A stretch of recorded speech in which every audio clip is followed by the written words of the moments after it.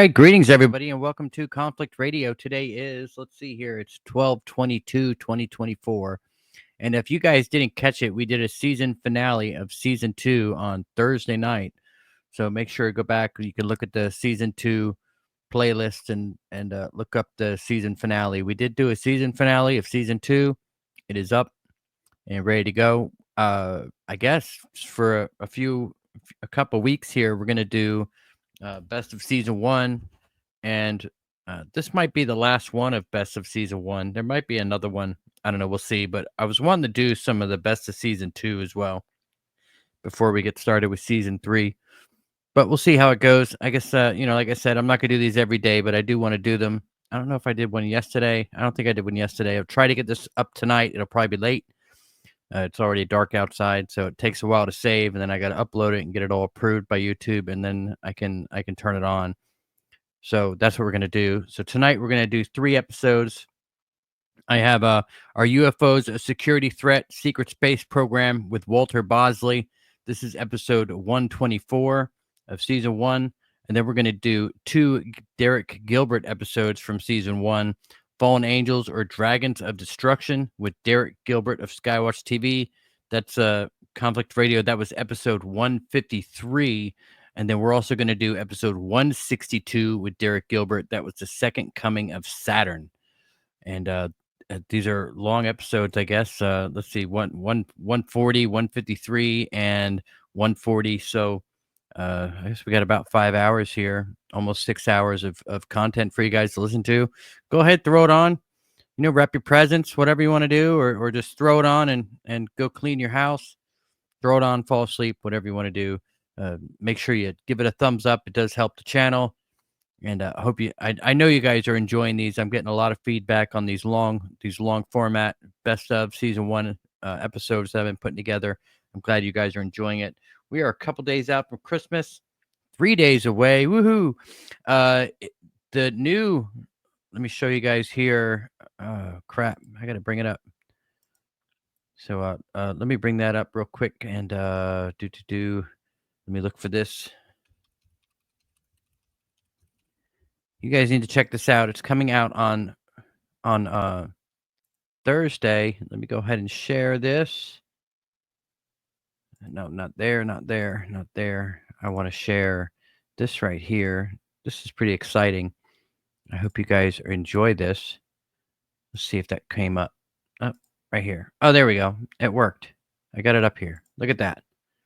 So this is the Innocent Reconnection with Nicole Frolic. I'm on her show. Let's see. This is coming out December 24th at 11 a.m. This is a Christmas Eve premiere. It premieres in 41 hours. I could see here. This is really exciting. It's very deep. It's very interesting. That is me there in the top right. She had me send a thumbnail, and she even had me turn the camera on my face the entire time. So you actually get a close-up look at my face while we do the interview. I hope you guys tune in for that. It's going to be out in a couple days. I'm really excited about it, and I really hope that you guys enjoy it. You guys tune in, subscribe to her channel, give it a thumbs up, leave a comment on it, go Conflict, whatever you want to do.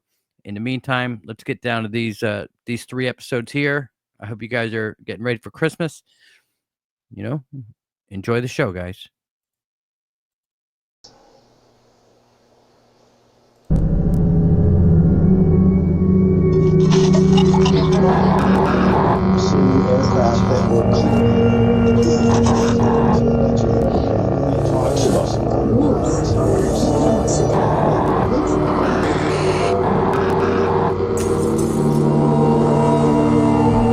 Greetings and welcome to Conflict Radio.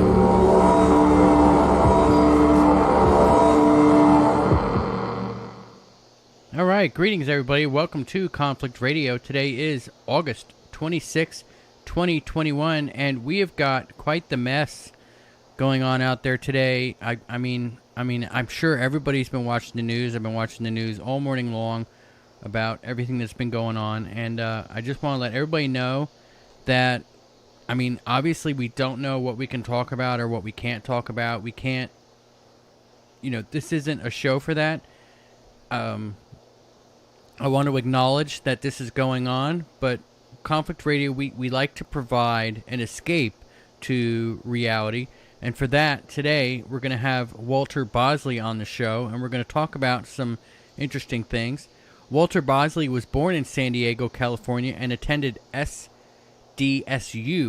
Walter, what is that? San Diego Southern University? Or San Diego State University. San Diego State University, where he earned a BA in journalism.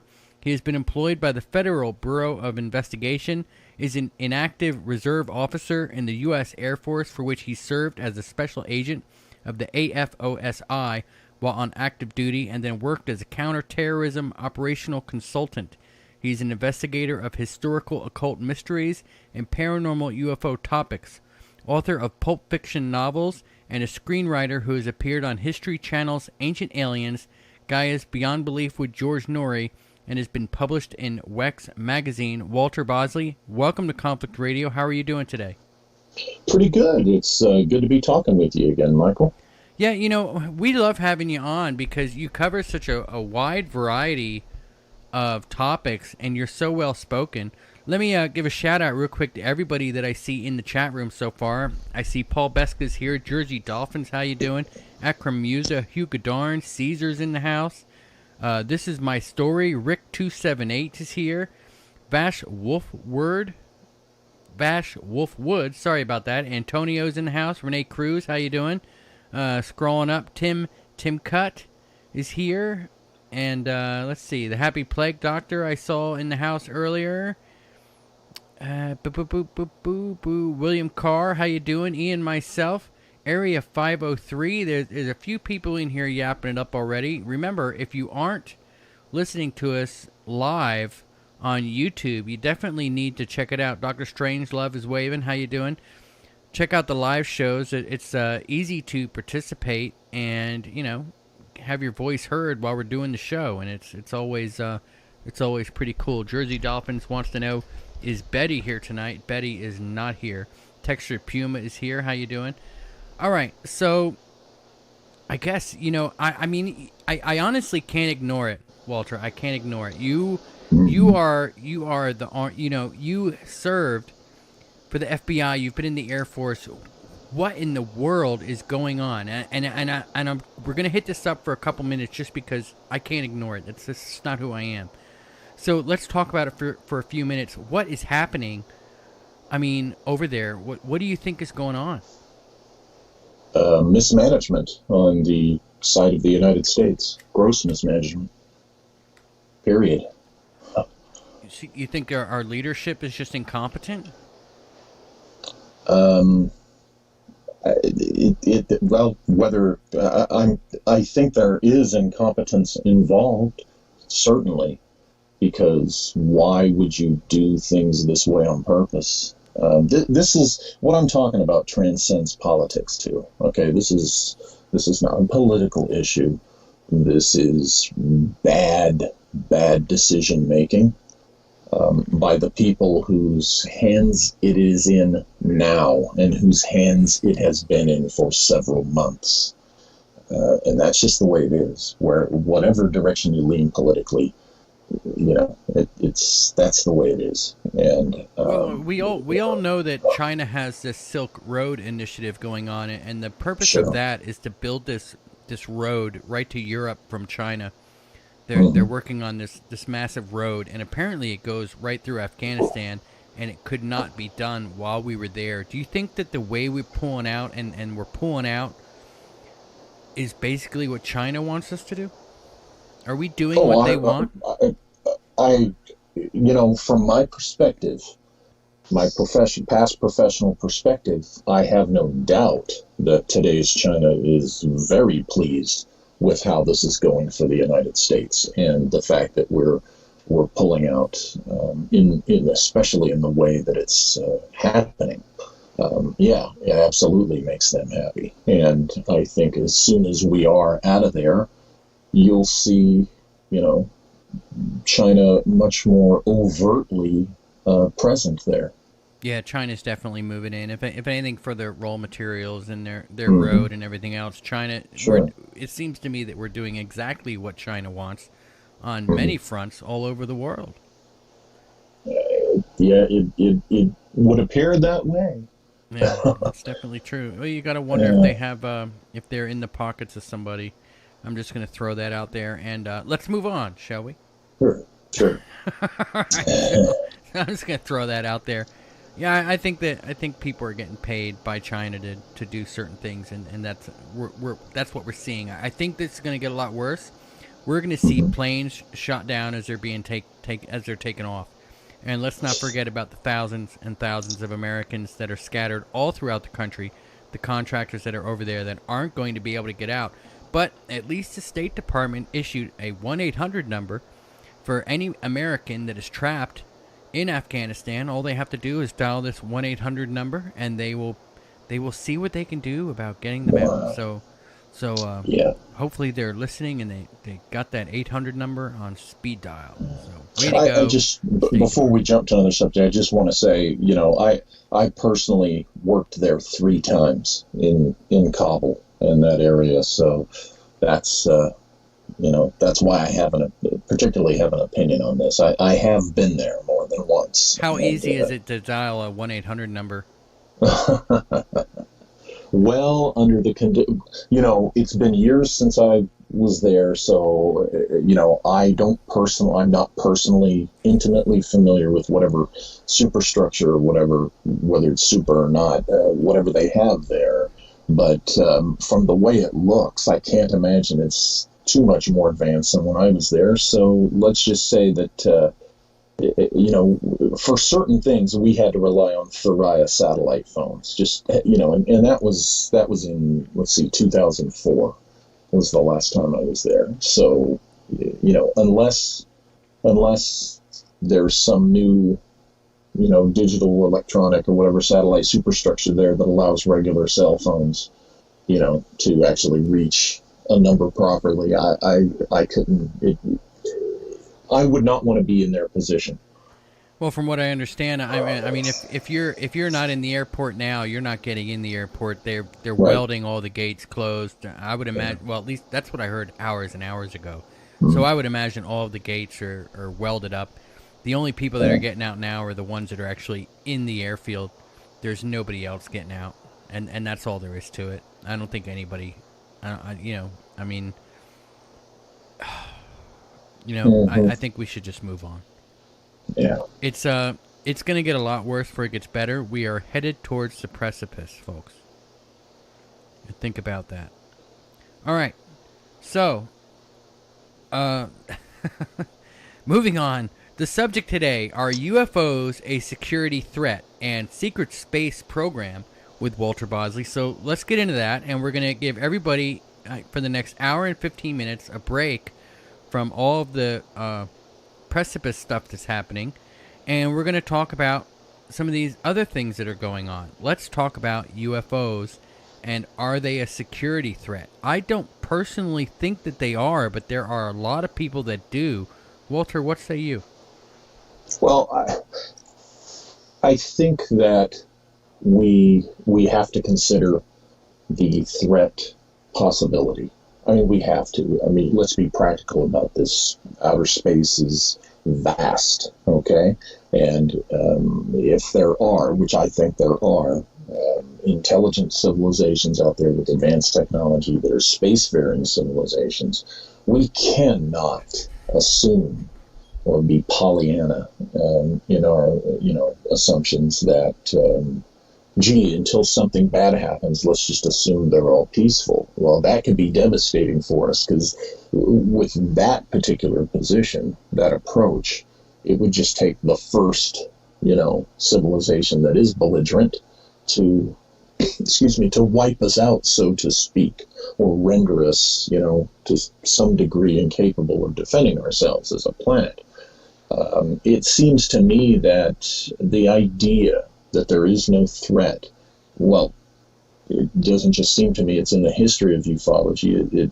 It really started with the New Age influenced contactee culture dating back to the 50s. Oh, they're all peaceful, they're wonderful space brothers, they only care about us. And then the whole Carol Rosen with the whole Werner von Braun deathbed story, and you have people that they jump to that. They say, well, Werner von Braun said that it's all a lie. And I think that needs to be unpacked with critical thinking, because, it could be a matter of interpretation as to what he said, if he said. But either way, whether you buy into that or not, I just don't think it's practical to not consider the potential threat, that could be coming from otherworldly UFOs. Yeah, and this is my story. Says, do you all hear water running or a fan or something noisy in the background? Yeah, Walter, we talked about this, I guess, before we went live. You do have a fan running because it's so hot where you are, and I think that that's okay. Everybody's just going to have to deal with it. If you can't handle the fan because it's hot where Walter is, then I guess we'll catch you on the next video. But I'm not going to make you turn it off, man. Well, as long as everybody can hear what I'm saying, let me know if they can't. I'll bump up your volume just a little bit, just so we can get you on. But I'm not going to make you turn off your fan. It's summertime, folks, and it's 100. It's 101 degrees here right now. And that's just the way it works sometimes, I suppose. Not everything can be crystal clean and pristine. So there it is. It's hot. Yeah. Area 503 says, no joke, I've got my fan running too. It's hot. It's hot, guys. So it's just the way it is. So Antonio says the sound is fine. So we're just going to go on. Fan is fine. Loud and clear, Matthew says. Wow, here we go. So audio is fine. Everybody's saying that the fan is fine. Now, one of the things that we have to consider when it comes to these UFOs that we're seeing and these beings that are piloting these craft, whether they're synthetic AI, whatever they are, is that it's a possibility that it's fallen angel tech or it's tech from a ancient civilization. And if they were a threat to mankind, don't you think that we would have figured that out already? We would have already have been under a threat from them. Don't you think? Well, two things. When you look at the whole scope of history, it's very possible that, we already have encountered this threat before, or conversely, there's always the first time. Let's look at the second one, because that's the shorter discussion. There's always the first time. Sure, just because it hasn't happened yet, we could take a posture of, well, it hasn't happened yet, so let's not worry about it. Now, believe me, I don't advocate being paranoid. I mean, I am not an advocate of paranoia and chicken littleism. That's not what I'm saying here. I come from a professional world where you do threat assessments, and you point out, okay, here's the threat assessment, here's what's known, here's what could be out there, here's what's recommended, and you hand that information, that product, so to speak, off to the involved parties, and then they decide, okay, what we'll do is we'll prepare for A, B, and C, but we won't run around screaming like a chicken with his head cut off, in full paranoia. It just allows us to be, in a position of readiness, which, we should be. So there we go. That's the easy part. Now, let's look at the past. Some people, I think of what comes to mind, because we live in modern Western civilization, which is greatly influenced by Judeo-Christian, tradition.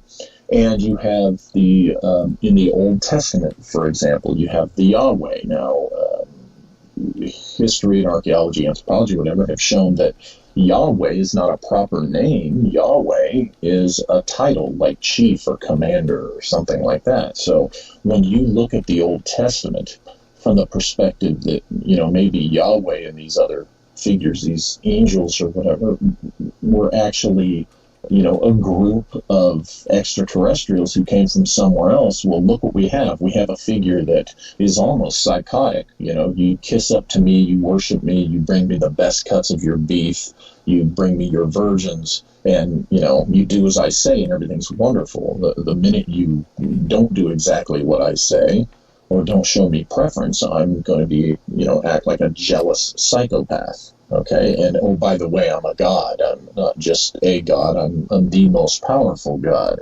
And with the technology to back that up to more primitive people, I would say that living under the schizophrenic potential terror of a being like that, that's a sign right there, perhaps, that, there's an example of a belligerent civilization coming from, outer space, out of the vast cosmos. So, and there's other issues you can look at in the past of beings that allegedly came, reportedly came from the sky and had all this power and various other, you look to mythology, and mythology, I'm a great believer in the nugget of truth factor. And, if there's a nugget of truth to these myths, then we have had people coming from other worlds and at times lording it over us and, doing things. So because of the vastness of space, we might have an explanation there as to why we go so long without any kind of overt assault or belligerent encounter with, such a civilization. So it's easy to fall into. I mean, just look on the microcosm here in America. It has been how many decades since we have had, a traditional, war type of combat our soil. I mean, World War II, the closest it really got was, Hawaii. Okay, it's been the United States Civil War that Americans have seen come. Alaska was hit during World War II as well. The Japanese bombed an Alaska Okay, island. but look how far away that is from most Americans in the continental U.S. Now add time to that. Okay, add multiple decades, and there's a lot of Americans that I think have grown up since World War II that really.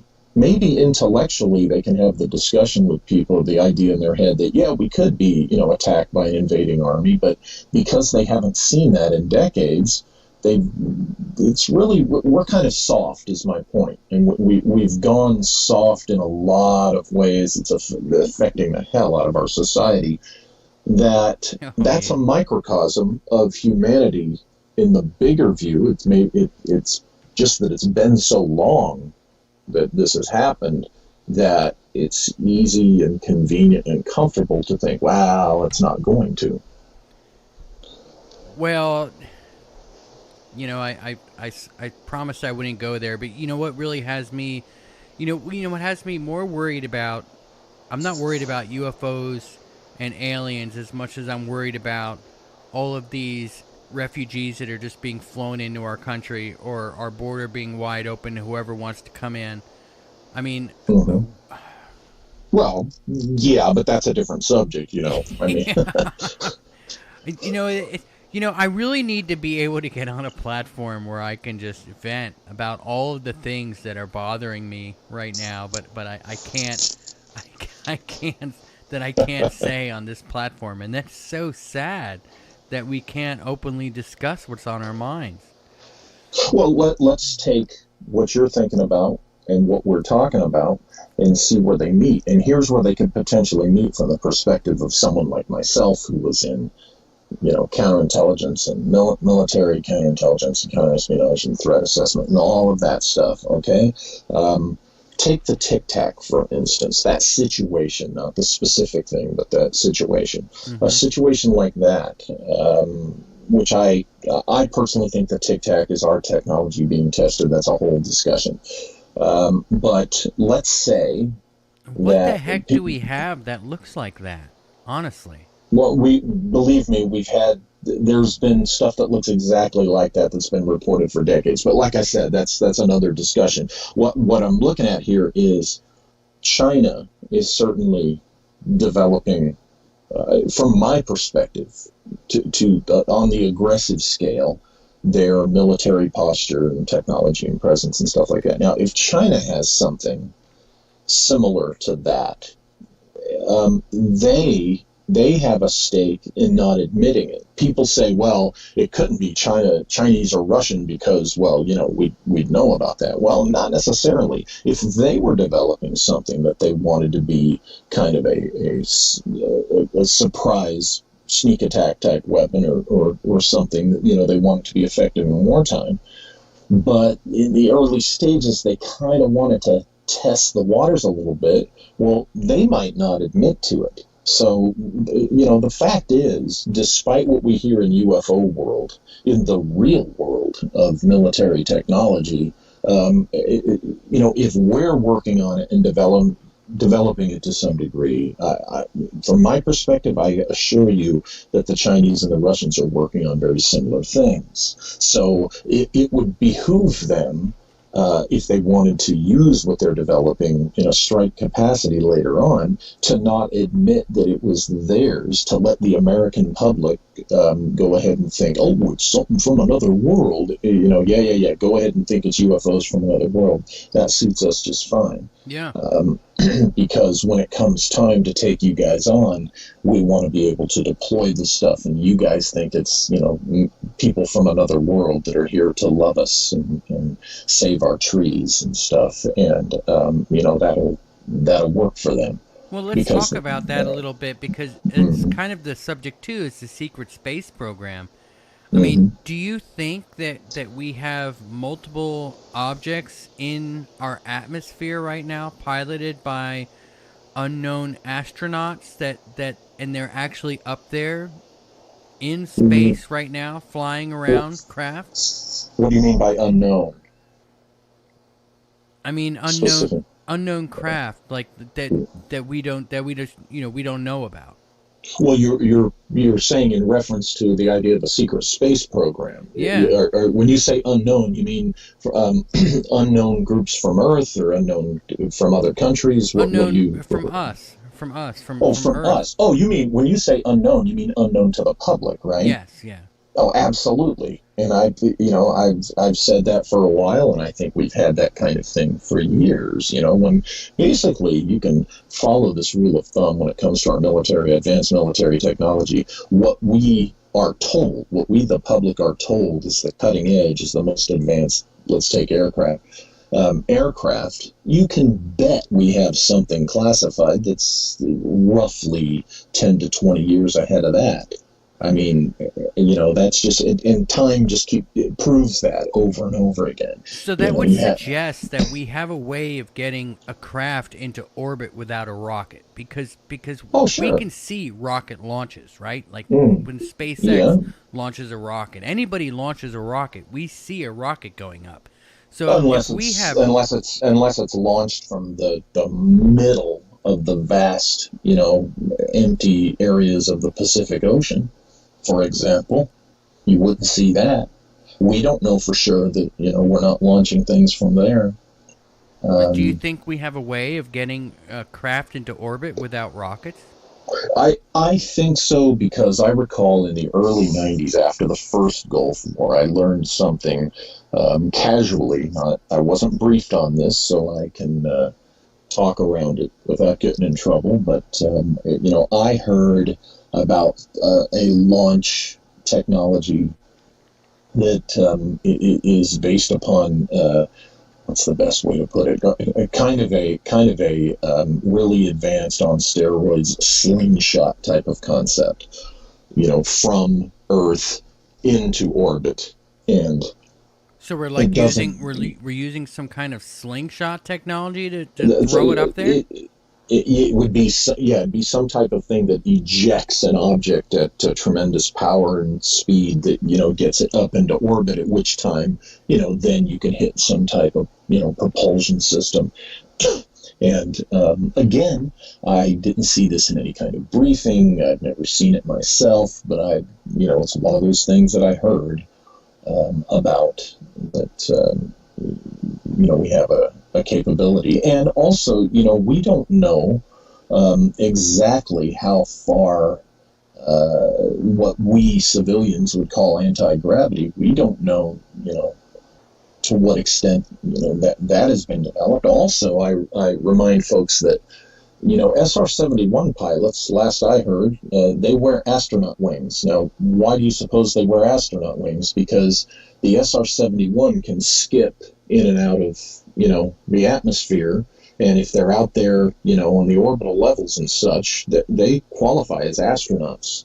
So if we as the public know that the SR-71, if we're told, oh, it can skip, well, then what that says to a guy like me is, oh, it can do more than skip. It's a classic space plane. It can take off like an airplane and go right into orbit. Now, if the SR-71 is capable, even limited, in a limited sense, to do something like that, what do we have that can just easily do that we, the public, and not every average person in the military knows about? And that's not a rocket. People would see that and they go, oh, that's just an airplane taking off. Oh, it's that cool advanced airplane.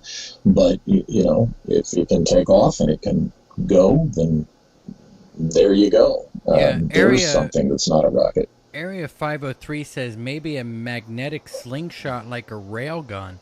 I mean, that would make sense, yeah. Right? I mean... Yeah, it's something, and that's why I emphasize it. It's when I say slingshot, that's just my word that I'm using to just best explain something other than a rocket. Wow, that would be absolutely incredible. Could you imagine that, guys? I mean, think about it. Like, they could have an underground base that goes, say, it's 100 stories down, where they have this magnetic railgun slingshot thing, and they could just launch an entire craft into orbit with no rockets or anything. Could you imagine that technology? Or even launch it high enough, close enough to orbit, to where once it gets up there high enough, they then it could hit fire that propulsion system, and boom, from there, without any kind of dramatic display like a rocket gives. So, we're in 2021, and the idea that, we would see it because it's always rockets, right? And here's another thing. Let's even look at the rockets. Part of my job, and I worked with an agent who was the OSI agent who escorted payloads, what's the word for it? Payload pods that would be loaded onto rockets and launched from Vandenberg, okay? Now, here's the deal. We don't know, even the people who might work, because you always get this, you always get the guy who says, well, my Uncle Joe, my Uncle Ted, he worked at Vandenberg. He was in security forces, by gosh, and if there was a crew on board one of those rockets, he would have known about it. Well, first of all, that's absurd, because a security forces troop is not going to be briefed in on the payload, number one. Number two, we don't know. There could be a self-contained life support system within one of those payload pods, okay? You get the astronauts in there. Okay, then you get it loaded up on that rocket, and then it can be launched from Vandenberg, and you just tell people, oh, yeah, that's satellite, that's equipment, and they don't know that there's a crew on board that thing. Now, people say, telemetry, you've got to have the, ham radio operators or whoever, would be able to, well, I'm dating myself there, but, people who monitor these things, they'd be able to say, well, they would know if there's life support systems on there. Well, you don't think that they haven't found a way to camouflage life support system type of signals? Come on, that doesn't seem like all these things we can do, and they couldn't simply camouflage a life support system telemetry signal kind of issue. I would disagree with you. So you don't know how many launches that people can watch from Vandenberg that have had people on them, going up into space that we don't know about. So there's a number of ways that this, could have been going on for decades. And I just think all this stuff that we've been doing secretly is just going to get folded into Space Force. I do think the standing up of Space Force is going to render a realistic discussion of SSP. It's going to render it moot, because anything that existed before, as I said, I think is going to get folded in, whether it's classified or not, into Space Force. So, anything else regarding SSP, like all this ridiculous, stuff where these guys talk about fleets of Starfleet type of craft and all this intergalactic federation crap, and that's nonsense. You think that's all nonsense? Yeah, like all the Corey Good stuff and all that. Yes, and the Emery Smith. Yeah, that's nonsense on the face of it. What about Phil Snyder's Phil story Schneider, about going down into the planet? Before you answer that, let me give a shout out to Acid Flesh for the $5 super chat. Thank you so much. He says, slap that like button, and yeah, hit that like button, guys. It really does help the algorithm, gets more people in here for our question time. Caesar says, first time listening live, pretty cool. I usually listen to these early mornings, pitch black, driving in my semi through unincorporated towns. LOL. And yeah, I've done a lot of that kind of driving. Never in a rig, but I've done a lot of driving through unincorporated towns across the world. So thanks so much for the super chat, Acid Flesh. Really do appreciate it. And welcome to the party, Caesar. Hope you enjoy the live show and you can participate when we go to question time in I guess about another 40 minutes or so. So ML says, thank you, Walter, for saying Corey Good is full of crap con artists. Let's get into where we were. I'm like, so you don't. So basically, the threat from the UFOs being a security threat is the fact that it could be China or Russia or somebody else, right? It's not that it could be that. So if it's not that, and it turns out that it's aliens from another planet, let's just say, or from let's say that they're, obviously if they're fallen angels, they're a threat, right? I mean, they're fallen angels, but if it was from a past civilization that might still be here on Earth today, or from another planet, would you consider them to be a threat then? Well, you can't assume until you interact and right? You have to look at their demeanor. You have to look at see what looks to a lot of people like, just innocent flybys, okay? Or innocent little encounters with our military. That could be a recon assessing our military. Okay, I've done that kind of work too, and there's all levels of subtlety. You don't always want to. You don't come right flying in and say, we're the evil empire coming to invade you, but we're going to check you out first. No. You're gonna do it in a little flyby way. You're gonna maneuver around. You're gonna check out the capabilities of the aircraft of this planet, this civilization that you're doing a recon. So that's what a military recon. That's part of a lot of what it would do. Would be to just check out our abilities, our capabilities, and then do an assessment on how much force you would need to stage your attack or such, to what degree. So we, until, I hate to say it, but that's the way life and the world are. And until we know for sure, we can't assume. The best way is to, be prepared to be, the initial approach be, hey, we're ready to be diplomatic. Welcome to our world. We want to get to know you. We want to establish relations and stuff. Oh, yeah, by the way, we're capable of responding if you have, belligerent intentions. So if they're aliens from another planet and they're a threat, I don't think there's anything we could do to ever stop them. They'd eliminate us in seconds.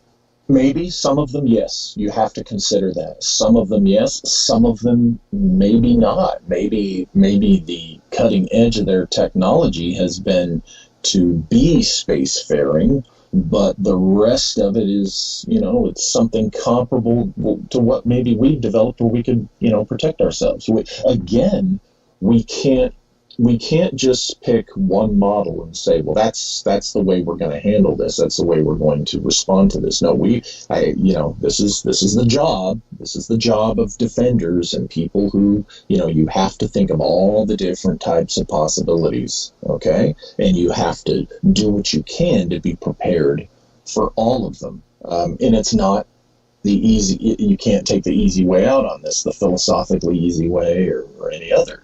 You got to put the work in if you want to exist in this world, in this universe, and be a part of it. You got to put the work in, and regardless of any philosophies or mythologies or ideas that we have, we have to be prepared for the reality, and so that's why I say,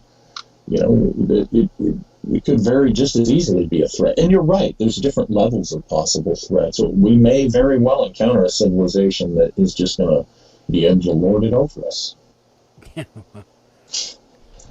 Who knows? Maybe they're already here. Yes, yeah, that's. Antonio wants to know, Phil Schneider. We're going to talk about Phil Schneider a little bit. I'm trying to get him on the show. I've been talking to him a little bit, and he's a little resistant to, I guess coming on. But I'm working it. I find his story absolutely fascinating. His story. What do you think about his story? Well, I'm probably going to disappoint a lot of people, but I read a couple of books on it. I watched his videos.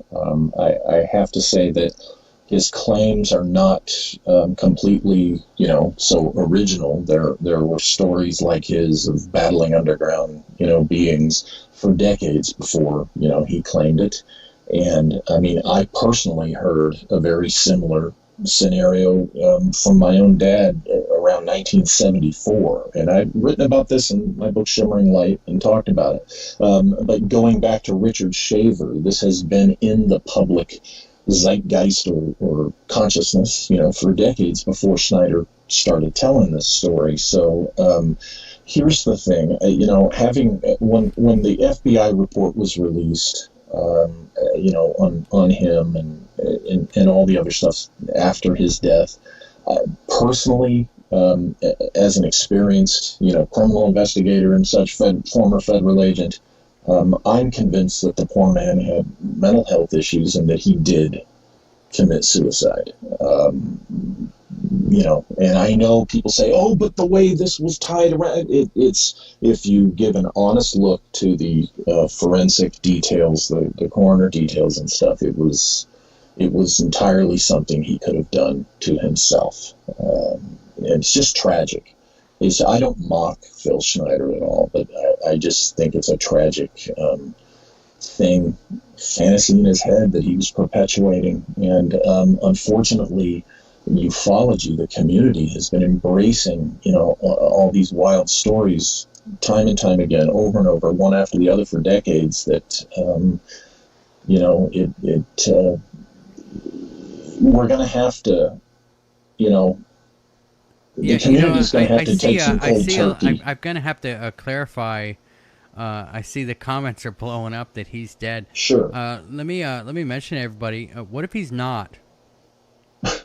Phil Schneider? Yeah. Well, then they went to great lengths to convincingly fake his post-mortem photos. I mean, there's some pretty definitive, gruesome, post-mortem photos of him. The man is dead. There is no fantasy conspiracy situation where he's not dead and they're keeping him, somewhere, or he's hiding somewhere because it was a tragic mental health issue. And you guys, a lot of you know me. You see the stuff I write, the stuff I'm open to talk about. I'm not just this cold debunker of everything who doesn't think there are no fantastic possibilities. But I do, personally, I reserve the right to, apply some critical thinking to stuff. And the Phil Schneider case, I've done that. And, it's pretty clear to me that it's just a tragic mental health issue that was continued to be encouraged by a willing audience, wanting to hear these kinds of stories. I don't blame them. I mean, when someone commits suicide, they do it themselves. And but he had the encouragement of the attention. Oh, tell us more, and it's the whole situation was tragic. All right. Well, I guess the onus. Remember, the onus too is on the people claiming, well, he's not dead. That they have some extraordinary steps to provide, to argue against. I mean, post-mortem photos in a coroner's report, and people that knew the man and know that he's dead. To just simply put out there that, well, no, he's not. See, and there's this, that, and the other. It's like, okay, prove that, and the onus is on you because. Not you personally, you know what I mean? I'm speaking rhetorically here. The onus is on the people claiming that, because there's a whole lot of real world, true evidence blatantly stating otherwise. All right. Well, I guess I'm gonna leave that there with everybody, and we'll see where the future takes Conflict Radio, won't we? And let me, you know what? Walter, can I take a second just to make an announcement to everybody? I just want to let everybody know that the future of Conflict Radio has been greatly changed the last week. It seems like it's been a long time since we've done a show. It's been, I guess, a week since we've done a show. We had actually a couple cancellations this week, so we didn't do shows. But I want to let everybody know that the producer of the Art Bell show, what was that? Midnight in the Desert. The producer of Midnight in the Desert is now on board at Conflict Radio, helping with producing content. So, just want to let everybody know that our lineup and the things that we do here are going to change drastically going forward. We're not going to really change. The show's not going to change, but the quality of the guests will. And I think you guys are going to notice that Midnight in the Desert producer come on board here. So that's going to be a lot of fun for everybody. We're excited to have her join us. And it's definitely going to be a good time. So let everybody know that is ongoing. Things are happening. We're actually booked the next, for like 3 months coming up. So let everybody know that that's happening. And as far as Phil Schneider goes, well, we might have some things to say about that coming up in the future. So I'll leave that there. So Walter, let's talk a little bit more about what do you think that there's aliens visiting us from another planet? Sure. Yeah, I do. Honestly do. Has there been briefings on that? I've never received any kind of official briefing. But I would assume that there are. Yeah. So you think that? Do you think that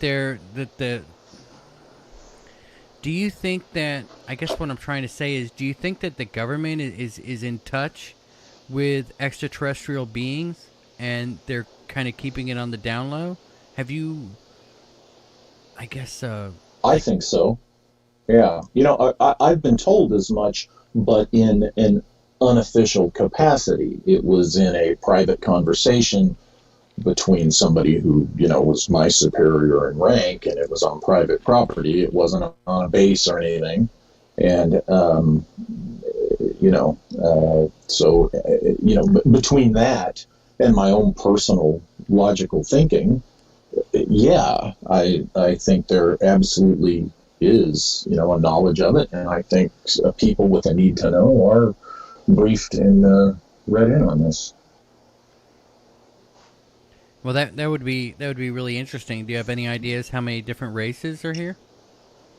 I was told there were 6 different visitors from different worlds, and that's all I was given. I wasn't given any more specifics. Again, this is nothing I can prove. This is nothing that I would build a career in ufology on. It's just something that, I was told this 25 something years ago, and it's, for what it's worth, there it is. What kind of tech do we have today that do you think that we have because of them? Well, you think at this point it could possibly be all of our tech? I would say that if we've been interacting with them for, a number of decades, I have no problem with the idea that there's been some type of technology transfer. I mean, that to me would make sense. In fact, I would say from whatever point that contact was made, say with a friendly, benevolent civilization, right, that was willing to help us out, I would say that that would probably have coincided with whatever leap in technology, for example, that any classified space technology of ours would have taken. It makes sense to me. I don't know any specifics, but perhaps when you hear, you could argue that when you hear talk of anti-gravity type of developments, maybe they shared with us something like that. But remember, we were very much Earth human-based, working towards that for a while.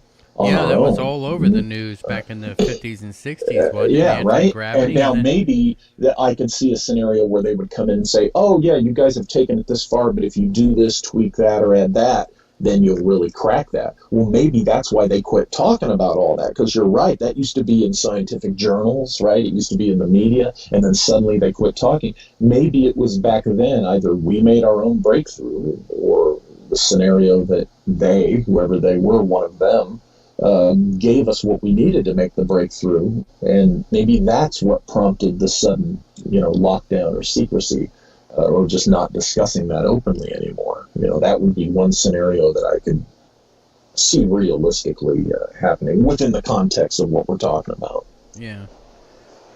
All right, so let me open up the questions for anybody. If anybody has a question for Walter, go ahead and put it in the chat box, and we'll get to it. Let me ask you this. You say there's 6. Any idea what type? Obviously, the grays would be one. What else? Maybe. What else are you thinking about? I was not told anything, about them, but then nothing else in any conversations I had with this individual, who's deceased now, has been deceased for a few years, about anything about specifically the grays. I tend to think there might be something to the grays being kind of a, what do they call it, like a biological robot, synthetic, almost, yeah. right? Yeah, synthetic. That's I can see that being possible, being used by another civilization. One of the things I lean towards is, this idea that people have and have had over the years that, none of them could possibly be humans like us. Well, I think that's ridiculous until our scientists have journeyed to every habitable planet throughout the entire universe and have not found one single human being like us that has originated there. They can't say that there's not humans out there just like us. Until they do that, they cannot say that. So, you hear stories about the aliens walking among us, and think about it. A human civilization from outer space would have a very easy time coming here and, moving among us. So, in my mind, that's a very strong possibility about, what could be going on, and, maybe 1 or 2 cases, out of this alleged 6 that I was told about, you don't know. 3 or 4 of them might be human civilizations just from different places. So, that has to be, I think that has to, if it's possible, it can't be dismissed. It has to be considered. Do you think that the aliens just want to be hugged, like Stephen Greer suggests? There might be some of them, but no. Then that's what I'm talking about. I have that's a problem in our community. This everything's love and light. how they how they base their assumptions, in that camp of thought. Just it's to me, it's childish. It really is a childish way of looking at it. All right. Well, I mean, have you watched that Stephen Greer special? I guess the new one he just did. What's the title of it? Is that the CE5 one? Oh God, I don't know what the title is. I saw Unacknowledged. I think that was the most recent one that I saw, and so I don't know if I've seen the most recent one. After a while, you pretty much get the point, and you've seen enough, and people say, "Oh, but you got to watch this one," and then when you do, you go, and it's really no different than the others. So yeah. I haven't raced to watch the latest Greer thing. Area 51 says The Cosmic Hoax. That's it. Have you seen Cosmic Hoax? I've heard the title. No, I'll have to check that out. Oh, that's actually pretty interesting. I mean, I don't know what to think about it. It sounds like he took when I was watching it. It sounded to me, and I guess I'll throw it out there to everybody. It sounded to me like he was taking a QAnon conspiracy and just morphed it into his own story. It sounds to me that that's what he did. That wouldn't surprise me. So I'll leave that there for everybody. It sounds like he took everything Q related. I guess hopefully. YouTube will actually listen to this. I'm not promoting that at all. I'm just saying, if you study that theory, the Q theory, it looks like Greer just took everything that is that theory and just morphed it into his own little package to try to sell people. Sure. So let me give a shout out here to Spartan No Negative. How you doing? I think it's been a little. He wants to know about ultraviolet beings. Have you heard of those? Not as such. There's various beings that you could say are ultraviolet. You mean interdimensional, or the beings that are similar to like the Predator, which Paulides talks about in his the camouflage. Are we talking ultraviolet camouflage? All right. Well, I guess anything, but we'll give. You have to consider that anything can come from. Yeah, we'll give Spartan a chance to answer that one. Antonio wants to know, when does Walter think the first SSP craft was put into space?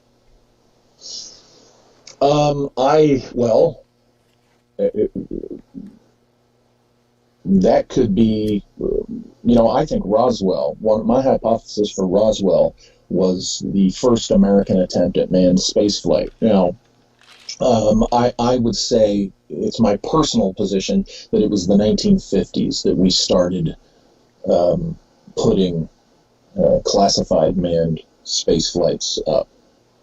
And I go into that, like I say, in detail in my book and in various places where I've talked about it. But essentially, when you look at the history of the Air Force had the manned American space program overtly before NASA ever existed. Remember, the U.S. Air Force had developed the Mercury program, the famous one with the 7 astronauts and the movie The Right Stuff, and now the TV series on Disney, The Right Stuff. We all are familiar with Mercury, either from growing up during that era or just the history of it. That actually was not started by NASA. The capsule, the suits, everything, this stuff was started by the Air Force. And it was turned over, the overt Mercury program that we, the public, know about, and all of that was turned over to NASA when it was stood up in October of 1958.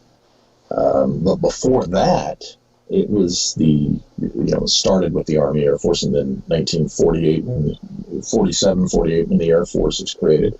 The Air Force was pursuing that. So my argument is, just because NASA was stood up and the public Mercury program was handed over to NASA, what makes us think that the Air Force necessarily stopped with pursuing manned spaceflight? I argue that what there was a parallel manned space program. When I say parallel, I mean technologically parallel. Basically, what you see NASA was doing, the military, led by the Air Force and the Navy, I would say, they were doing stuff with the same kind of technology. I personally, and this is just a hypothesis, I personally think the military space program that I think was classified probably began to really move ahead sometime around the 80s, as far as technology goes. But up till then, I think it was greatly parallel. The only difference being the military would have, had these so-called space planes that we know to a degree how far they were developing that. But I think they were probably doing some secret stuff, because the SR-71 was around for a long time before people realized it. So I would, to answer the question, circle back to the question, the 1950s. But I said all that because I don't want to give people an impression that we had some advanced flying saucer starship in the 1950s. I'm not saying that at all, but the 1950s. Yeah, that would be interesting, wouldn't it? I mean, we were just starting to get really going, come the I guess the 40s, just on being able to fly a plane, right? Mm-hmm. All right. ML wants to know, what influence does the Vatican have in the UFO world / stopping full disclosure?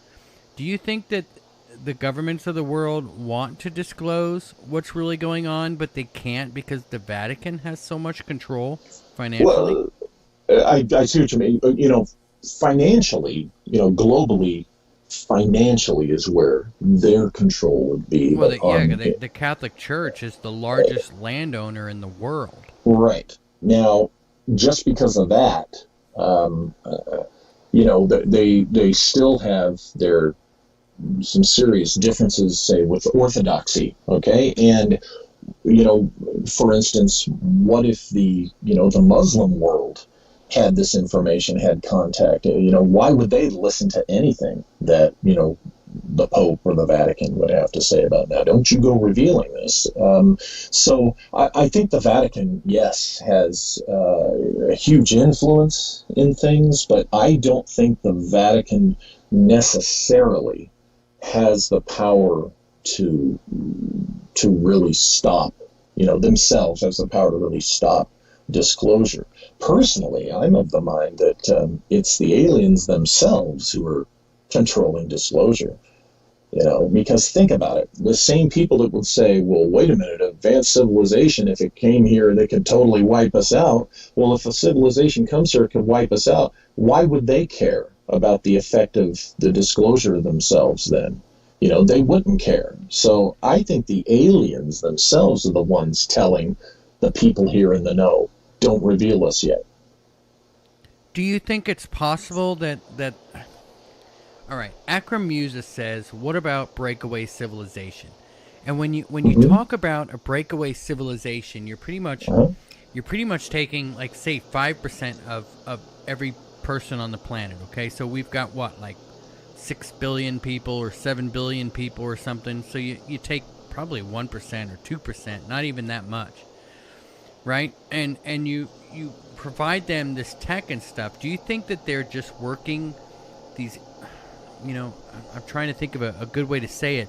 Do you think that they're working with the elites of the world and giving them the technology, but at the same time pushing for a depopulation of the planet? I mean, could that be possible? Well, I think what we're seeing is a clash of conspiracy theories here that at some point, someone's got to give, because you're not going to have all these things happening at once. I'm sure but in all honesty, the Earth has to do something about the population increase, right? Like, we're going to eat ourselves alive if we keep populating at the rate that we're populating, right? I mean, so for the good of the Earth, we do have to look at a depopulation of some kind. Maybe.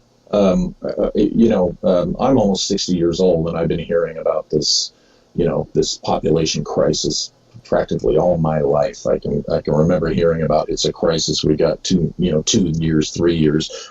Back when I was 3 years old, it seems like I was hearing this. This may be another one of those spin up things. But here's the thing about breakaway civilizations: that the part of that has misled people is the word civilization. Okay, because civilization is a big word. Okay, that's an expansive thing that gives people this perception of this comprehensive, structure, and it in the research I've done. I've written about breakaway civilizations, so to speak. And in recent years, the last couple of years, I've come to change how I refer to them. I refer to them as a breakaway society. I do not think there is anything that would be require or match the word civilization. What I think is you do indeed have groups that are off, developing this technology that they're developing, whatever it is, independently. And yeah, this is going to be wealthy people, right? This is going to be people that, can provide or gain the resources to do this. And these are going to be people that are able to kind of watch out for themselves and their own, but it's not on such an expansive level. In other words, they are still, as far as their global power and influence goes, they're still somewhat reliant upon the known human civilization of this planet. So I see them more as, because look, if they had reached a society, if they had reached the level of a grand civilization, why would they try to hide that? They would be. This is why people say, "Oh, everything's doom and gloom. The elites rule the world, and there's nothing we can do." I disagree with that. I think that if these, and they do exist, I agree. These nefarious elites who they have their own reasons, not altruistic population control. They have their own reasons for spreading this population crisis and let's get rid of people. Okay, but if those people really were completely in charge of everything and there was no hope for us, they would be much more overt about this.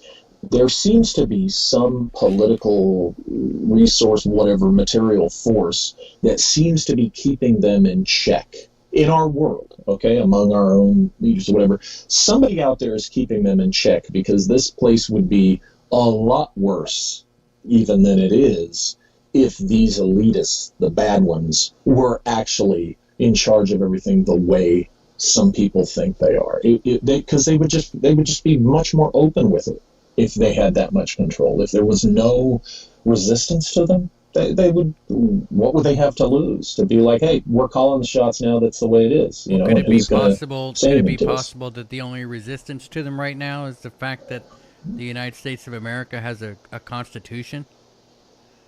Certainly. If America falls, the world falls, right? But for a variety of reasons, even more so than our Constitution. Our Constitution is very important. Yes, indeed, it's very, very important. But it's also, the certain material wealth and resources and other forms of power that has also accumulated and been built here. It's more. It's a complex thing, but I totally agree with that assessment.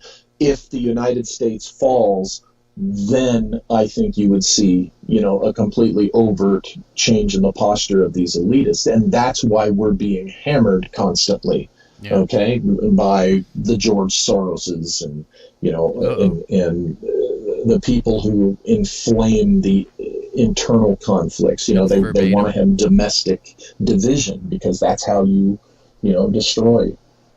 All right. So Spartano Negative, when we get back on his question about the ultraviolet beings, he says interdimensional like Predator.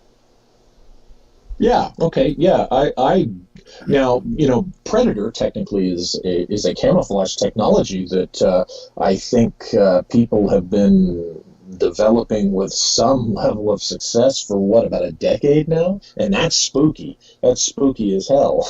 But certainly I'm open to the interdimensional being possibility. I'm absolutely open to that. All right. Antonio says, why is the Navy and DNI so powerful and involved in SSP? Why not Army or Air Force? And I would say that I would answer that the Navy is far more budgeted than any other United States armed service, right? I mean, the Navy is where the money is. The Navy gets a lot, but the Air Force is probably matched. I mean, really. Well, let me put it to you this way: what department of the military is Space Force under? It's not the Department of the Navy. Space Force is under the Department of the United States Air Force. All right, well, but wasn't that the reason for Space Force is kind of its own department now, or is it? It's its own branch. Like the Marine Corps is Department of the Navy, right? Okay. And of course, the Marines are distributed via naval vessels and aircraft and stuff like that. But it is a separate. You go into the Corps, you're not in the Navy, the branch of the Navy. So Space Force is going to be, you're under the Department of the Air Force. But if you're Space Force, you're not in the Air Force. Even my old organization, Air Force OSI, is officially the investigative agency for the Space Force. So, it's definitely Air Force. The Air Force, going back to, Otis, General, Benson, Otis Benson, and, he was the commander of aerospace medicine for the U.S. Air Force when it first stood up, because he was an old Army Air Force guy that was directly involved in Operation Paperclip and stuff. And those guys who founded the Air Force, they were involved in the early days of putting people in space. So the reality is the Navy and the Air Force are on equal footing in America's any kind of classified space program stuff. It's not the Navy's ball. It has never been just the Navy's ball. Yeah. All right. So, thank you, Spartano Negative, for the 444 super chat. Really do appreciate it. Thank you so much. Elites are fake. They can't even summon. Spartan says, elites are fake. They can't even summon fire from the sky. All right, so Vash Wolfwood wants to know, what is the standard operating procedure for intel that is not fully understood?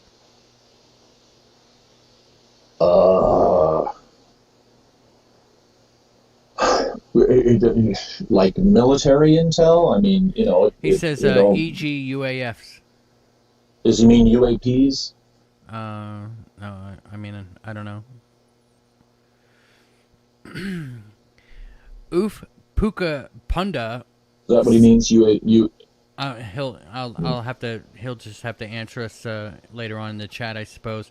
Okay. Oof Puka Punda wants to know, what about the human mutilation and the abduction phenomena? According to Greer, it's our military. It can't possibly be aliens. So he makes a good point. When you're talking about, human mutilation and abductions. I've had people on the show, Geraldine, that says that, she's been taken numerous times and been impregnated, and her kids have been taken from her, with these, hybrids. Do you think that that's the military, or do you think that that's an alien species doing that? You could argue either way. You could say, well, you can see where it's an alien species, or you can see where the whole alien thing is just a layer of camouflage over maybe some type of, very earthbound medical program. But I'm not advocating either one of these. In fact, I personally have no opinion on that yet. As far as human mutilations, Greer, he's in the habit of, the aliens never do anything bad. And that right there should be a red flag. They're all good. They never do anything bad. That's childish, or that's some type of agenda-motivated idea. So, that's Greer. But the human mutilation thing, the impression I got is that's kind of or has been in the past, the dirty little secret of all this. We're not supposed to talk about human mutilations. I've heard that I will not name the person, but I've heard there's a well-known person who has dealt with the mutilation issue that apparently gets angry and doesn't want to talk about the human mutilation cases. There's some reason,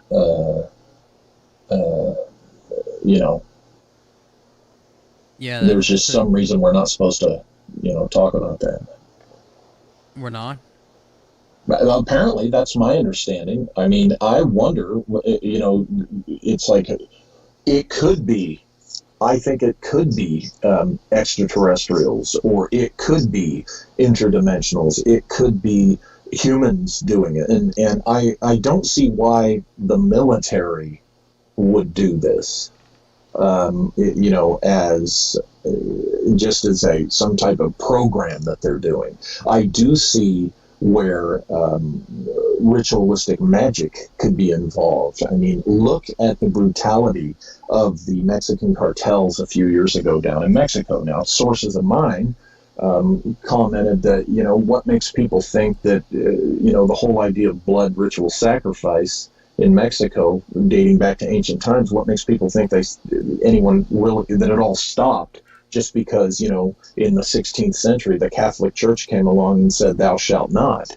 There's people that would argue in Belize that this has gone on for centuries, continued. And some of the brutality you see that the cartels were using in their big, the way they were killing people openly, multiple sources I know have said that, some of these groups, and with the Matamoros cult down in Mexico, that's been documented, some of these groups still believe in the old ways, of the power of the blood and the ritualistic slaying and such.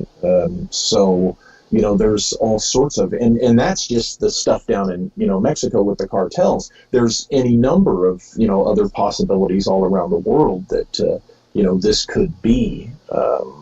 I think you have to look at each case individually to decide for yourself, where you lean in each case. But, it's my understanding that it certainly goes on.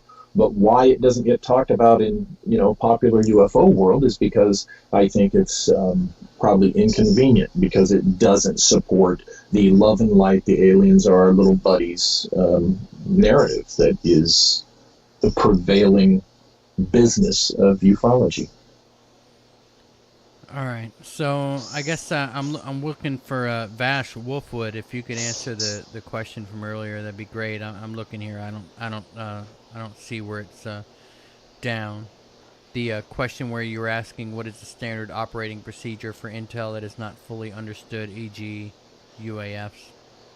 Well, let's say he's talking about UAPs.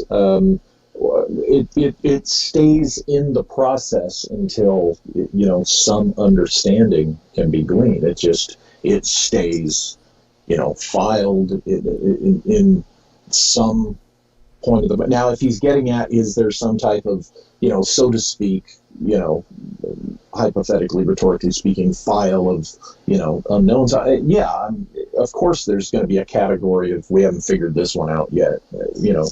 If that's what he means, I would think, sure. All right, yeah. And yes, he UAP, did say, he says so. Yeah, he says yes, UAP. Question is also about what is done with the intel. If it's hidden, how is this decided?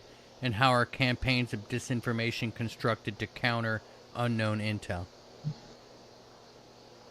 Well, campaigns of disinformation constructed to counter unknown intel. I would say just not addressing it would be, but you're assuming that things that the public finds out about are unless the military comes out and says, yes, that's ours, that, it's unknown. It's unknown to them. I still firmly stand in the position that, for instance, the Tic Tac is not an unknown thing. Ultimately, to certain levels of the military, they know exactly what it is. That's my personal position. I do not think the Tic Tac's an otherworldly thing. If it's something that's truly unknown, if it's something that the public's not aware about that is unknown, then they have no reason to put out a campaign of disinformation, because it's something the public's not aware of anyway. Now, disinformation is mostly used for, pretty much used for perception management. And that perception management is you either want, you want the public to not, you want them to, you want to deflect their interest in some, secret technology you've got. You primarily want foreign countries that could be adversaries to have the wrong perception about something. So disinformation isn't so much aimed at the public as it is aimed at a potential enemy. And, sure, it's the public is going to, if it's publicly released disinfo, they're going to be exposed to the disinfo, but they're not really the target of it primarily, So, from that military national defense perspective, that's how that works. All right. I forget who asked the question, but somebody was asking, is it possible that we are the breakaway civilization? You mean perhaps like I've nothing got me flustered, by the way, Bash. I'm just trying to answer something intelligently. We being the breakaway civilization, well, I don't know. I that's interesting. Perhaps compared to a lot of the world, we're a lot more sophisticated and advanced than a lot of the world, right? You think we're breaking away from them? Yeah, but look how much. I don't think we could be a breakaway, because honestly, look at the technology we have and how much of the places I've traveled in the world, around the world, which are some of the far corners where there's just civilization can be kind of a throwback. I mean, they still have some basics of technology that we have. They have TV, satellite TV. They have cell phones. They have electricity superstructure and all that. So, I don't see where any openly known nation or society would truly be a breakaway, because we tend to share that technology. First world, so to speak, tends to share. Eventually that technology gets shared with the so-called third world, so. All right. Bumblebee is asking me about the shirt colors, and I'm sorry to say, but whatever shirt colors that they offer in the store is the limit as to what shirt sellers, what shirt colors there are. So whatever they have to offer is all that they have, and I apologize if they don't have a color that you like. All right, Jack D. Whiskey, thanks so much for the super chat. Really do appreciate it. Will Carr wants to know, are you selling a book after? Well, I'm sure you are. We're all trying to sell a little bit of something here. I don't have a book on this topic specifically. If that's what he's asking. Yeah. Well, no, this is. Honestly, if the guest hasn't written a book, I'm probably not interested in having them as a guest. So it's just the way that I have several books not on this subject at all. So, in fact, 90% of what I've written is not on this subject at all. So. Yeah, somebody's just being a smart aleck. All right, so Matthew Burgess wants to know, is it possible that aliens created us? Sure. Why wouldn't it be possible? Yeah. We saw that in what was that alien show? The Prometheus, right? The engineers, movie, yeah. right? Yeah. The Elohim, for example, of biblical scripture, could be an extraterrestrial race of beings, an extraterrestrial civilization. So, sure. All right. What do you think about David Wilcox? He has no credibility with me whatsoever. He's just Yeah, he's another one. He's another one of those, isn't he? Yeah, he just is another one of those. That's part of the problem in ufology. All these fantasy things and scenarios and stuff that people, embrace and tend to lean towards. He's one of the proliferators of that. But to me, the guy is, there's no credibility. He does what he does, and it's all, it's essentially religion with a small r. Some of the stuff that he's done, I was a little interested in, especially when he was talking about, I guess I'll just throw it out there, his whole thing with the cabal versus the alliance stuff. I thought that was really interesting. Do you think that there's like a war, some kind of secret war going on between the Alliance and the Cabal? No, I think all that stuff was crap they made up to, sell tickets and get clicks and get it. You do realize that in the mix of all that, not specifically from Wilcock, but from that other idiot Corey Good, that I was briefly, listed as one of the Dark Alliance. I mean, it's ridiculous. No, Wilcock's stuff is, to me, no credibility. It's a bunch of nonsense. I don't think he has I think he only has one blue shirt, honestly. Yeah. Sometimes he's too big to fit into it, and sometimes he's lost a little weight and it's not so tight. He has a purple one too. Oh, does he have a purple one? And he's got a purple one that he likes too. All I've seen is the blue one. Maybe people can get a laugh out of that. Two Hats says railguns prove flat Earth. Now, okay, go ahead. We haven't talked about flat Earth at all on this show because I think it's so ridiculous. Yeah. But I love the idea that there's these, I guess some of these models show, like past Antarctica, there's all these other continents, like that we can't get to, this, that, and other thing. I find that fascinating. And wouldn't that be awesome, like if there was like half of the Earth that we don't even know about? I mean, wouldn't that be fascinating? Oh, yeah, that would be. Just like it'd be really cool if the Earth really turned out to be hollow, and there's these other yeah. I'm with you there. That would be totally cool to go explore that and, see, if they sent down, probes down there so we could see what it's like. Yeah, that would be great. If it's true, there's more possibility that there's habitable spaces under the surface of the Earth than the flat Earth theory. That's ridiculous. No, I totally agree with you. I think we're more into like I think the hollow Earth and there's dinosaurs walking around down there, and the core is really the sun for the hollow Earth, right? I've had somebody on talk about that's the theory. this. Yeah, that's the hypothesis. And I find that a lot more believable than the flat Earth theory. I mean, I've been in an airplane. I mean, I know that that there's a lot of people that are going to be. Two Hats says land is definitely being hidden. I wouldn't doubt that there's land being hidden somewhere on the planet. That doesn't surprise me at all. I would say it would be more like in the planet, not on the planet, because think of the Google Earth stuff. Yeah, like I'm sure that there's islands and things out there that aren't going to show up on Google Earth. Is what I mean. Like I'm sure that there's land masses. Oh yeah, they could. Yeah, don't get me wrong. I'm not naive. I mean, yeah, the little. I think features definitely could be camouflaged. From our view of using Google Earth and stuff, right? Yeah, absolutely. Features could be camouflaged.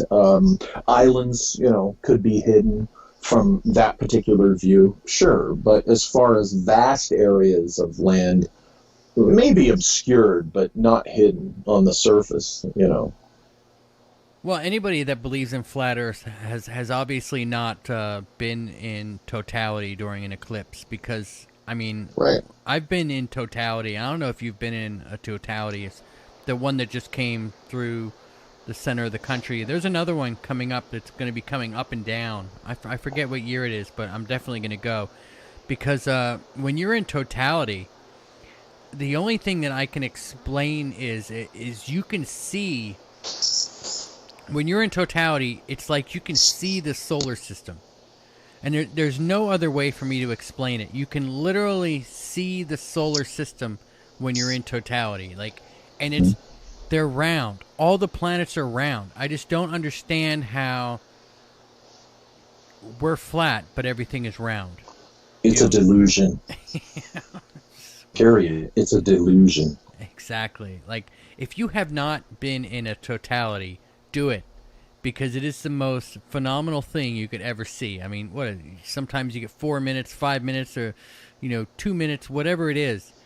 Do it, because it's the most fascinating thing you could ever witness. I mean, you literally see the solar system, and it's like you're just looking at a bunch of pool balls, is how I can explain it, just kind of floating around in space. It's really quite It's really quite amazing to see, and I mean it's fascinating.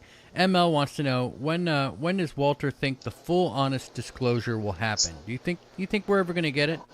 Oh yeah. I think the two circumstances that stand out to me the most is when this would likely happen. Number one, when our spacefaring, our open, publicly known spacefaring, okay, becomes such an integral part of daily human awareness and activity that we're no longer going to be able to avoid this contact, then they will disclose it under those circumstances. Or the other possibility is when the aliens themselves decide to disclose themselves. So it's when it becomes unavoidable, that's when our leaders, so to speak, will tell us, or when the aliens decide to reveal themselves. For whatever reason, either, hey, everybody, we're here, and we're welcoming you into the diplomatic fold here of being, cosmic world and all that, or we're here to kick your ass and take your world. Whatever the case may be, when the aliens decide to do it, or when it's unavoidable. And that's a really good point because, you have all of these tourist space companies coming out, like I guess SpaceX, and they're talking about putting hotels in space, and the Blue Origin thing, like shoot you up into the atmosphere or whatever and let you float down. You're right.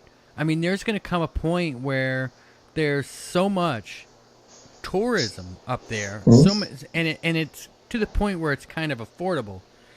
Right? To where normal, everyday people are doing it, that they're just not going to be able to hide the things that are going on. It'll come before the tourists, because remember, the tourism is going to be near Earth, or the farthest out will probably be the moon. But the tourism is going to be near Earth. I think the unavoidable point will be, and maybe sooner than we think, because now that the United States has Space Force, what's going to happen is our Space Force personnel, okay, or civilians, for example, whoever's working on, like for a mining company, mining the moon or mining Mars or things like that, right? Asteroids and things, yeah.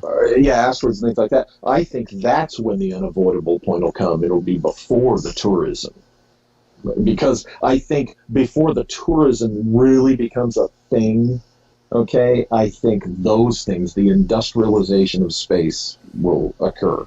Will start, and that's partially what our space forces, whether it's the United States or whether it's Russia's or whoever's, that's partially what kind of their duties are going to be, is keeping those, like we keep the sea lanes safe, right? Navies keep the sea lanes safe for commercial shipping.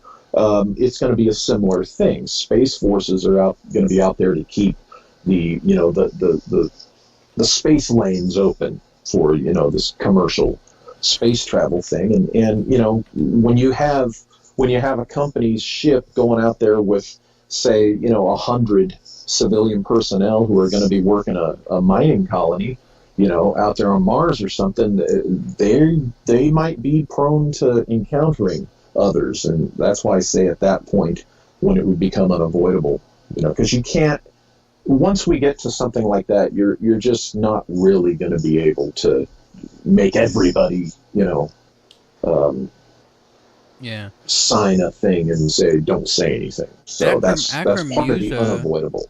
Akram Musa wants to know, what are your ideas about the hollow moon theory? Is it possible? I think there's something to it. I mean, we know that NASA in the 60s, when they were bouncing stuff off there, they reported it, kind of humming or vibrating like a hollow bell. And then what's interesting is, just like we were talking about the anti-grav technology development, they quit talking about that. I think by the time we were putting the Apollo stuff on the moon, they quit talking about the hollow nature of the moon, right? And there, of course, is the theory that, a spacefaring civilization that could use a celestial body itself as a craft by the addition of some type of engineering or their technology. Let's say the moon is hollow. Well, you would have your crew and all your functions inside the hollow of the moon, and the moon itself would serve as, the outer hull, but yet it would look natural, right? So that if you're approaching worlds that aren't spacefaring yet, you'd be, pretty well camouflaged. And when you look back in history, human history, there's lore about the Celestials who very specifically, came believed to have come from the moon. Well, maybe that's where the whole man in the moon and people on the moon idea came from, is because far back, there's the whole bit about the moon is really naturally shouldn't even be in orbit the way it's in orbit, that maybe someone drove it here, so to speak, and parked it just in the right spot, yeah, right? How is it not spinning? There's that can be. There is an explanation. I mean, but it would have to spin to even form, right? But see, this serves the argument that it didn't form in our orbit. Yeah. This serves the argument that it wasn't with us initially, that it arrived, and the materialists would say, well, it was captured by our gravity, blah blah blah, so forth. Well, what if it was flown here, so to speak? What if it was flown here and placed in just the exact orbit that it is placed, and the fact that it doesn't spin, maybe that contributed to, say, some level of terraforming, or the development of an atmosphere and environment that life could exist on this planet. What if our creators, so to speak, are the ones who, theoretically flew the moon here, and the placement of the moon itself, and everything about it, is why we have a livable atmosphere the way we do? That's a possibility that should be considered. Yeah, I mean, think of what it does to just the ocean currents, right? Right. Yeah. Yeah. All right. So, well, I guess I'm pretty much all caught up on the questions here. Two Hat says the moon is a hologram. Blah blah blah. I'm not buying any of that stuff. I'm really not. I mean, I think it's more realistic that it's a alien spacecraft of some kind than it is an actual hologram. I mean, where's the projector? That, yeah. Right? I mean, how big would that projector we landed on be? the moon. Two Hats has a really great sense of humor, I think. I think we're just reading him wrong. Yeah, it could be it. All right, Walter. I told you, we finally got to something. Initially, we were on some topics where it just must have looked like I was just a naysaying, party-pooping debunker. But, hollow moon, possible hollow Earth. You see, there's some interdimensional, so there's some wild things that I'm an advocate of. So I'm not completely negative about all this stuff, but you just happen to hit on some things that I, have looked at and have my particular positions on. Well, let me ask you this, and throw this out there to everybody. Has anybody noticed the sun has changed color? Does anybody remember when the sun used to be yellow? Huh. It's not yellow anymore. Have you noticed? It's more white now. So maybe the question is, what's going on with the sun? Uh-oh. Because it used to be yellow, right? Did we not remember we used to draw it with yellow crayons in school and everything else? Remember, though, our human memory sometimes can play tricks with us. But here's the thing. I'm not a astrophysicist, but what are the color stages before a sun supernovas or dies out? Yeah. And, does it go from yellow to white? Uh-oh. Yeah, let's not forget. Oof Pook Pounda says the moon is leaving us at about an inch per year. That's true. The moon's eventually, we're going to lose it. Wow. That's wild. That's true. That's true. Every year it gets an inch farther away from Earth. That's a fact. We know that for a fact. So that's going to be interesting, because eventually we're going to lose it. It's going to go away. Calvin's World News brings up a good point. The atmosphere has changed. That might explain the sun changing color, and yeah, there's others. Puka says, it's the atmosphere. So we do have to.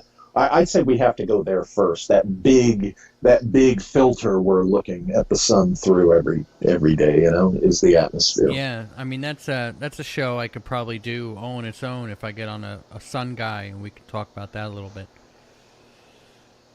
All right, Yep, man. in the spot cycle. So okay, great. So yeah, I enjoyed this. We've yeah, that was fun. We actually I'm actually smiling a little bit. I was so negative coming into the show today because I was like, I can't talk about this and I can't talk about this, but like I said, we were able to escape a little and get our minds on something else, and that's why we do this. It's awesome. And ML says UFOs live in the oceans. No, let me ask you this before you go. Well, Sure. I see ML says UFOs live. What about the idea that UFOs are their own living entity, that Well, they're that's alive themselves? I certainly think there's been cases where the nature of the particular UFO, because remember, when we're talking about UFOs, there's not just one kind, obviously. So, yeah, I mean, we hear these stories of the nature of some UFOs are some type of organic thing. That's a very interesting idea and thought that I don't think has been explored enough in the public discourse. But that would be another fascinating angle, right? Yeah.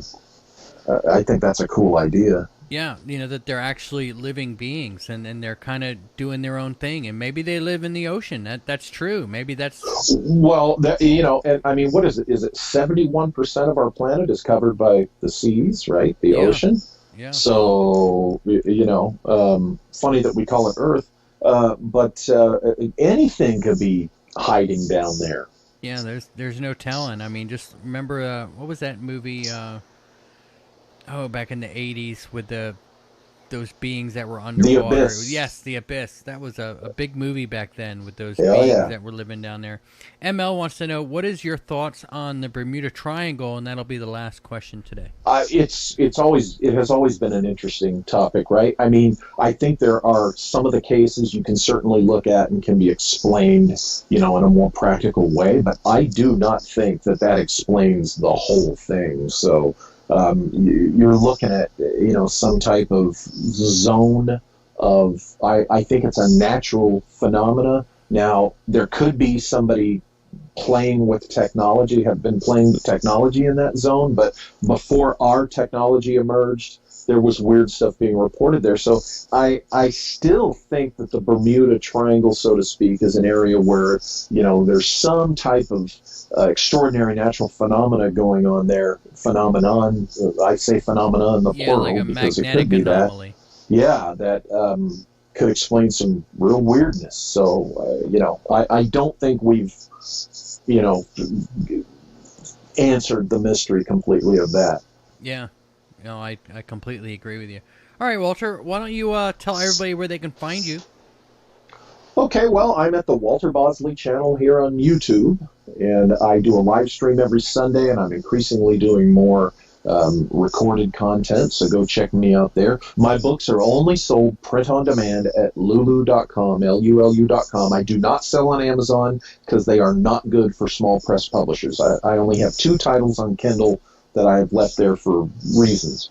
But just print on demand books, lulu.com. And you'll find me on Facebook and Instagram. I'm out there, and I talk about other projects and stuff other than this kind of stuff on my social media. But that's I'm out there. All right. Well, hang on a second, Walter. I just want to let everybody know that all of the links, especially to the YouTube channel, everything is down in the description box below.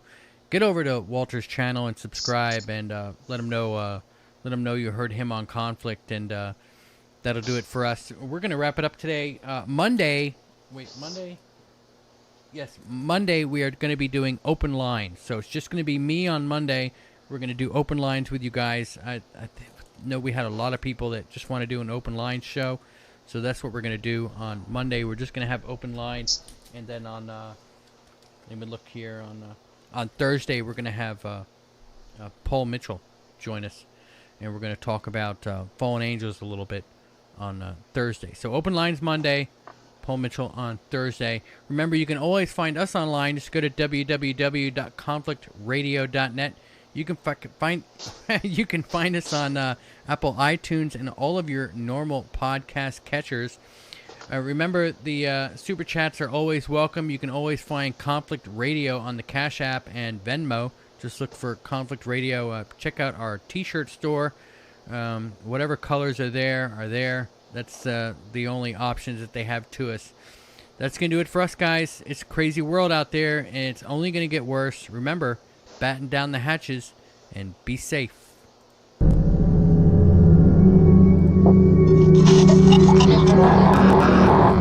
Aircraft that were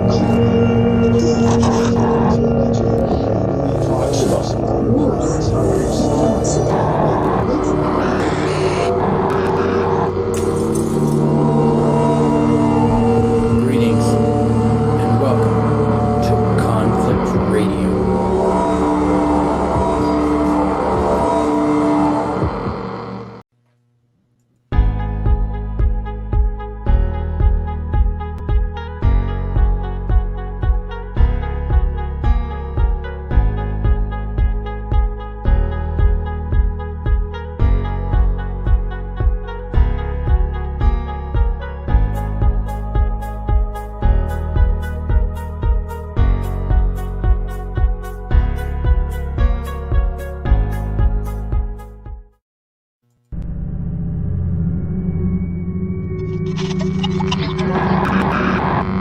aircraft that were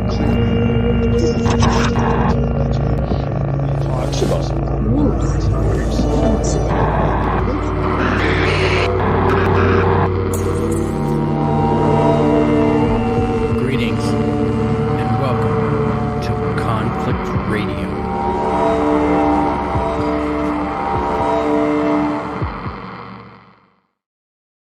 All right, everybody, how you doing? Greetings, welcome to Conflict Radio. Today is December 30th, 2021, and you know what? I think we're going to try to do maybe later on tonight, we'll do a live call-in 2022 prediction show for a couple hours with you guys and see what you guys think about what's to come in the year ahead. Maybe, call in and give your predictions, and we'll see how that goes. But right now we have a guest. His name is Derek Gilbert, and I guess I done scrolled all the way down.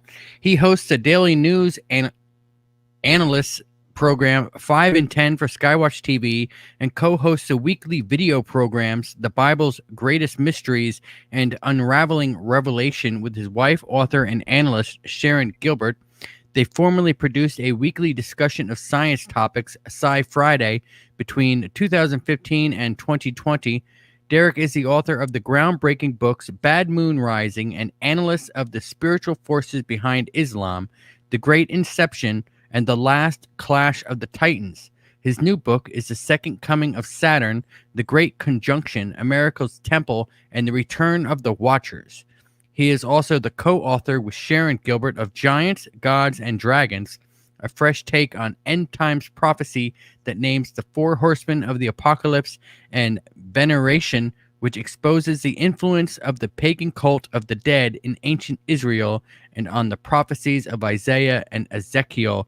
Derek, welcome to Conflict Radio, man. How are you today?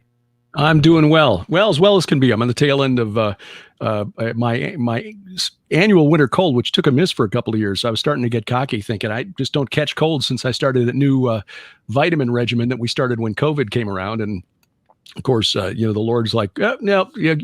So 8 hours in a car with Josh Peck, who was on the tail end of his cold last weekend, was more than my immune system could handle. So if I cough a little bit during the program, I'll try to hit the mute switch over on this side so it doesn't blast your ears out. All right, and if you need to be quiet for a minute and grab a drink, then just let me know, and I'll let you grab a drink or something. I'll chat it up for a little while till you get some water. It looks like the Happy Plague Doctor is already calling in here. He says, call-in prediction show is a great idea. I got new gear and should be good to go. So the Happy Plague Doctor, I think that's a good idea. I'm going to take a little bit of break between this show, and then we'll do a call-in show with you guys, and we'll go ahead and talk about it again towards the end of the show. But I can't do it tomorrow because it's obviously a big money-making day for me. So I'm going to be out there making some money, try to pay the bills, and but in a couple hours after this show, I'll put another link up and whatever, and I'll have a countdown timer, let you guys know when it is, and I'll post it in the Discord. That way you guys can see it. But that'll be a lot of fun. Maybe we'll do about an hour, 90 minutes or something call-ins with you guys and do some predictions. But Derek is with us right now, and I want to talk about something that absolutely fascinates me, and that's the fact that dragons are really angels.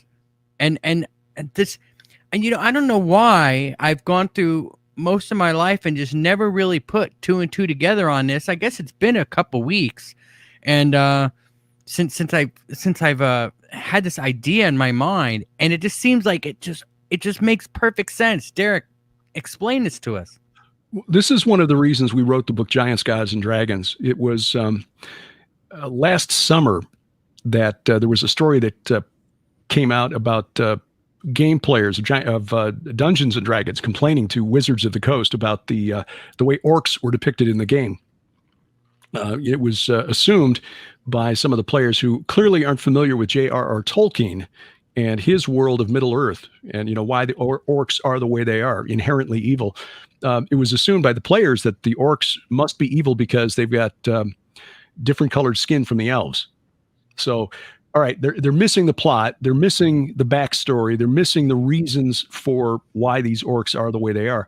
But it dawned on me that as a Bible-believing Christian, that most of us Christians, according to surveys, don't really believe that most of the characters described in the Bible are real either. And if we as Christians claim to believe that the Bible is the Word of God, then why is it we are then just adding these little exceptions? Like, well, except for the giants in Genesis and Deuteronomy and the book of Joshua, that's just weird. And the dragon in Job chapter 41, that's really... that's crocodile, and the mention of dragons and sea monsters in the books of in Isaiah, that's just weird, and we're not going to go there either. But when we start digging into the Hebrew, you see that there's actually more reason to believe that these entities are real, supernatural, but real, than we've been taught. So yeah, and as far as the gods go, I mean that's a pretty easy read when you're looking through, say, Exodus chapter 12. When God tells Moses, on the night of the Passover, I'm going to execute judgments on all the gods of Egypt. Or in Psalm 82, where there's a courtroom scene in heaven, essentially, God says, though you are gods, all of you, sons of the Most High, like men you shall die and fall like any prince. It's essentially, he's passing judgment on these fallen angels, for lack of a better term. So giants, gods, dragons, all the characters that you'd want in a Tolkien-type adventure are right here in the Bible. And yet we Christians yeah, it's weird. We're not going to accept that. Well, yeah, but remember, the price of admission to this club is believing that a carpenter in Judea 2,000 years ago rose from the dead. So why do you expect the rest of the Bible to fit into a neat little package defined by modern science? So anyway, yeah, that was one of the things that kind of surprised us. We were looking at the dragons because there are a few that are mentioned explicitly. Leviathan in the Old Testament. In the book of Revelation, Satan's described as a seven-headed red dragon, and then the beast from the sea in Revelation 13, the Antichrist. But there are other dragons, we argue, that are depicted in Scripture that are probably just run-of-the-mill seraphim. All right, so I mean, I guess the argument would be if the fallen angels are dragons, then the good angels are dragons as well, right? Yeah, I mean, it may be that these entities, that this is just how they look. When they manifest in our time-space domain, do they always look this way? Don't know. There are different types of angels that are mentioned in the Bible. It's just our English word angel has been applied to a range of characters. We've got the Malachim in Hebrew, which are the messengers. That's really what that word means, messenger angels.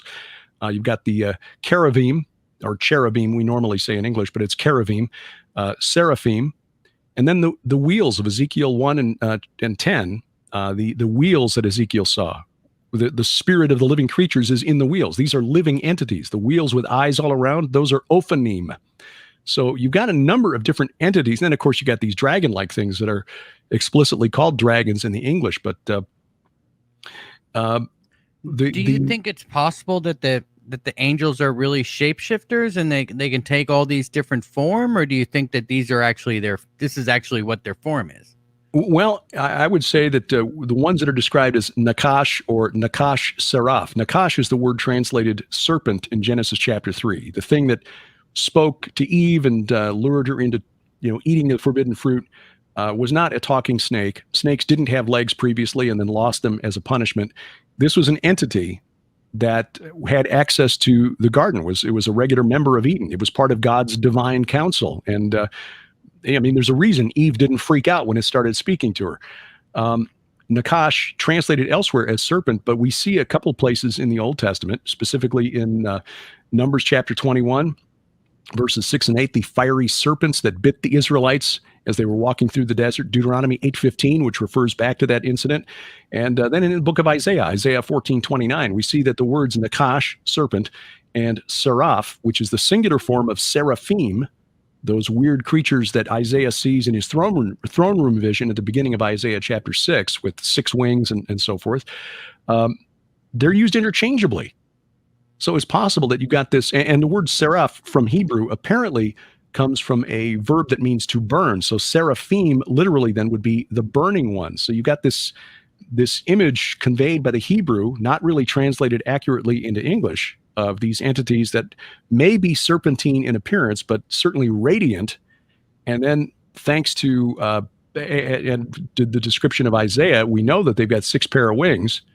So you got the fiery serpents of Numbers and Deuteronomy and the flying fiery serpent of Isaiah 14, verse 29. I mean, what else would you call a flying fiery serpent but a dragon? Mm-hmm. It's absolutely fascinating stuff, really, to think about. So let me ask you this, because this brings up a lot of questions, okay? All right, I'm just going to throw this out there at you. Is it possible that the dinosaur bones people are finding could be the fallen angel human hybrid remains that was wiped out in Noah's flood? There's some speculation that these are entities that had their DNA tinkered with. Yeah, I say entities, organisms that had their DNA tinkered with by the sons of God, the Watchers from Genesis chapter 6. There's more information about that rebellion in the book of First Enoch, and how the Watchers who had rebelled against God's authority, led by 2 main leaders. First, Shemyaza, who I argue in my new book is the same entity that the Romans called Saturn, and a second one, Azazel, or Azael in the book of Enoch, who was responsible for teaching us forbidden knowledge. Enoch tells us that these entities sinned against the birds and the bees, essentially the creatures that populate the planet. And so there, we can only speculate because we don't know for sure. But it's possible that these huge megalithic creatures that wandered the earth in ancient times were just reptiles that had been tinkered with. We don't know. It's fascinating stuff. So what about the human angel hybrids? What would they look like if the angels were dragons? They wouldn't be giants, would they? Well, we don't know what the Watchers look like explicitly, because there's really nothing in the Bible or in the book of Enoch that describes them. We assume from other descriptions later that they were perhaps humanoid in appearance, but we just don't know. The Bible tells us that you said the Watchers. So I mean, the Watchers, angels, and humans are 3 different beings, right? Yeah, and again, angel is a very non-specific term. Watcher is essentially, it's a class of angel. Okay. And there's a mention of the Watchers in the Bible in Daniel chapter 4. Let me bring this up here because there's not much about them, but there's some interesting conclusions we can draw. This is where Nebuchadnezzar has his second dream, and he calls in all of his magicians and enchanters and astrologers to interpret the dream for him, but only Daniel is able to do it. And in his dream, Nebuchadnezzar tells Daniel, "I saw in the visions of my head as I lay in bed, and behold, a watcher, a holy one, came down from heaven." And essentially, they tell Nebuchadnezzar that because of his pride, he has been sentenced to lose his mind and go mad for 7 years and live like a beast of the field. In verse 17 of Daniel chapter 4, it reads, "The sentence is by the decree of the Watchers, the decision by the word of the holy ones." So in other words, the punishment of Nebuchadnezzar was decided on and decreed by these entities. So apparently God delegated some authority to a class of angel called Watcher for what was going on planet Earth. And since these entities are not in the abyss, which we know from the writings of Peter and Jude in the New Testament, the sons of God from Genesis 6, the watchers described in the book of 1st Enoch, they are in the abyss, in Tartarus, according to Peter, in chains until the judgment. So there are watchers that are still out there and apparently doing some administrative work. They're like middle management between God and us on planet Earth. And they decreed this punishment. So apparently they've got some power, some responsibility and authority delegated to them by God. All right, and these watchers that you're talking about, they actually could be the ones that are flying around in these UFO craft that we're seeing, right? Yeah, that's possible. Most of the, and I think when we're talking about the UFO or UAP, I guess the cool kids call them now, the UAP and the experiencer phenomena, you need to separate those two. I think those are two separate things. Those mysterious lights in the sky could be unidentified craft. Those could be what we would consider supernatural. I don't believe there's any evidence that we're being visited by actual entities from other star systems and planets. When you actually dig into the science and look at the amount of energy needed to move something across the distances between the stars, it's like, okay, this is why we call those space operas science fiction, because it's just not conceivable. But if you've got craft that are moving in and out of dimensions that we humans cannot perceive, and this is a conclusion that secular researchers like Jacques Vallée have reached as well. It may appear that they're violating the laws of physics and doing things with advanced technology, when in fact it's just that they're interdimensional beings with access to dimensions that we cannot perceive with our limited human senses. Many of those craft are just misidentified natural phenomena, stars, passenger planes, whatever, secret military craft even. But there are some, there's a small percentage that cannot be identified and just written off as those. But again, the experiencer, contactee, abductee phenomena, that is something else again. All right, let me ask you this. Do you think that I guess if we were to think about the Earth in today's time, do you think that there's dragons possibly chained at maybe the bottom of the abyss in an ocean or something, and they're chained down there, and they're going to be released and freed one day? Yes. That's now, just I will hang on. That's incredible, man. Now, again, we're dealing with supernatural entities who may be in a dimension that we can't perceive at the moment. Sharon and I, in Giants, Gods, and Dragons, argued that the first rebellion in the Bible is not the one that we read in Genesis 3. Are you there? Did I lose you? It says you're still here, but I lost you. I don't know if you can hear me. I guess you zapped out or something. I guess you went away. I can't hear you. Maybe leave and come back. Well, guys, I guess that's kind of a bummer. Could you imagine if there was dragons down in the bottom of the ocean? Let me try to call him on. Let me try to call him here and see if he'll answer here.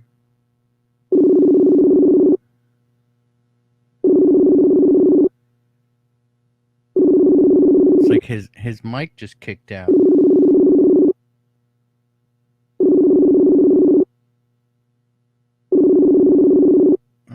He's not going to answer here either. Well, maybe they don't want to. Maybe they don't want us talking about it, huh, guys? What do you think? All right, so let me say hi to. All right, so he's left the stream link. So maybe he'll try to get back in here. And in the meantime, let me get a shout out to you guys. I see Jared Jaguar is here. AJK, Distorted Reality, Smooth is Fast. Metal Songbird is here. King of Huka Munda, James Hadaway, Davy Jones, Dr. Strangelove. Here's Derek. Derek, you're here, aren't you? You back? Yeah, that's one of the drawbacks of living way out in the country is that our internet comes to us on radio, believe it or not. Yeah. Okay. Well, I guess let's continue. We were talking about the demons down in the abyss. Yeah. Being on a different level. I guess dimension, I guess. Yeah, and there are a couple of entities to talk about. And the first one is Chaos, or Leviathan, which we believe is the entity described in Genesis 1, verse 2. It's kind of hidden. Genesis 1:2 reads, the earth was without form and void, but probably a better rendering of that was the earth it was made formless and void. In other words, it was made chaotic, and darkness was over the face of the deep. Well, the word translated deep in English, in Hebrew, is actually Tehom, which is a cognate, same word, different language, for the Sumerian word Tiamat, which was the name of their primordial chaos dragon. That's the monster that is called Leviathan in the Hebrew. We believe that the God, basically, in the rest of that verse, the Spirit of God was hovering over the face of the waters. God subdued chaos. It has not been destroyed. We don't see that until Revelation 21, verse 1, where there's a new heaven and a new earth, and the sea was no more. The significance there is that the sea in the Bible often represents that primordial chaos. So I think we've got chaos subdued but not destroyed. And then in 2 Peter 2, 4, and Jude verses 6 and 7, we read about the angels who sinned. And in the context of 2 Peter 2 and the epistle of Jude, it's clear that it was a sexual sin, which can only point back to Genesis 6, verses 1 through 4. Those entities are in chains in gloomy darkness until the judgment. So you got these entities, very powerful supernatural entities that God has chained. These entities described by Jude and Peter, the Watchers described in the book of Enoch, will get out. Revelation chapter 9, the bottomless pit is open. An angel is given the key to the bottomless pit. They emerge. They're led by the king over those in the pit, the destroyer, Abaddon or Apollyon, who I argue in the new book is Saturn or Shemiyaza, the leader of the rebellion on Mount Hermon. And I think the clue that these are the same group is that Revelation 9 tells us that these entities, these locust-like things that fly out of the abyss in Revelation 9, have 5 months to torment those without the seal of God on their foreheads. Well, in Genesis chapter 7 and 8, we see that the length of time that Noah's ark was on the water before coming to rest in the mountains of Ararat was exactly 150 days. That's an odd number. There are a lot of symbolic numbers that are used in the Bible, numbers like 3 and 7 and 10 and 70 and 40. 150 is not one of those. When you look at a 30-day lunar month, which is what the Hebrews use, well, the Jews use to this day, that's exactly 5 months. So these entities, the Watchers, the sons of God from Genesis 6, had exactly 5 months while they were constrained, confined, chained up under the waters of the abyss, under the waters of the sea, watching their children destroyed in the flood of Noah. And at the end, Revelation 9, they'll get out for 5 months to torment those without the seal of God. Wow. So how many of them do you think are down there? Well, Enoch says there are 200. But that's a lot, man. Yeah, 200 dragons. Could you guys imagine if 200 dragons and they all breathe fire? I mean, or is that a myth? Here's the thing. Now, again, we don't know specifically what they look like, but the things that come out of the abyss in Revelation 9 are not described that way. They're described as these locust-like beings, which is more like the general description of the Mesopotamian equivalent of the Watchers in the texts found from ancient Babylon and Sumer. The group called the Apkallu, which roughly translated from Sumerian means, or Akkadian means big water man. They were believed to come from the abyss. The Apkallu were sent forth by the god of the Abzu, the abyss, Enki, to bring gifts of knowledge to humanity for civilization, kind of like what Azazel is accused of doing. Although, again, the Jews, the Hebrews, had a different opinion of these entities than the Mesopotamians did. They thought it was great that these entities had taught the art of witchcraft and sorcery and divining and cutting of roots and, telling the future by the positions of the stars in the sky and so forth. Jews, the Hebrews, said, no, that's forbidden knowledge. That's the sorcery of Babylon. We're not supposed to know that stuff. So the Mesopotamians knew who these Watchers were, but they had 3 different types, the way they were depicted in their art. One was a humanoid with wings. Another was a humanoid with the head of a raptor, like an eagle or a hawk, and wings.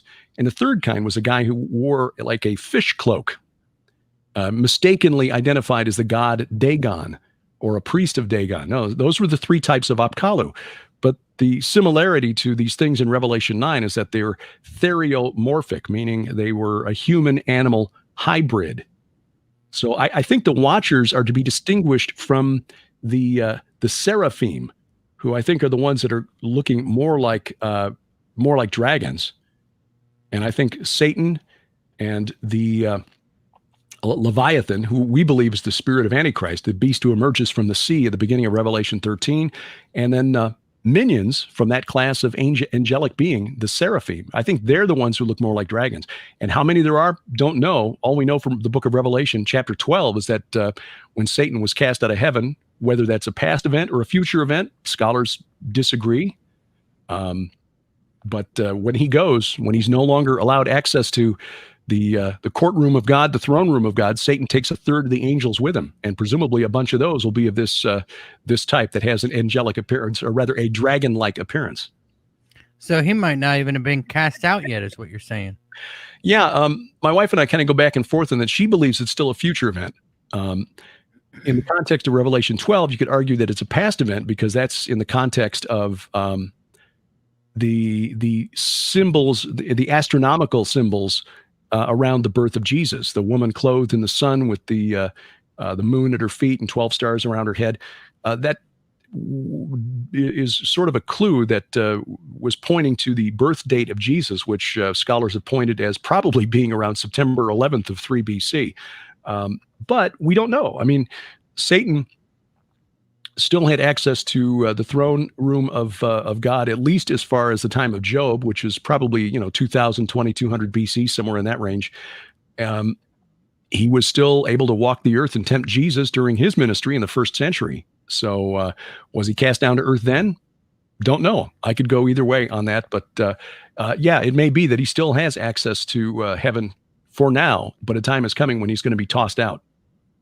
This is absolutely fascinating stuff, man. Let me ask you this. It says in your bio that you wrote a book called The Last Clash of the Titans.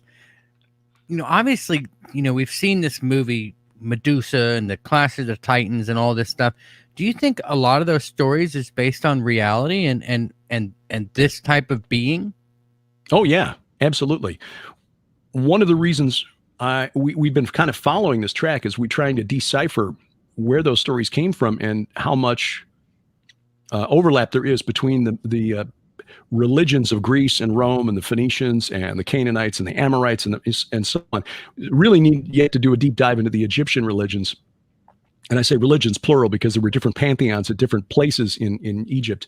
But as far as the Semitic religions of Mesopotamia, and with my latest book, the Hurrians, who were an Indo-European people who occupied northern Mesopotamia, but got down into what became Israel.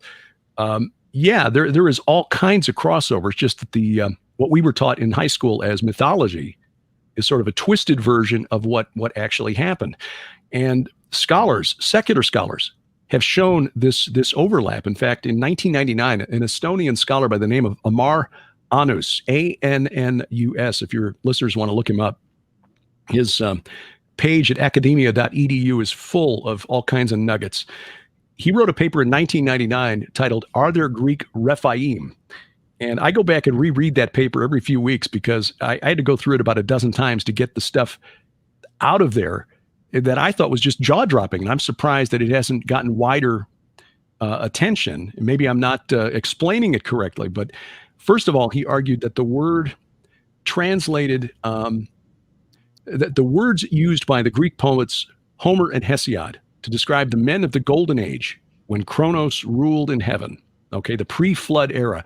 And this was, Hesiod, who was the one who came up with the 4 ages of man, the Golden Age, the Silver Age, the Bronze Age, the Iron Age. Yeah. The Golden Age, when things were wonderful, and Kronos, the king of the Titans, and you remember the story, the Titans were overthrown by Zeus and the Olympians and banished to Tartarus. The phrase they use, Homer and Hesiod, moropes anthropoi, comes from the same root that the Hebrews used for the word Rephaim. In other words, the heroes, the demigods of Greece and Rome, like Heracles and Perseus, were Rephaim. In other words, they were the Nephilim of Genesis 6 and Numbers 13. They were the demigods of old destroyed in the flood, who were still being worshipped by the Canaanites, by the Greeks, by the Romans, by the Phoenicians. There were cults of these demigod heroes that continued for thousands of years. In fact, there was a temple to the Rephaim at the ancient Amorite kingdom of Ugarit. That was a city-state that was destroyed around 1200 BC, about the time of the judges in Israel. And these Rephaim were sort of a mid-level entity or entities occupying a slot in the pantheon or in the cosmos between humanity on the lowest level and the great gods like Baal on the top of the pantheon. But the kings of the Amorites aspired to become one of the council of the Ditanu after death, or the assembly of the Rephaim after death. Moses did not invent the Rephaim to fill space in the books of Genesis, Exodus, Leviticus, and Deuteronomy. The neighbors knew who they were, and they were worshiping them. And the worship of the Rephaim by the Canaanites and the Amorites was transferred as hero worship to the Greeks and to the Romans.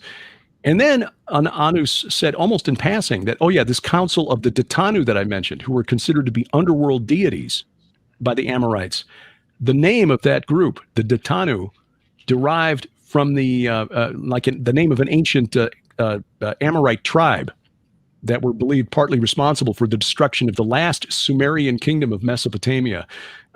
The third dynasty of Ur literally built a 175-mile-long wall to keep this tribe, the Ditanu, out of what is now southeastern Iraq. And we know this because they literally named the wall, the Amorite wall that keeps the Ditanu away. But it didn't, which was the problem for the kings of Sumer. The thing is, these Ditanu, or Tidanu, depending on where and when the word was written down, was the origin, according to Dr. Anus, of the name of the old gods of the Greeks, the Titans.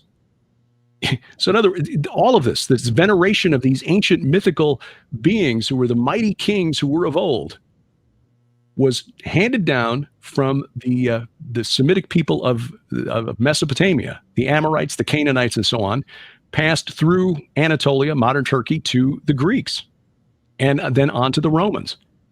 And that ancestor veneration was just a central part of their worldview, their religion, and ancestor worship continues in the world to this day. All right. Dr. Strangelove has a question here. He asked earlier, he said, can you please ask if the 300 from the movie are the 200 dragons, or I guess fallen angels? The 300 from the movie who held the pass at Thermopylae? Are you talking about Leonidas? Yeah, the 300 movie with the, I guess, the Spartans or whatever. Yeah.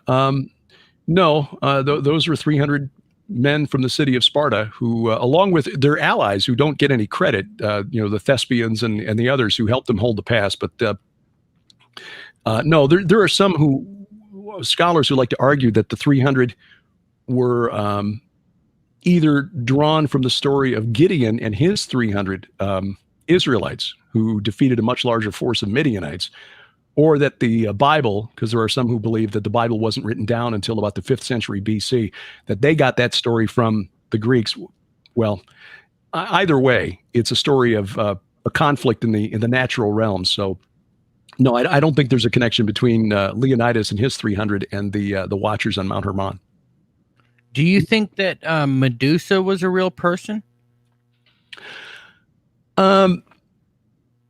I don't know that you could identify her as a specific entity in the spirit realm. I mean, it's possible that there may have been some form of a demonic entity that performed that kind of role, but no, I would I just have to say on that one, I don't know. It doesn't say anywhere in the Bible about people turning to stone at all? No. Okay. Well, that would be interesting, right? Well, there is, and actually it is interesting. There is the account of the wife of Lot, Abraham's nephew, who was turned into a pillar of salt because she turned around and looked back. But there actually is a scientific explanation for that. We've been talking with some of the researchers involved in an archaeological dig northeast of the Dead Sea in Jordan at a site called Tal El Hammam. It's about 8 miles northeast of the Dead Sea. And they've compiled some really solid evidence that city was destroyed right about the time of Abraham and Lot by a massive airburst, a bolide, or like a meteorite that exploded over the north end of the Dead Sea. And they found at this site, 75 feet off the valley, over the Jordan River Valley, there was a layer of salt that was leaching to the surface every morning once they got down to the destruction layer of the ancient city. And when they tested the salt that was coming out of the ground every morning, it matched exactly the chemical composition of the Dead Sea 8 miles away. So whatever exploded around 1700 BC, 1750 BC, sucked up enough salt water from the Dead Sea and carried it 8 miles across the valley. And if Lot's wife had turned around and gone back, she would have been hit by a superheated wave of salt water that would have instantly crystallized around her as it cooled. So yeah, it is literally possible, scientifically possible, that the wife of Lot was in fact turned into a pillar of salt. It's absolutely fascinating. Now, one of your books called "The Iron Dragons." Just curious, were there dragons that were made of iron, that were made of metal? Well, that was my my first attempt at writing a fantasy fiction story. So that is actually a novel. All right. But I've never been a huge fan of fantasy, so I basically invented a way, not really scientific, but to try to explain it away in scientific terms, that dragons didn't really fly. They just manipulated the electromagnetic field of the planet they were on to make it appear as that they were actually levitating. I mean, think about it. Those bat-like wings moving the bulk of a dragon around. Come on. Well, I mean, wings do incredible things, right? I mean, we see it, every day with birds and everything else. I mean, you never know, I guess, right? I mean, they might not look exactly like this. I mean, we're drawing dragons today off descriptions that we're reading. I mean, sure. I mean, they could have been lighter, maybe not as scaly, or maybe they had feathers. Who knows, right? Yeah, no, we don't know, and I hope that if I see one, that it's friendly. Yeah, I think it'd be pretty interesting, like if they were mechanical, right? God, could you imagine that? Mechanical dragons? Yeah, it'd be pretty awesome. Well, I wouldn't want to see one. All right, so let me ask you about your new book. We've still got about 25 minutes before we go to questions. Let me throw this out there to everybody. Do give us a thumbs up, because it does help the algorithm. Make sure you're subscribed to the channel and you hit the notification button. The link in the description box below for all of Derek's stuff, including his own YouTube channel, are down there. Get over there and subscribe to his channel as well. He's got some interesting stuff on there. I've been listening to it all day. Just fascinating stuff. And let me ask you this before we move on to, I guess, your new book. I've been listening to some of your older stuff. I got into some of your older stuff, I guess, back in February of 2020 and March of 2020, when you seemed pretty concerned about this whole pandemic, right? Well, Sharon's degree is in molecular biology with an emphasis on genetics, and she went back to school as an adult student, got her degree about the time she turned 40. So she paid attention in class, unlike me when I was in college. And she watches for emerging diseases. Has been for a long, long time. And when she started seeing reports of a mysterious pneumonia-like illness that was breaking out in China, she was very concerned. And so we started talking about it on our program, SciFriday, at the time. Yeah. Because this is the kind of thing that could become really nasty. I mean, SARS, when it broke out in China 20 years ago, was pretty lethal. And then MERS back in 2015, 2016 in Saudi Arabia. But yeah, as the evidence grew around as we got more data, it became clear that it wasn't quite as dangerous as it appeared to be originally. And of course, early on, we had to go by what data was getting out of China, and I think a lot of it was just the data that China wanted to make public. Yeah, they were working, I think, with the deep state, I think, to pull one over on the American people. That's one of the things. My wife and I, we talk about this all the time. We're like, how come we're not seeing any people walking around falling in the street dead of the Omicron? Yeah. Well, and this is something else, keeping the fear up, right? When Sharon, early on, around last March, she was saying, and I can't take credit for this because, again, this is her area of expertise, not mine, was saying that what's going to happen is that this, being a coronavirus, which is an RNA virus, will mutate quickly. And as it mutates, it will become more transmissible, but it will become less virulent. It'll become less deadly. And that's exactly what's going on. So when President Trump announced Operation Warp Speed, we were skeptical and publicly skeptical. And Sharon explained, it's because RNA viruses mutate really, really quickly. They will not be able to create a vaccine that will keep up with the way the virus changes. But again, the good news is if it follows the history of just about every coronavirus ever, it will eventually burn out because it will become endemic, meaning it won't go away, but it won't be a deadly threat to us. And that appears to be what's happening with Omicron. Now, what is the reason that they continue pushing vaccine mandates? And I just saw today that Holland is considering. Well, yeah, we don't say that word on the show. We call it the cure. Understood. Because that's really not what it is. No, I know. It's a therapeutic and not even a good one because you have to wait. You have to take it before you get sick, which is senseless. You would hope that worst case scenario is there's just a bunch of greedy people who want to make lots and lots of money. Are there other reasons for it? Yes, possibly. But as Christians, we have to understand that our view is ultimately our mission is to fulfill the Great Commission, which is to share the hope that we have in Jesus Christ as Lord and Savior with the people around us. And if we spend all of our time focusing on trying to identify every member of the Illuminati, for example, or every ploy of the deep state, but we don't share the hope that we have for the one man that is Jesus of Nazareth, who ensures our eternal security, then we have not fulfilled the mission that we were given. So as much as I dive into the news every day for the 5 and 10 updates for SkyWatchTV, I have to step back, and Sharon's usually the one who pulls me in off the ledge. And remember that ultimately this world is our home, but only temporarily. We have an eternal home coming. The question is, what address will you choose? And that's what we need to focus on. So, it's frustrating seeing what these guys are doing. But my goodness, when you look at history and look at the way for example, the late Roman Republic and the early Roman Empire operated, right. The parallels are so similar. It's scary. We don't have a Colosseum with the barbarians, I guess, anymore, right? Well, no, but maybe they'll build one in the metaverse. Yeah, well, that's true. Yeah, they probably will. Metal Songbird has a question here, and it's not really question time, but I'm going to go ahead and ask it because it's a good one. And I think he's new. I've never seen him in the chat before. So, is the Abyss in the Holy Bible the same as the Tartarus spoken of in Enoch? Yes, I think so. And the evidence is in 2 Peter 2, verse 4, because Peter specifically uses the word Tartarosis. It's translated into English as hell, but that's not what Peter was writing about there was not the same place as Hades.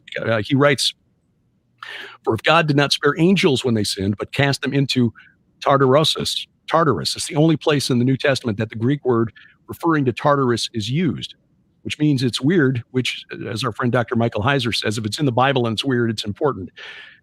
Committed them to chains of gloomy darkness to be kept until the judgment." And as I said earlier, 2 Peter 2, when you read the context, it's clear that the sin of these angels was a sexual sin, and that can only point back to Genesis chapter 6. Why did he not say Gehenna or Hades? Well, that's where the run-of-the-mill human dead went after death. Tartarus apparently is a special place reserved for supernatural rebels. And I think it's the same as the bottomless pit that we see in the book of Enoch. Do you think that man fought these dragon type angels with swords, as we so commonly see, like I guess in fairy tales? Well, we can only speculate because there's nothing in the Bible that says one way or the other. The stories that we have in the Greek mythologies suggest that, maybe that was the case. But the reason that God sent the flood, according to Enoch and other texts from that period of history, Jewish texts mainly, suggest that the problem was humanity was willing to collaborate with them. Sure, you can have my daughter as long as you teach me how to make, smelt copper or bronze and make weapons, or teach us how to make potions and cast spells and so on. That was a problem. It was not just that they were imposing their will on the pre-flood world. It's that humans in the pre-flood world were willing to trade for this knowledge that we weren't supposed to have. Are there any I guess suggestions in old hieroglyphics or writings or tablets that have been found that show that man interacted with these beasts? Well, besides the Greek and Roman stories, you got the myths of the Hurrians, the Hittites, the Hurrians, and back the ancient Mesopotamians, the Akkadians, the Sumerians. Usually things didn't work out too well for the humans. In fact, the Epic of Gilgamesh, the goddess Inanna, who is known also as Ishtar, she's Astarte or Ashtoreth in the Bible, and known to the Greeks and Romans as Aphrodite and Venus. She saw Gilgamesh and thought that he was pretty hot, and so she presented herself to him and wanted to take him as her husband. And Gilgamesh pointed out correctly, which is known from other Sumerian stories that have been saved, that bad things always happen to those who got into a relationship with Inanna. So she got upset and demanded that the sky god Anu release the bull of heaven to destroy his city, and so on. The gods in the ancient Mesopotamian world were essentially to be appeased, because you couldn't trust any of them to be favorably disposed towards humanity. You would sacrifice to the storm god, for example, so they would bring rain so your crops wouldn't wither and die. But he could just as likely just bring a hailstorm and flatten your crop at the same time. So this is fundamentally different from the way God in the Bible is depicted, where, yes, he says, look, here's the deal. Here are my standards of righteousness. Do these things and it will go well with you. If you don't, well, here are the bad things that'll happen. But the gods of Sumer and Babylon and Canaan and Anatolia, Greece, Rome, they could just decide to mess with you just for their own, just because. All right. Let me ask you this. I guess that just opened up a few questions, but I have one I've been thinking about here for a second. Do you think that these beings spoke language? They were able to communicate with humans through words? Well, in the stories, it's shown that they do, and we see instances in the Bible of angels speaking to humans. So I would say, yeah.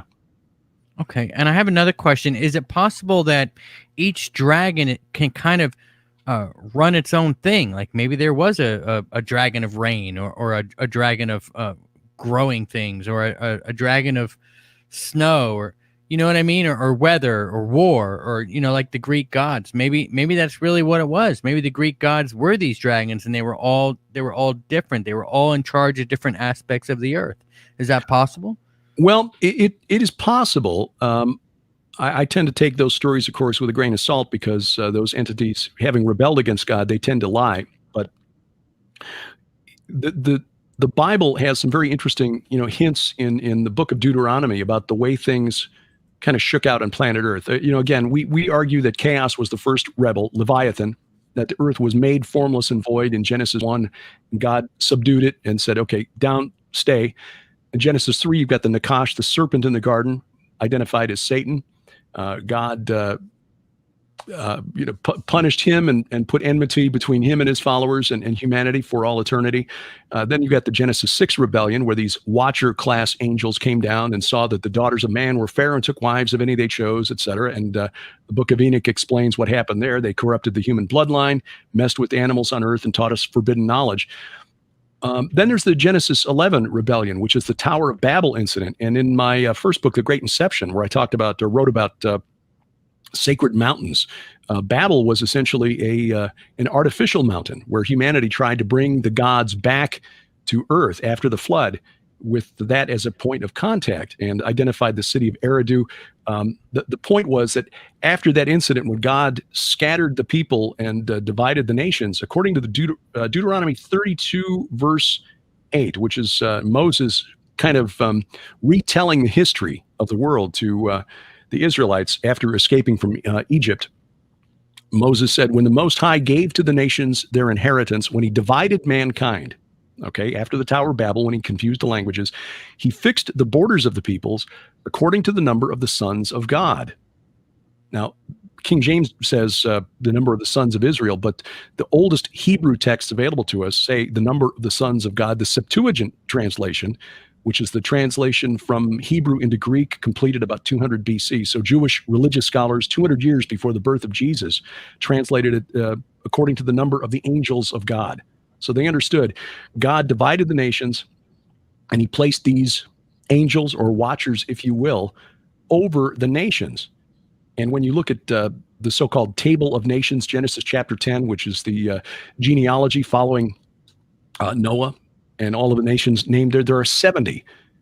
Now, that number 70 in the ancient Near East, not just Israel, but all over Mesopotamia, was a symbol that meant all of them, the complete set, not one of them left out.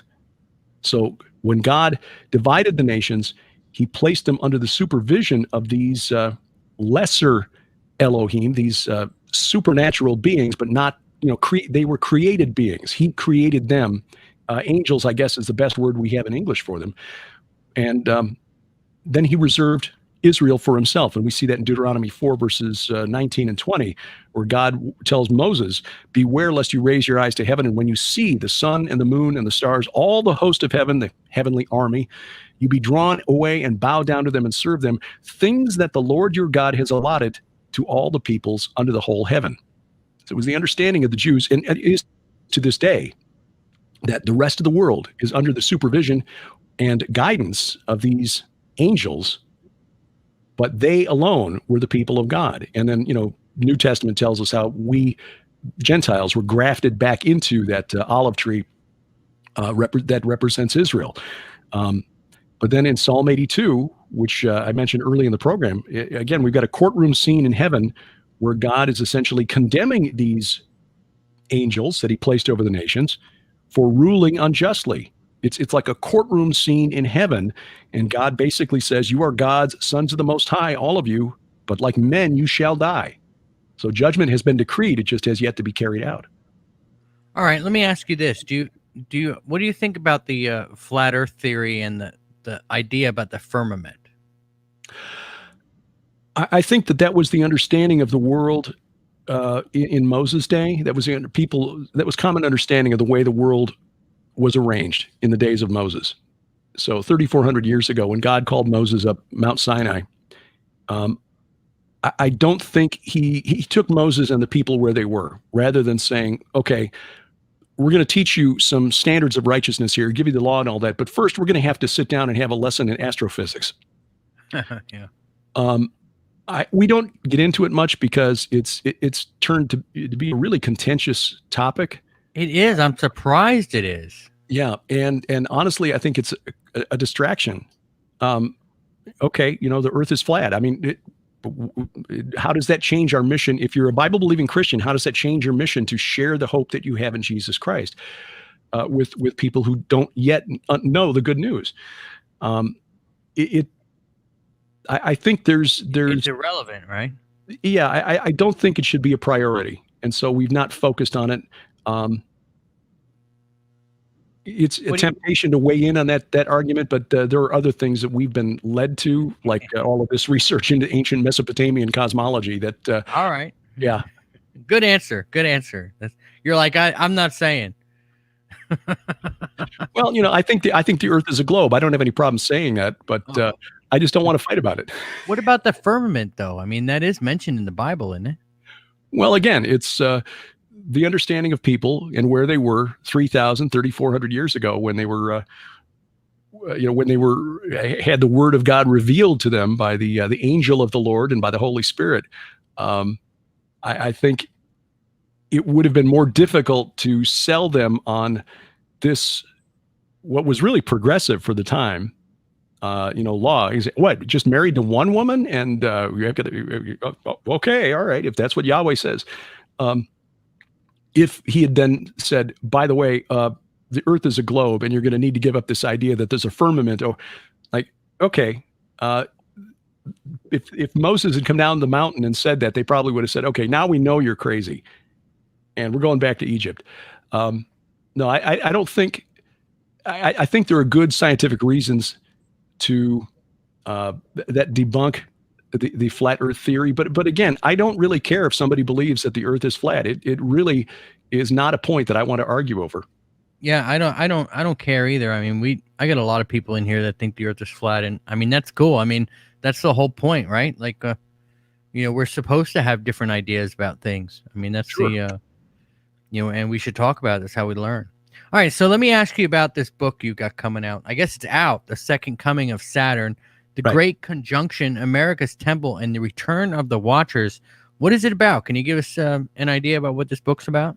In a nutshell, it traces the career of this old entity, Shemayaza, who was the chief of the Watchers on Mount Hermon, the names by which he was known in the ancient world, and there are many, most commonly Saturn of the Romans, and then what his ultimate destiny, which is the king over those in the abyss who get out in Revelation 9, Abaddon, Apollyon.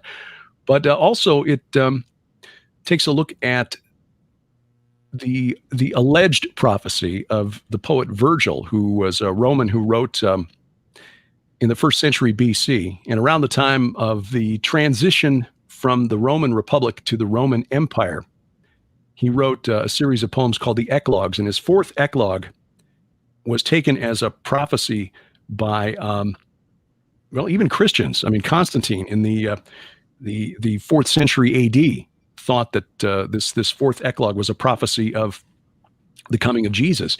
But there are New Agers and occultists who believe that this is a prophecy of the return of the Golden Age. I mentioned the Golden Age, or the 4 ages of man defined by Hesiod, which, by the way, I don't believe it's a coincidence. Hesiod, who wrote it about the same time as the prophet Isaiah in the 8th century BC, I don't think it's a coincidence that his 4 ages of man, gold, silver, bronze, and iron, are matched by the 4 metals in the statue of Nebuchadnezzar in Nebuchadnezzar's dream. The golden representing his kingdom, silver representing the Medo-Persian, the bronze representing the Greeks, and the iron representing the Romans. It's really fascinating that those track. But Virgil, around 40 BC, wrote this poem, and because he cited the Cumaean Sibyl, and here I would take too long to explain, but the Cumaean Sibyl was really, really important in the origin story of Rome. This was taken as a prophecy. He wrote, "Now the last age by Cumae's Sibyl sung has come and gone, and the majestic roll of circling centuries begins anew. Justice returns old Saturn's reign with a new breed of men sent down from heaven. Only do thou with the boy's birth in whom the iron shall cease," the iron age in which we currently live. Things are hard because the gods are evil and they make life difficult. "The golden race arise." Again, a return of the golden age ruled over by Saturn, Kronos, El, Enlil, Dagon. I go through all of those names in the book. This is taken as still a prophecy by many in the occult realm, looking for a return of this golden age ruled by Saturn. Well, last year on the winter solstice, December 21st, Jupiter and Saturn met in the sky at 0 degrees of the constellation Aquarius. This is the closest visible conjunction of those 2 planets since the year 1226. The significance of meeting at 0 degrees of Aquarius is that this now fully brings us into the age of Aquarius. And Aquarius, the zodiacal sign, the astrological sign, is ruled by Saturn, and this is supposed to signal a return to this golden age. And what's interesting, from in the natural realm, if we're looking at the geopolitical implications of this, a 2nd century Roman historian wrote that this was essentially the Saturnalia, for which Saturn was best known, and probably the reason that he was the most popular deity in ancient Rome, represented a time when things were that there was no private ownership, that things were owned by all and shared by all, which is essentially the goal of the World Economic Forum. By the year 2030, we'll own nothing and we'll all be happy. Yeah, they like that, don't they? That not everybody will own nothing, just us, right? Just Right. Somebody's going to own all the stuff that we're having to rent, but it's not like Bill Gates. It's not like Bill Gates is going to be like, oh, well, I guess I don't own all this farmland anymore, and I guess I don't own this and I don't own that. Yeah, right. Right. Well, actually, my wife and I were discussing over the Christmas break about how this metaverse thing is getting ready to blow up, right? Like this virtual reality metaverse world. You know what I'm talking about? Yeah, in fact, Josh Peck and I were out in Oklahoma City at Prophecy Watchers last weekend, and we recorded about a 25-minute program on that. In fact, I'm working on a novel right now where that's going to be a central feature of the novel, because I think while it's being presented to us as a sort of a golden age and we'll be able to do everything in the metaverse and everything will be wonderful, we can work from home and we'll have these meetings in real time with people using avatars instead of actually having to drive and travel. Okay, but I think there are a few programs that give us that have been broadcast over the last 10 years that give us a more accurate view of how this is going to look. Altered Carbon on Netflix, which wasn't really so much a metaverse, it's just what would happen if cloning technology was available and the ability to swap memories from one suit, or sleeve is what they called it, sleeve, one body to another. What are the consequences of no longer being responsible for anything you do? I mean, I think they're cloning people now. Well, it's a little more difficult than people suspect, but you might be right. But the point is, if it gets to a point where people can just build or grow clones of themselves and just swap their memories from one suit into another, one sleeve into another, and you can do anything because there are no consequences. You just basically live forever. Want to go out and get into a bar fight? That's fine. Just remember, you back up your memory stack before you go out, so that if you get killed, well, your memories just download into a new suit, a new sleeve, and then there you go. But it'd be a whole different soul, wouldn't it? Well, that's the thing. That's never really addressed in these programs, and that's what I want to address in the novel that I'm working on. But Ready Player One, there's another example there where you spend all your life in a virtual reality instead of dealing with the real world around you. Well, when my wife and I were talking about it, I was saying, it'd be really cool if, I can get a job in there and then I could just work in there all the time. And then I started thinking, well, goodness, that might be their goal. I mean, just to keep us all in there all the time. Sure. And that way, when we go home, we don't even need to go home into a big house or nothing. We could go home to a box, right? Like one of those little Japanese hotel rooms, right? Where you just kind of lay down or sit there, and you just put on your thing, and you're in whatever home you want to be in, and you're in whatever world you want to be in. You could just be sitting there in your little box.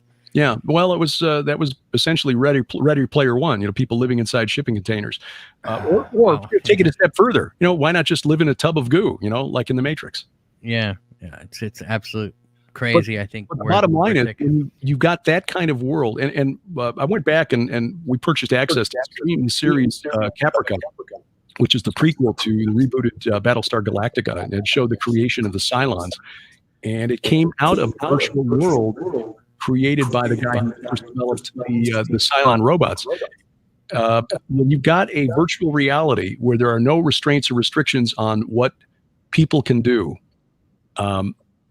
you essentially get a look at what humanity would be like if Adam and Eve had gotten access to the tree of life in their unregenerate state. When you got sinful people who can do anything they want and never suffer the consequences of those bad actions, you will literally have hell on earth. In Caprica, the first episode shows two girls, teenage girls, going into this virtual reality, into a hacked version that is not officially sanctioned by the company that makes access to this VR world, where it's a nightclub where anything goes, and they go into one room where they're literally doing a human sacrifice. Now, again, it's virtual reality, so nobody's actually dying. But what happens to the soul, the spirit of the people who are engaging in this ritual and getting some sort of power or energy from what appears to be a human sacrifice in front of them? In fact, they've even got in that VR, very briefly, it was only for 10 seconds. Oh, who's that there? I mean, look, her face is changing. It's human, and now it's feline, and now it's human, and now it's an owl. Oh, that's Hecate, goddess of the dead. Oh, okay. Well, since human brains are essentially just a bioelectrical thinking machine, And we know that they can be overwhelmed by an external force like a demon. Why couldn't the servers, the processors running a virtual reality, likewise be compromised, inhabited, influenced by external spiritual forces? Yeah, that's what I'm going to look at in this novel that I'm working on, because I think there are aspects of this that have been touched on by science fiction, but I don't think they've taken it all the way yet. How does this affect people spiritually, getting into these machines and having the ability to do anything without any perceivable consequences? Yeah. Let me ask you this. Your new book mentioned the Great Conjunction, but you remember the conjunction back in, what was it, 2016 or 2017 or whatever, in September with the moon at the girl's feet, with Jupiter kind of flying around in her stomach for like 9 months before it came out. You know what I'm talking about? Do you think that actually meant something? Well, no, I'll be honest. I think that's the description is taken from the early part of Revelation chapter 12. And again, I think that's a historical event pointing back to the birth of Jesus Christ, because when you look at Revelation 12 in its entirety, it's clear that the child who's born to the woman who's clothed in the sun is Jesus. And that happened 2,000 years ago. So no, I think that event was in the past. And I interviewed some people who were who very much believed that it was a future event that was foretold there. And, I gave them the opportunity to share their beliefs, but honestly, I think that referred to an historical event. Yeah. All right, guys. Well, we got about 25, 30 minutes left. If anybody has any questions, go ahead and put it in the chat box in the YouTube group. I guess you can comment if you're listening to this on Facebook. You can also comment on Facebook, and it'll come into StreamYard as well. So I'll be able to see it, I think, if you comment on Facebook or YouTube. We're actually live on both platforms now. That's going to be what we do from now on. All right. So Davy Jones has a question here. He says, how many names do you think Lucifer has? Well, he's got a number of them. And in fact, in the book, I argue that Lucifer is not Satan, that Lucifer is, in fact, this entity, Shemiyaza, who then I follow his career through Mesopotamia down to the present day. Kumarbi of the Hurrians and Hittites, Enlil of the Sumerians and Akkadians, Dagon of the Amorites, El of the Canaanites, Baal-Hamon of the Phoenicians, Kronos of the Greeks, Saturn of the Romans, and then at the end he'll be called Abaddon or Apollyon, the destroyer. Also, Ashur, chief god of the Assyrians. He was also Molech, the god who demanded human or child sacrifice. But, so did Baal-Hamon and Kronos and Saturn. So there are common threads to all of these entities. I argue they're all the same entity, and that this was the entity in Isaiah 14 who Jerome, the Latin churchman who translated the older Hebrew into the Old Testament, the Vulgate translation, translated the Hebrew Hillel ben Shakar, which means lightbringer, son of dawn, into the closest Latin equivalent, lux and pharos, meaning, and that's how we get Lucifer. That was not the original name written down in the Hebrew. A scholar by the name of William Gallagher some years ago wrote a paper showing how Hillel is actually a Hebrew transliteration of a Ugaritic transliteration of the Akkadian name of this god, Enlil. It would have been Elil in the Akkadian. Elil became Hillel in the Hebrew. So again, I don't believe Lucifer and Satan are the same entity. Now, who is Satan? There are some evidence from Jewish writings that there were many Satans. In fact, in the Old Testament, it's not even a proper name. It's Ha-Satan, the Satan, like the adversary or the prosecuting attorney. It's like a job description. By the New Testament, it's clearly used as a proper name, but it's not that way in the Old Testament. So was there more than one Satan? Could have been. There may have been a series of angels who had that role. All right. Let's see here. Dr. Strangelove wants to know why Matthew talks about the Persian Magi. That's a good question, and I don't think I can give you an accurate answer on that one. That's not something I've put a lot of study into, though. I will say I've read somewhere that it's possible that the wise men who came from the east didn't come all the way from Persia. They may have just come from the Transjordan, modern day Jordan, really. But yeah, again, that's something I've not studied, so I really can't give you a good answer. Okay. AJK wants to know, how did the Christian prophets miss the presidential election? Well, I would say it's because they were not hearing from God.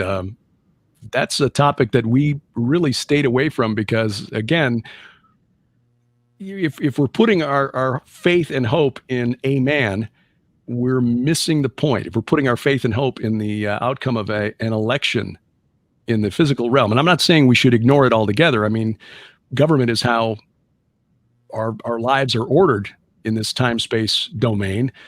But again, as Christians, our main responsibility is making disciples of all nations. And we're not ever going to vote Jesus into the White House or have Jesus appointed to the Supreme Court. Well, we might vote the Antichrist in, right? Unless you think the Antichrist. Do you have me muted? No, I can hear you. I'm getting feedback from you. Mm. All right. Let me ask. Do you think the Antichrist is going to be human looking? Yeah, it will be a human that fills that role. We argue that his spirit will be the spirit of Leviathan, chaos, the beast that emerges from the sea in Revelation 13. Doesn't sound like a dragon the way we understand it, but it's the way dragons were depicted in ancient Mesopotamia. And because he's emerging from the sea, which again is that representation of primordial chaos, I think that's who's in view. But he was going to look like a human, and he's going to be a very attractive and very appealing human too. So yeah, he will be voted into office, whether it's whatever nation elects him. I argued in my book, Bad Moon Rising, that I think he will represent himself to the world as a Jew and be welcomed by the rabbis in Israel as their Messiah. But oh, that's possible. It's yeah, he will definitely wear a human suit. All right, let me thank Spartano Negative real quick for the 555 super chat. I also want to thank oh goodness sakes, here. Let me find your name, man. I'm gonna find it. The Happy Plague Doctor. The Happy Plague Doctor also with a couple $5 super chats today. Thanks so much. In fact, I think you had quite a few super chats today, so really do appreciate it. All right, so coming back down to the questions, Sapphire Sun wants to know, where do races actually come from? Just differences in genetics. I mean, we can all trace our ancestry back, I believe, to Noah and the Ark. But beyond that, it's just different changes in genes as people spread across the earth, adaptations to different environments, perhaps. Yeah, that's really more of a question for Sharon, who's got the degree in genetics or molecular biology with the emphasis on genetics. Do the Chinese have a religion? I mean, they don't right now, I don't think, because you can't, with communism, you're not allowed to have a religion. But I mean, 1,000 years ago, 2,000 years ago, when they were building this Great Wall, they've been there longer than anybody, right? The Chinese, didn't they have a religion? Did they speak of dragons or angels or gods or of Noah's flood? Yeah, now this is not something I've studied much, but yes, they surely did. And in fact, we've recently become friends with an evangelist who is he's from Singapore, but he is of Chinese ancestry, as many of the people in Singapore are. And he said that in Asia, in general, the veneration of ancestors is very, very important. The idea that you have to appease and present offerings to your ancestral dead. Well, again, this traces back to Mesopotamia, and the earliest known references to it in written text go back to about 2400 BC, which coincides with the arrival of the Amorites in Mesopotamia. So yeah, I think you can trace that all the way back to the veneration of the demonic spirits of the Nephilim, as the Book of Enoch records, and as the early church understood. I mean, the early church fathers, the theologians, early Christian theologians, for about the first 400 years after the resurrection of Jesus, were pretty much unanimous that demons were the spirits of the giants, the Nephilim, destroyed in the flood of Noah. But they were condemned to hang around the earth and torment us until the end of time. And I think that's what is presented to humans over the millennia, saying, "Oh yeah, I'm your grandfather, and you need to offer me food once a month, or I'm going to get angry, and you wouldn't like me when I'm angry." That is still very common in Asia today, even among the Chinese, which is officially an atheistic country. But again, that's all over the world, even here in America. All right. So I'm laughing. Thank you, Happy Plague Doctor, again, and I'll skip the question. Smooth as Fast wants to know, does Gilbert feel that Adam and Eve were sent from a higher holy council to fix what Lucifer, Satan, and the fallen did on this planet, not the typical Adam and Eve story from the book of Urantia? Urantia, I think. No. Adam and Eve were part of the divine council early on because they were in Eden, which is the garden of God, and they were expelled from it because of the rebellion. The sentence of death was to prevent eternal life in a fallen, unregenerate state, which again would look like altered carbon. The people who could do anything without consequences and just got really depraved and ugly, or the virtual reality world created in the series Caprica. So no, I don't think there's anything that we can take that's useful from the book of Urantia. Okay. Metal Songbird says that Leviathan feeds off of fear. Is that true? Bible doesn't say anything about that one way or the other, but certainly chaos is a pretty fearsome idea. What blows my mind is that there are so many today who are practicing a form of magic developed by Aleister Crowley and then developed by his acolytes, especially Kenneth Grant, in what they call chaos magic, and trying to develop a system of control for chaos. I mean, how can you create a system of chaos? Chaos, by definition, is no system. So it may not feed off of fear, but it certainly is a fearsome idea to think that the order with which this universe is held together would suddenly be ripped to nothing. That's not where I want to be. Okay. Sapphire Elf says China still has tribes in outer provinces that have old religions. Boy, I sure would like to talk to some of them, but they probably don't speak English. Arlene Atkinzel says the Bible specifies that the Antichrist will be charming and everyone will believe and trust him. There isn't anyone in any position of power right now that fits the description of traits and events. I would agree with Arlene on that. I think the Antichrist will be charming. He will be the consummate politician, dynamic, gregarious. Everyone will love him until he sets himself up in the temple and says, "Oh, I'm God, by the way." All right. Nathaniel Gillis is in the house. Are you familiar with the work he's done on demonology? I'm afraid I'm not. Oh, it's fascinating stuff. I will look him up. Link to some of his stuff. He's absolutely fascinating, man. He's got some great stuff going on. Nathaniel, how you doing, man? We got to get you back on again. Bernest Evans wants to know comments on Freemasonry and Luciferianism. I have not done a deep dive into Freemasonry. I did write a paper a few years ago that I put up at academia.edu on Scottish Rite Freemasonry and how it essentially venerates Nimrod. That Hiram Abiff, which is the a guy that they supposedly honor as the creator of the temple. I think that's just a blind, and that Nimrod is actually and not Solomon's temple, but the Tower of Babel. I think that's actually what Scottish Rite Freemasonry, when you get to the 32nd and 33rd degrees, are worshiping.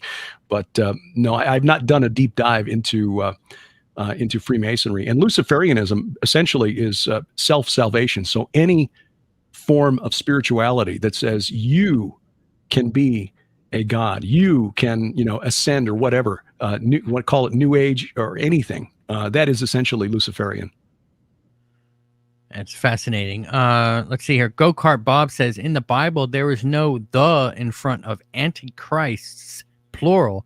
And antichrist is only mentioned 4 times in the Bible. Is that right? Or is it mentioned in other books that have been banned, I guess, from the Bible? Well, it's in the epistles of John. And he says that there are many antichrists who've gone out into the world.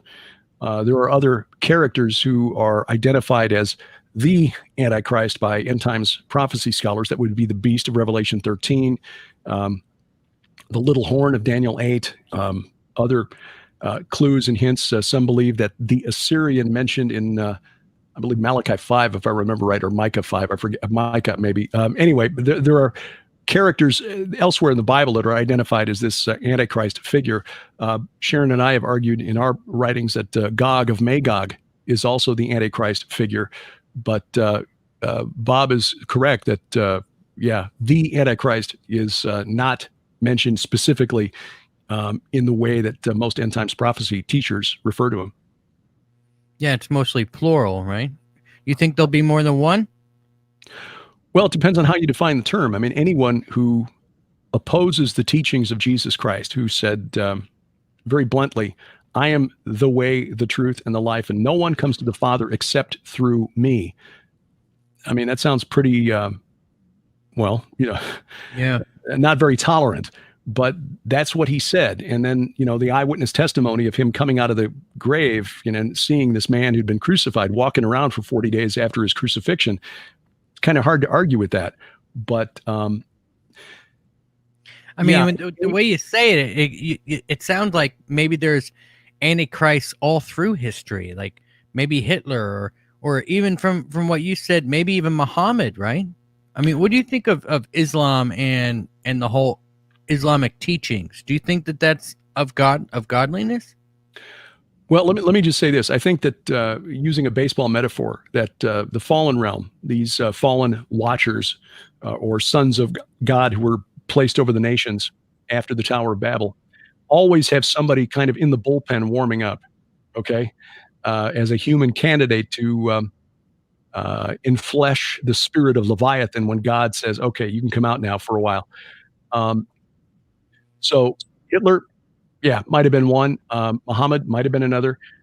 What I wrote in Bad Moon Rising was a little bit of a different take on Islam. I mean, Islam is on track to become the world's largest religion within 50 years. It will have, by about the year 2070, about 1.8 billion adherents around the world. It will surpass Christianity for number of adherents.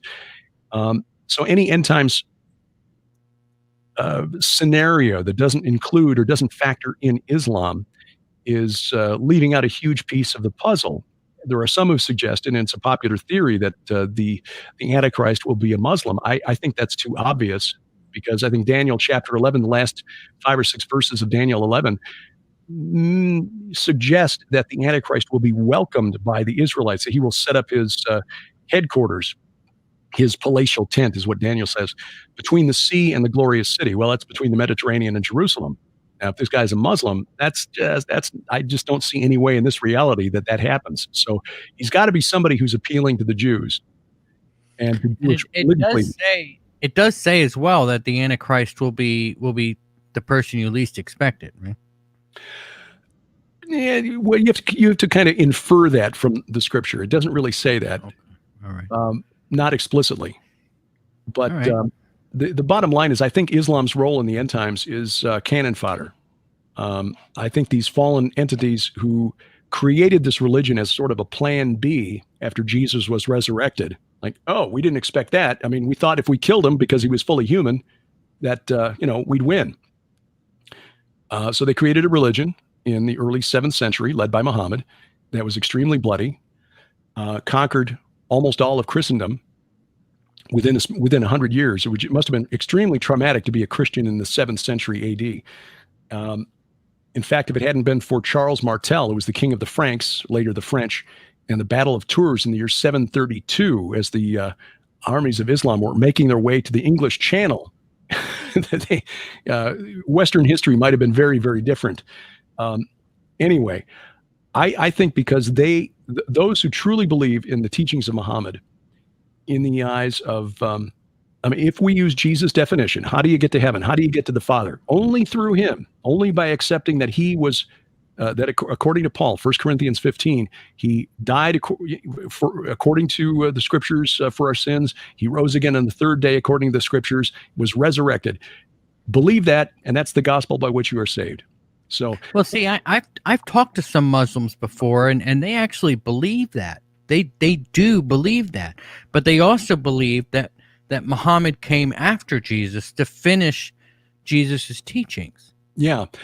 And that's where you run into trouble, because whenever you get into Jesus plus something, whether it's a Muslim or a Christian, okay, yeah, believing in Jesus is good, but now you've got to swear off of rock and roll. And women, you got to wear dresses all the time.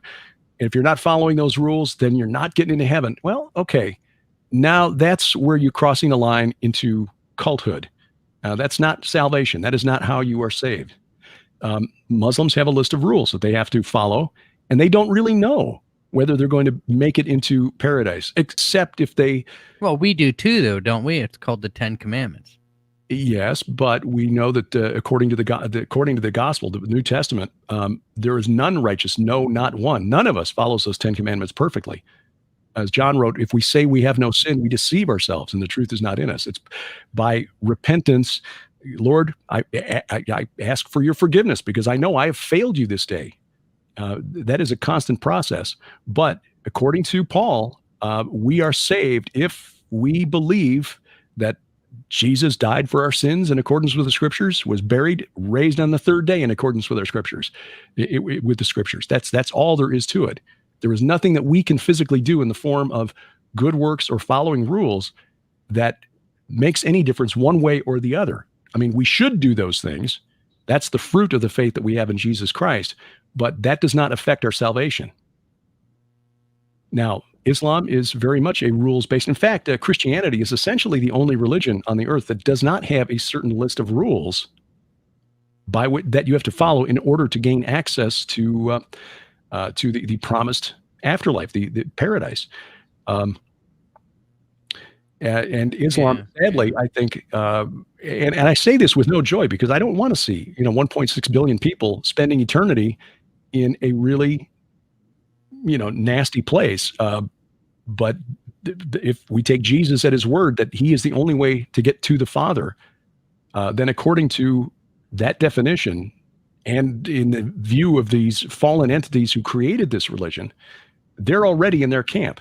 Their goal is to try to destroy Israel. So I think that they will sacrifice a large number of their followers in order to convince Jews that the leader who leads them to military victory over a Muslim coalition is their Messiah. And I think many of them will fall for that. All right. Let's move on with some questions. I don't want to talk too much about Islam. It's definitely interesting, man, and you're right. It's growing. Davy Jones Locker says, "What does Sasquatch got to do with all of this?" Good question. I have no idea. Okay. I guess L.A. Marzulli thinks that they could actually be some angel hybrids as well. Well, it's possible, but until we actually catch one and test the DNA, we can only speculate. Sons of Anarchy wants to know, who were the people in the land of Nod? Those would have been Cain's siblings. The land of Nod, Hebrew, that just means the land of wandering.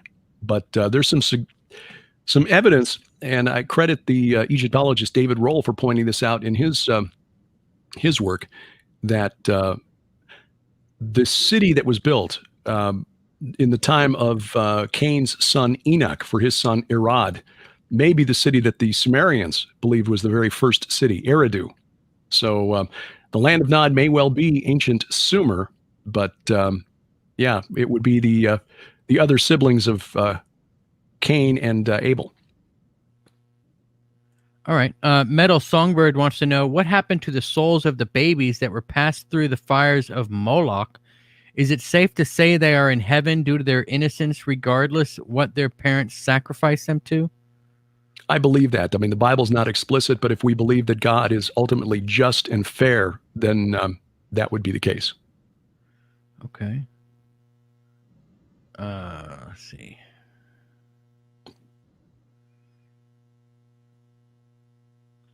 Vash Wolford, how you doing, Vash? He wants to know, what does the guest think about the demons and the link that they would have between the dragons he spoke about earlier?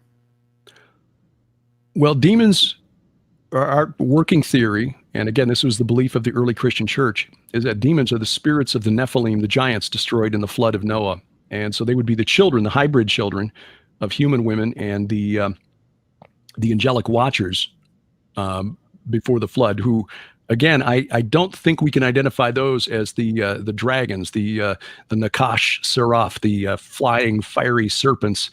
But I think there's a role that these demons will play in the end times, and wrote about that in Last Clash of the Titans and in our book Veneration.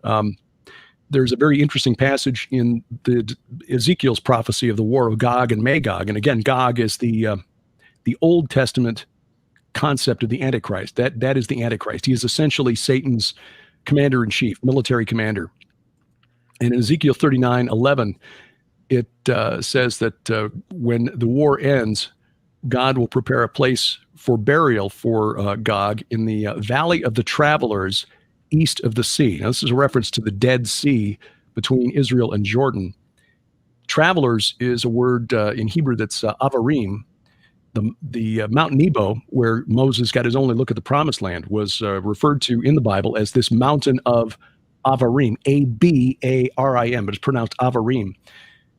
What's significant there is that the word travelers was a word used by the pagan Canaanites to refer to the spirits of the Rephaim, in the sense that they traveled or crossed over from the land of the dead to the realm of the living. And when you look at the stations of the Exodus, there are a couple of place names as they approach the region around Mount Nebo, which is that northeast corner of the Dead Sea, just across the river from Jericho, that seemed to suggest there was supernatural activity in those areas. One of them was called Ovoth, which literally means spirits of the dead. And another was called Ait HaAvarim, which means ruins of the travelers. Interestingly, right there in the plains of Moab, where the Israelites camped before they crossed over to take Jericho, that is the location of that place I mentioned earlier, that the site of ancient Sodom, Tal El Hammam. At the base of that hill where the city was located were 5,000 dolmens. Now, dolmens are megalithic funerary monuments. They look like trilithons, two big limestone slabs on the sides and like a tabletop across the top. And they were used for burial rites for the dead. And there were more of them clustered at the base of what was Sodom than anywhere else in the Jordan Valley. And there are more of them in the Jordan River Valley between the Dead Sea and Mount Hermon than just about anywhere on earth. So the Israelites arrived there out of Egypt. They stop at a place called Spirits of the Dead, Ovoth. Then they move forward and they stop at another place called Ruins of the Travelers, ruins of the Rephaim, ruins of the demons. And then Moses is called up to a mountain where he said, okay, this is the mountain of the travelers, the mountain of the demons, the spirits of the Rephaim. Well, Ezekiel says in Ezekiel 39, verse 11, that this is the place where the war of Gog and Magog ends. And that day I will give to Gog a place for burial in Israel, the valley of the travelers east of the sea. It will block the travelers. The travelers, the Rephaim, the demonic spirits of the Nephilim, will be part of this army of the Antichrist, of Gog, coming to do battle at Jerusalem, which is where Armageddon will be fought. Yeah. You got to wonder how big a battle that's going to be, right? With the weapons we have today. Yeah.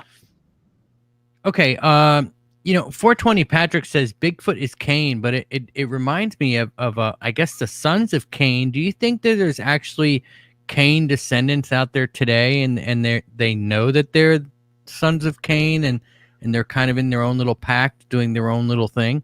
A lot of people think that the deep state is the sons of Cain. What would you think of that? Well, as a Bible-believing Christian, I believe that all of the descendants of Cain were destroyed in the flood of Noah. So, no, I don't think the descendants of Cain are walking the earth today. No, Scott Mitchell thinks that it's possible that Noah's daughter married one of the sons of Cain, that's how the bloodline survived.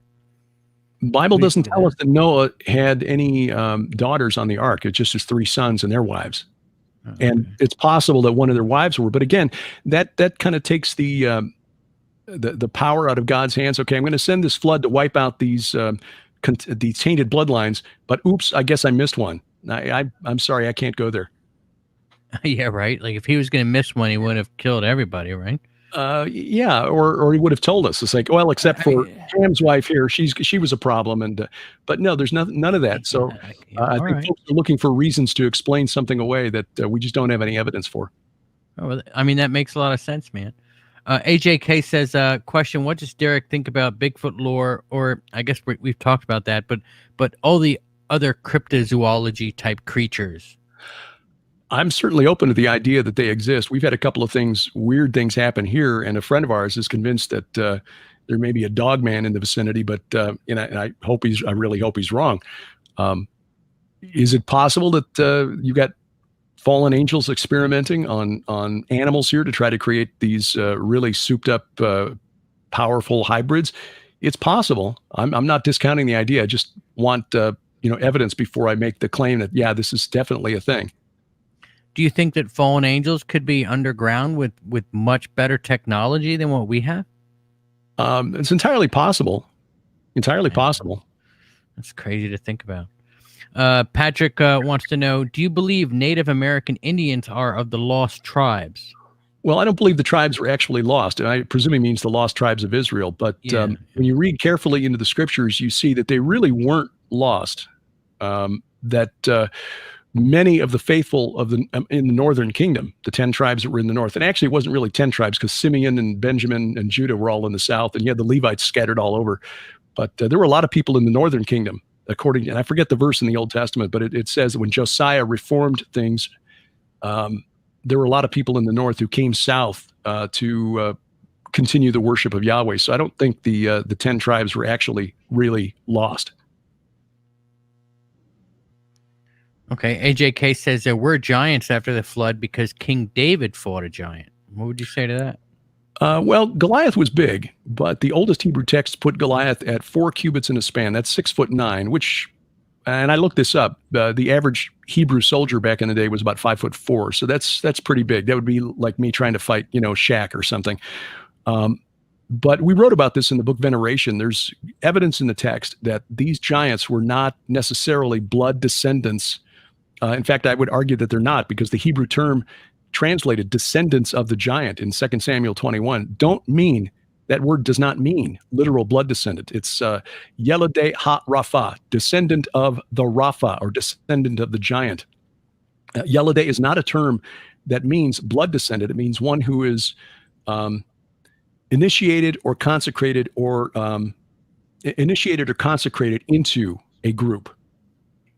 So based on the work of a scholar by the name of Conrad Leroux, who spent a lot of his life translating ancient Canaanite texts, it would appear that Goliath and his other buddies were actually members of a warrior cult that venerated the spirits of the Rephaim. And I think the evidence there is in the name of the giant who almost killed David, Ishbi Benob, the second part of his name, B-E-N-O-B, Ishbi Benob.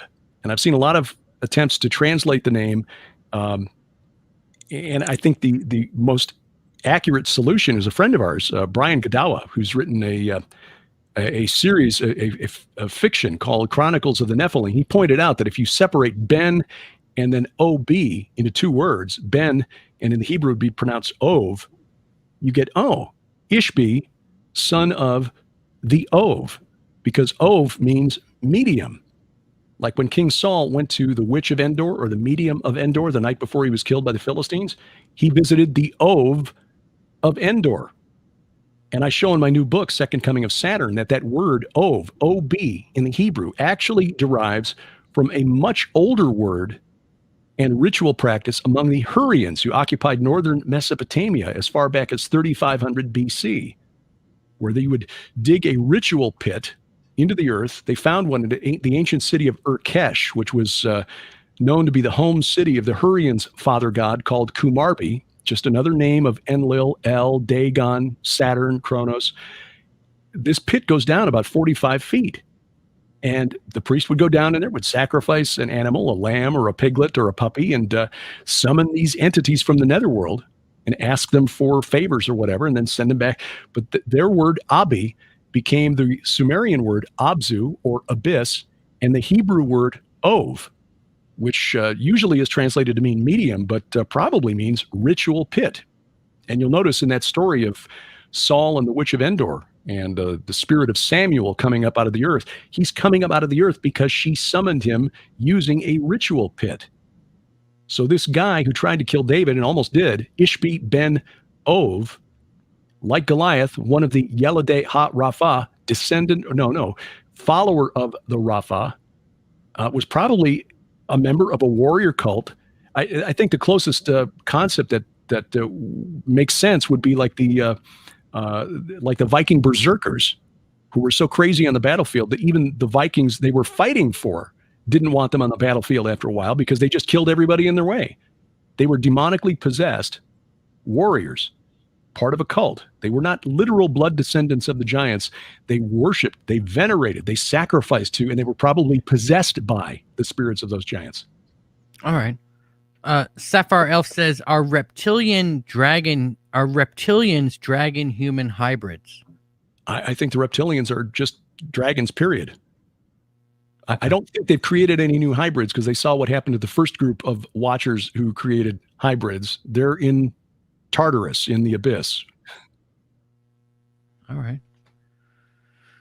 right. So I suppose, man, it's fascinating stuff. And you could go on forever. You could get lost in stuff like this forever. Well, that's the thing about the Bible. There is so much in here that when you start digging in and looking at the original languages and then looking at the cultural context and the religious context of the neighbors of ancient Israel, you see that, the Bible wasn't written in a vacuum.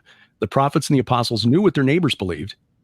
And a lot of stuff that's in here only makes sense if you know what their neighbors were doing. So there's stuff in Isaiah, there's stuff in Ezekiel, there's stuff all through the Bible that only makes sense in the context of the religions of the pagans around them. And that's really what Sharon and I have been researching and writing about for the last 6 years. All right. Davy Jones wants to know, are aliens demonic? That's a good question. And we addressed that. I recommend Josh Peck's documentary film, The Great Delusion, which is available, by the way, to rent as little as $2.95. You can rent it for 7 days for $3 at skywatchfilms.com. Yeah, we go into that in great depth, and I was honored to be a part of that, along with L.A. Marzulli and the late Chuck Missler, Tom Horn, Timothy Alberino, and so on.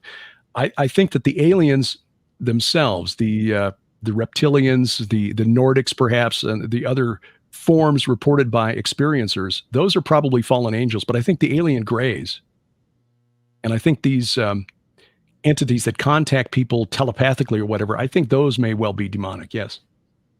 Okay. Do you think that it's possible that the Earth can have visitors from other planets? It's possible, but I don't think there's any legitimate evidence that in fact has happened. Okay. All right. Vash wants to know, any idea who built the Great Pyramids and why? That's a good question. Of course, the standard mainstream answer would be, yes, it was the Egyptians. But I think there's more to them than that. Yeah, it's just I've not done enough research on it to come up with an answer that I would be comfortable standing on. So I think there's more there than we know. I think there was some kind of power generation or something. Might be, because the biggest pyramids certainly were not built as like funeral chambers. Okay. All right. Sapphire says, could angels be an advanced Hollow Earth antediluvian civilization that rides dinosaurs instead of dragons? Because I've had guests on that said that there's this whole inner Earth with different races and species and dinosaurs and everything down there still.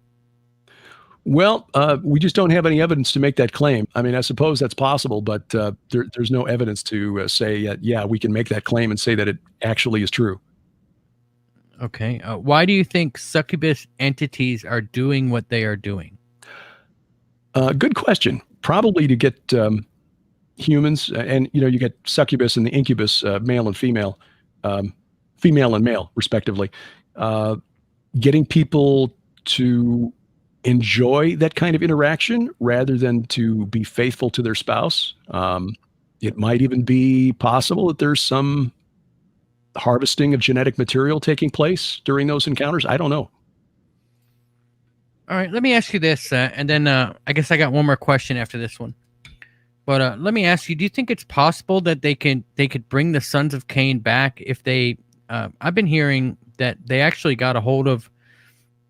One of the reasons why Bush went into Iraq back after the after the 2001 thing at the Trade Center was because they actually had found Nimrod's tomb, and he is a fallen, I guess a fallen. Yeah, he's a Nephilim, and they wanted to get his DNA. Do you think it's possible that if they got a tomb of a Nephilim, that humans could I mean, not the Watchers, but humans could actually clone and bring back sons of Cain with the DNA of such a creature? Well, DNA is a very fragile molecule, so the odds of finding intact DNA to do that with after about 5,000 years in the sand would be highly unlikely. I place Nimrod in the timeline of history probably about 3,100, 3,200 BC, toward the end of what scholars call the Uruk period of history. So we're talking about 5,000 years in an unprotected tomb in a part of Iraq that is not as, Southeast Iraq is kind of marshy. It's like sand and marsh. So I doubt you'd find any intact DNA to do that with. I know there was a story that was cited early on, and I misinterpreted the story when it first came out as well. Back in 2003, the BBC reported that, let me put it this way. People thought the BBC had reported that the tomb of Gilgamesh had been found. There was a German archaeological team that was working at the site of ancient Uruk, which is the city of Gilgamesh, but it's also the city of Nimrod. And the article wasn't written clearly, and so people took that story, and again, I did too at first, to mean that they actually found the tomb of Nimrod. That's not what they did. I went back later and I found the paper published by the archaeologists who had been working there in 2003. They had to stop working because we invaded Iraq back in March of 2003. Yeah, they were using a magnetometer to try to find the outlines of the city walls and buildings in the city without having to dig them up. So they were looking for changes in the magnetic resonance of the earth below this device to try to, okay, here's where the walls were, here's where the buildings were. And they found the outline of a building in what used to be the main channel of the Euphrates River that they said was similar to the description of the tomb of Gilgamesh in the Epic of Gilgamesh. Okay, that's what they said. We found a tomb, or we found a building that seems to match the description in the Epic of Gilgamesh. But they didn't actually dig there, so they didn't actually pull anything out of the ground. So we don't know what it was they found. They just basically said, well, below the earth, there's an anomaly here that looks like it's the shape of what the Epic of Gilgamesh describes as his tomb. So now, is it possible that something happened secretly that we don't know about? Yeah, I suppose so. But until we have actual evidence, can't really say for sure that that's what happened. I know Tom Horn has talked about this, and he had a source inside that said that Marines went into the National Museum in Baghdad and pulled something out. But when his house burned down in 2011, what was on the hard drive, the pictures that he'd been sent, are gone. So, yeah, we don't know. Yeah, I heard about that happening, the fire, and that's too bad. Mm-hmm. All right, I do have two more questions still. I'm sorry. I have one that's always my last question for every guest, and real quick, I just want to ask you, what do you think's going on in Antarctica? Well, it's a good question. I don't know. I know that a lot of any ideas? A lot of what people think is going on in Antarctica, and Josh Peck and I wrote about this in our book on the UFO phenomenon a few years ago, The Day the Earth Stands Still. A lot of what people think is happening in Antarctica is actually basically the plot of one of H.P. Lovecraft's stories called At the Mountains of Madness. So, which has inspired a lot of stuff like John Carpenter's The Thing and that follow-up movie to the Alien Predator crossover that was set down in Antarctica with Lance Henriksen. Yeah, that was good, actually. I enjoyed that. Yeah, I did too. But I like Lance Henriksen. Anything he's in is okay with me. But I don't know for a fact that anything is going on in Antarctica. As far as in fact, I was just reading another story last night where a science fiction author placed a story featuring Leviathan down in Antarctica. So. But yeah, honestly, I don't know what is going on there. Don't have any evidence that there's anything that we need to be concerned about. All right. And I guess I asked this question of all my guests, and so you shall be no exception. Do you know who Corn Pop is? Figment of Joe Biden's imagination. Okay, well, all right. So you knew who he was. A lot of people, some people don't have any idea. We get all kinds of great responses to that. Yeah. People love it. So, although I do have it on reliable authority that he was a bad dude. Yeah, he was a bad dude. It's true. It's true. Regardless whether he was real or not, he was still a bad dude. Even if it was imaginary. But the people swear that this guy actually did exist. Huh. That there actually is a real Corn Pop. I guess he's dead now or something. But well, not surprising. It's been a while ago since Joe Biden was working as a lifeguard at a swimming pool. Yeah, back before he was all corrupted, I suppose. Let me ask you this: where can everybody find you, and we'll call it a show? Well, I appreciate that. You can find everything pretty much that Sharon and I do at gilberthouse.org. That's one word, gilberthouse.org. We post our weekly Bible study there, but that's sort of a hub for everything we do. My personal website, derekpgilbert.com. Okay, and everybody, the links are down in the description box below. Derek, do you want to, I guess we're getting ready to start a new year. Would you like to maybe say a prayer and get us into the new year? Yeah, I'd be honored. Thank you. Father, we thank you for bringing us together through this technology. It's so often used to divide us and keep us apart, that we interface through screens, through social media, and just as you prophesied, the lack of empathy that we show one another through the internet. The love of many is growing cold, just as your word said. So, Father, we pray that for 2022, we will make an effort to reach out to those in the natural space around us, to love our neighbors as you commanded us. Or as you said, that by showing love to our neighbors, loving our neighbors as we love ourselves, we fulfill all of your law. So, Father, we pray for your blessing. We know, Father, that we fall short of your glory each day. But because of your sacrifice, Father, our debt has been paid in full. Give us the words to speak, to share the hope, the joy that we have at knowing that you have taken the punishment for us, Lord, in order to bring us back to you, like the prodigal son in the parable. Lord, we ask for your blessing. We pray for wisdom and discernment, that we would see clearly what is happening in the world around us, but always prioritizing your mission, which is to make disciples of all nations. And we ask this in Jesus' name. Amen. Amen. And I guess, guys, the links are down in the description box below. We're going to do a call-in show for, I guess, predictions for 2022. And you know what else people are calling it, Derek? What's that? It's not just 2022. It's 2020 as well. Right? 2020, yes, 2020 also. Yeah. 2020, 2023, and 2024. And goodness, we got a lot of sequels to 2020 on the way. So I guess, man, thanks so much. Hang on a minute. I'm going to wrap us out. I'll talk to you a second off the air. Just remember, everybody, you can always find us on www.conflictradio.net. You can find us on Apple iTunes, apparently Facebook now, Spreaker, and all of your normal podcast catchers. On Facebook, just look for Conflict Radio. Just search for Conflict Radio Official or Conflict Radio. You should be able to find us. We've got quite a few followers there. And if you want to follow in on the show times and shows and all of that, upcoming shows and upcoming guests and all that kind of stuff, all that stuff is going to be on the Facebook page. So just so everybody knows. And I guess we're going to be back in, goodness, what time is it?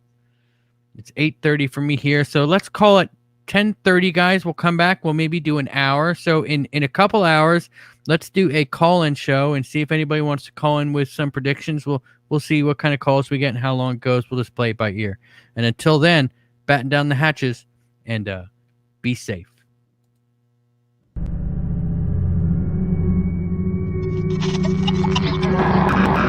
Some aircraft that were clearing.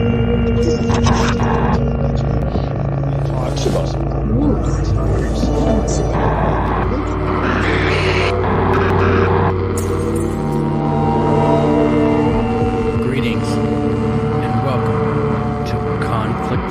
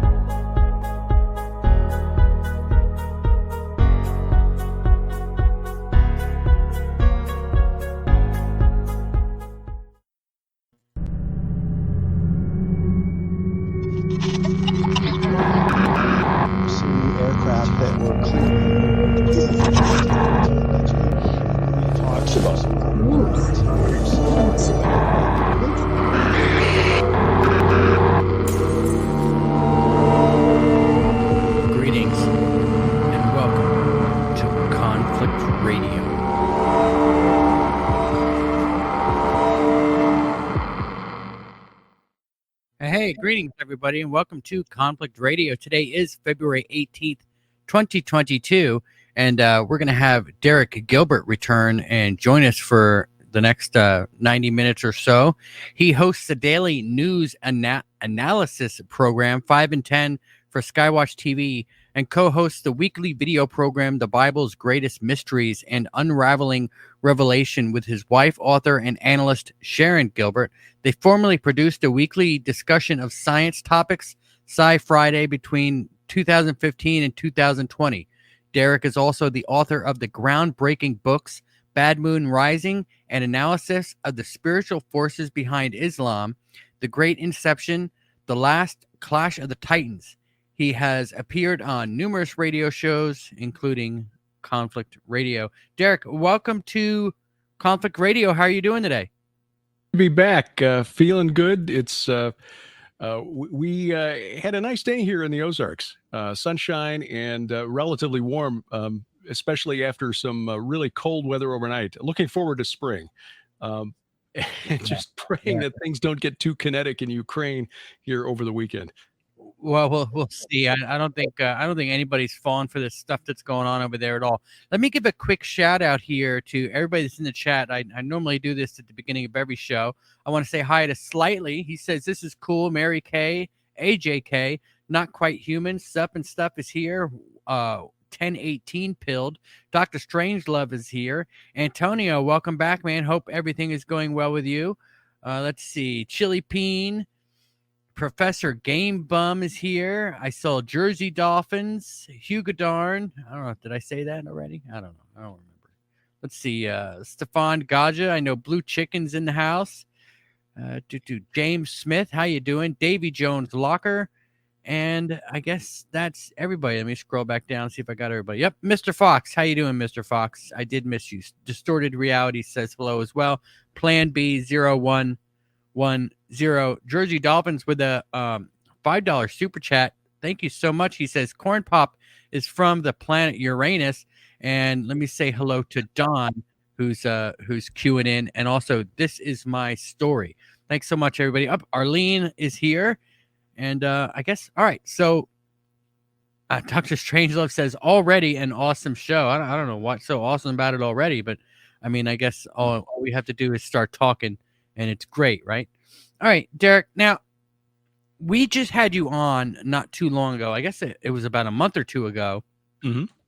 And I wanted to talk to you about the possibility that fallen angels were dragons. And it was an absolutely fascinating show. And if you haven't heard that one, I suggest going back and looking in the videos and finding it. It was absolutely fascinating.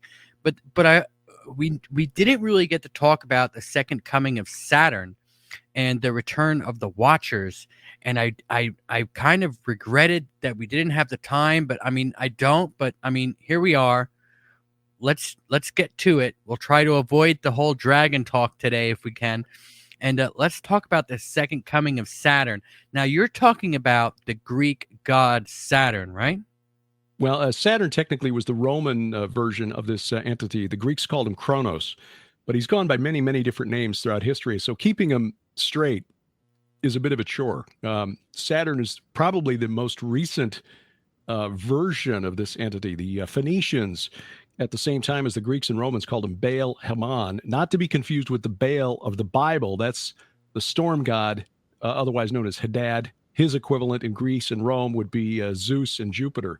But the Canaanites called him El, the Amorites called him Dagon, the Akkadians called him Enlil.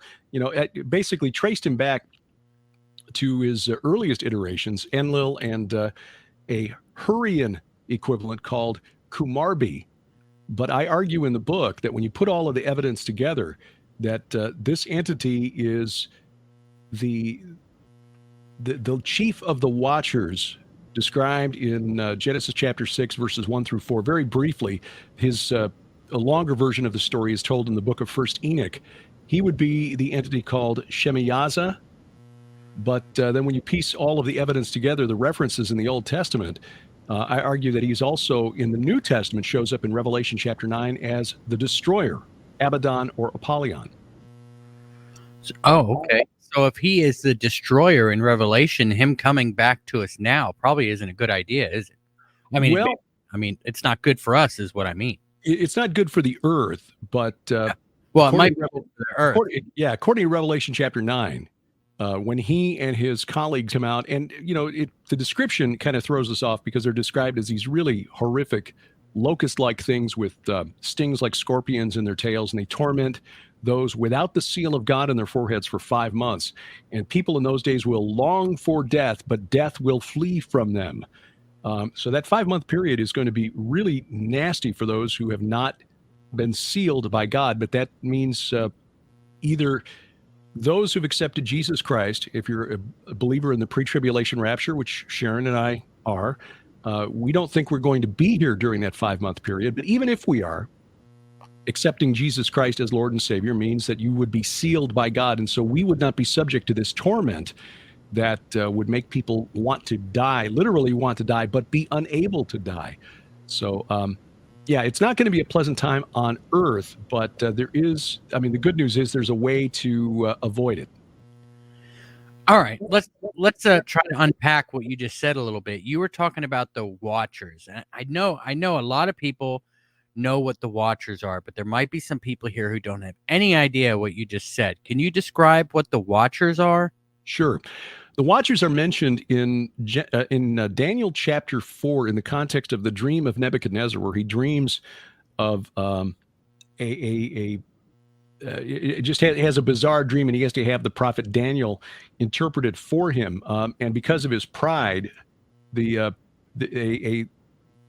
entity from heaven called one of the holy ones descends and tells him that by the decree of the Watchers, he was going to be punished. And this was where Nebuchadnezzar is told that he's going to basically lose his mind and live like an animal for like 7 years.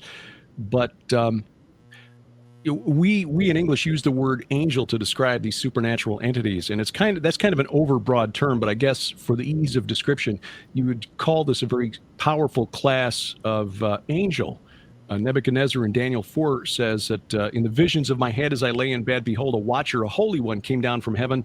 And then in verse 17, we get a sense of the power of these entities. The sentence, Nebuchadnezzar going mad and living like a beast, is by the decree of the Watchers, the decision by the word of the holy ones.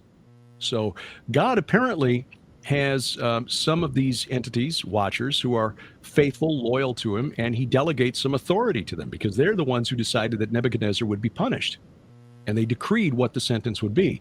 But in the book of First Enoch, where we read about a longer version of the story from Genesis chapter 6, the Watchers who descended to the summit of Mount Hermon and swore by mutual oaths and imprecations, whatever those are, I know what that is.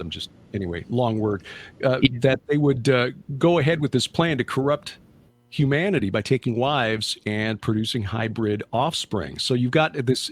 So long story short, a Watcher is a class of angel, a very powerful class of angel. All right. So some people, I've known there are some YouTube channels and some people that people have been listening to for a while that claim to be Watchers, right? What would you say to that? I mean, so what you're saying is human beings are not Watchers, right? Correct. I laugh because it is laughable. Now you can be a watchman, like a watcher on the wall. But to call yourself a Watcher in the supernatural sense, either they don't know what the word means or they do and they're just lying. Okay, so the Watchers, are they good or evil? Do they just watch things to be able to talk about them later? Both, apparently, from the evidence that we have from Scripture and from the extra biblical book of Enoch. But insofar as First Enoch, which is the first 36 chapters of the book of First Enoch, helps us understand what was going on in Genesis chapter 6, we can take some lessons from it. I mean, Peter and Jude in the New Testament specifically reference the book of Enoch, so it was clearly familiar to the apostles. And under the influence of the Holy Spirit, they saw fit to mention. In fact, Jude even quotes directly from the book of First Enoch. Those Watchers, the sons of God in Genesis chapter 6, clearly rebelled. Those are the angels who sinned, referred to by Peter in 2 Peter 2, verse 4. And according to Peter, in that verse, God thrust them down to Tartarus. Our English Bibles say hell, but the Greek word is Tartarosus, which is a different place from Hades. Tartarus was a special place as far below Hades, according to the Greeks anyway, as far below Hades as the earth was below heaven. It was a special place reserved for confining or chaining up or imprisoning supernatural rebels, not the human dead, but supernatural rebels. But again, in Daniel chapter 4, we see that these watchers, these holy ones, basically doing God's will and saying, well, Nebuchadnezzar, because of your pride, you are you're going to be punished, so that you know that that the Most High rules the kingdom of men, Yahweh, the God of the Hebrews. And so, yeah, the watchers can be either good or bad. God created them with free will, just like he created us humans with free will. And like many of us humans, some of these supernatural beings have decided to rebel against his authority. All right. So Saturn is the leader of the watchers, correct? Yes. All right. So he's like Cobra Commander, right? Like in G.I. Joe. If Cobra Commander were to come back, he's not going to come back without Zartan, right? Like, if Saturn comes back, he's going to bring all of these other beings with him, right? Well, that's what Revelation chapter 9 describes. These entities that flood out of the, storm out of the abyss, the bottomless pit, like smoke from a furnace is how it's described. Let me bring it up here so I can get the description. There's a key to the shaft of the bottomless pit. An angel is given that key. He opens the shaft, and from the shaft rose smoke like the smoke of a great furnace.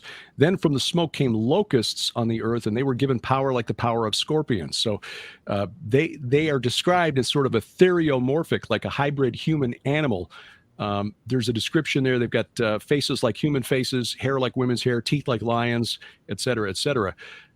Doesn't sound like the way the Titans of Greek mythology or the old gods of the Mesopotamians were described, but I doubt, since these were confined to the abyss, to Tartarus before or during the flood, the period of Noah's flood. By the time the Greeks and the Romans were writing down their stories of their religion, there had not been a watcher seen on Earth in a very, very long time. Okay, so when they do return, they're not going to be coming from space. You don't think, in UFOs they'll be coming up from the Earth, or will they be coming? Is it possible they'll be coming, like, maybe through a portal of some kind? Maybe CERN will bring them back? That's possible, and I've seen people ask that question because we know that that's what they're trying to do with CERN, is open a portal into other dimensions.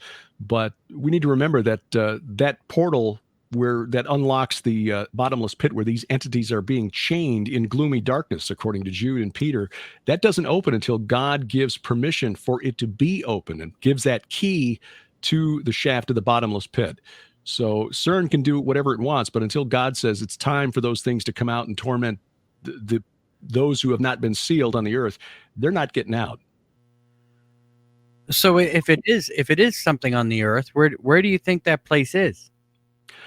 Well, that's a good question. If I had to make my best guess, I would put it in southeast Iraq, and here's why. The Tower of Babel was not at Babylon. Contrary, just because the name sounds alike doesn't mean they were the same thing. The kingdom of Nimrod, we are told, was a king who ruled at the city of Erech in the Bible. That's Uruk, U-R-U-K, in ancient Mesopotamia.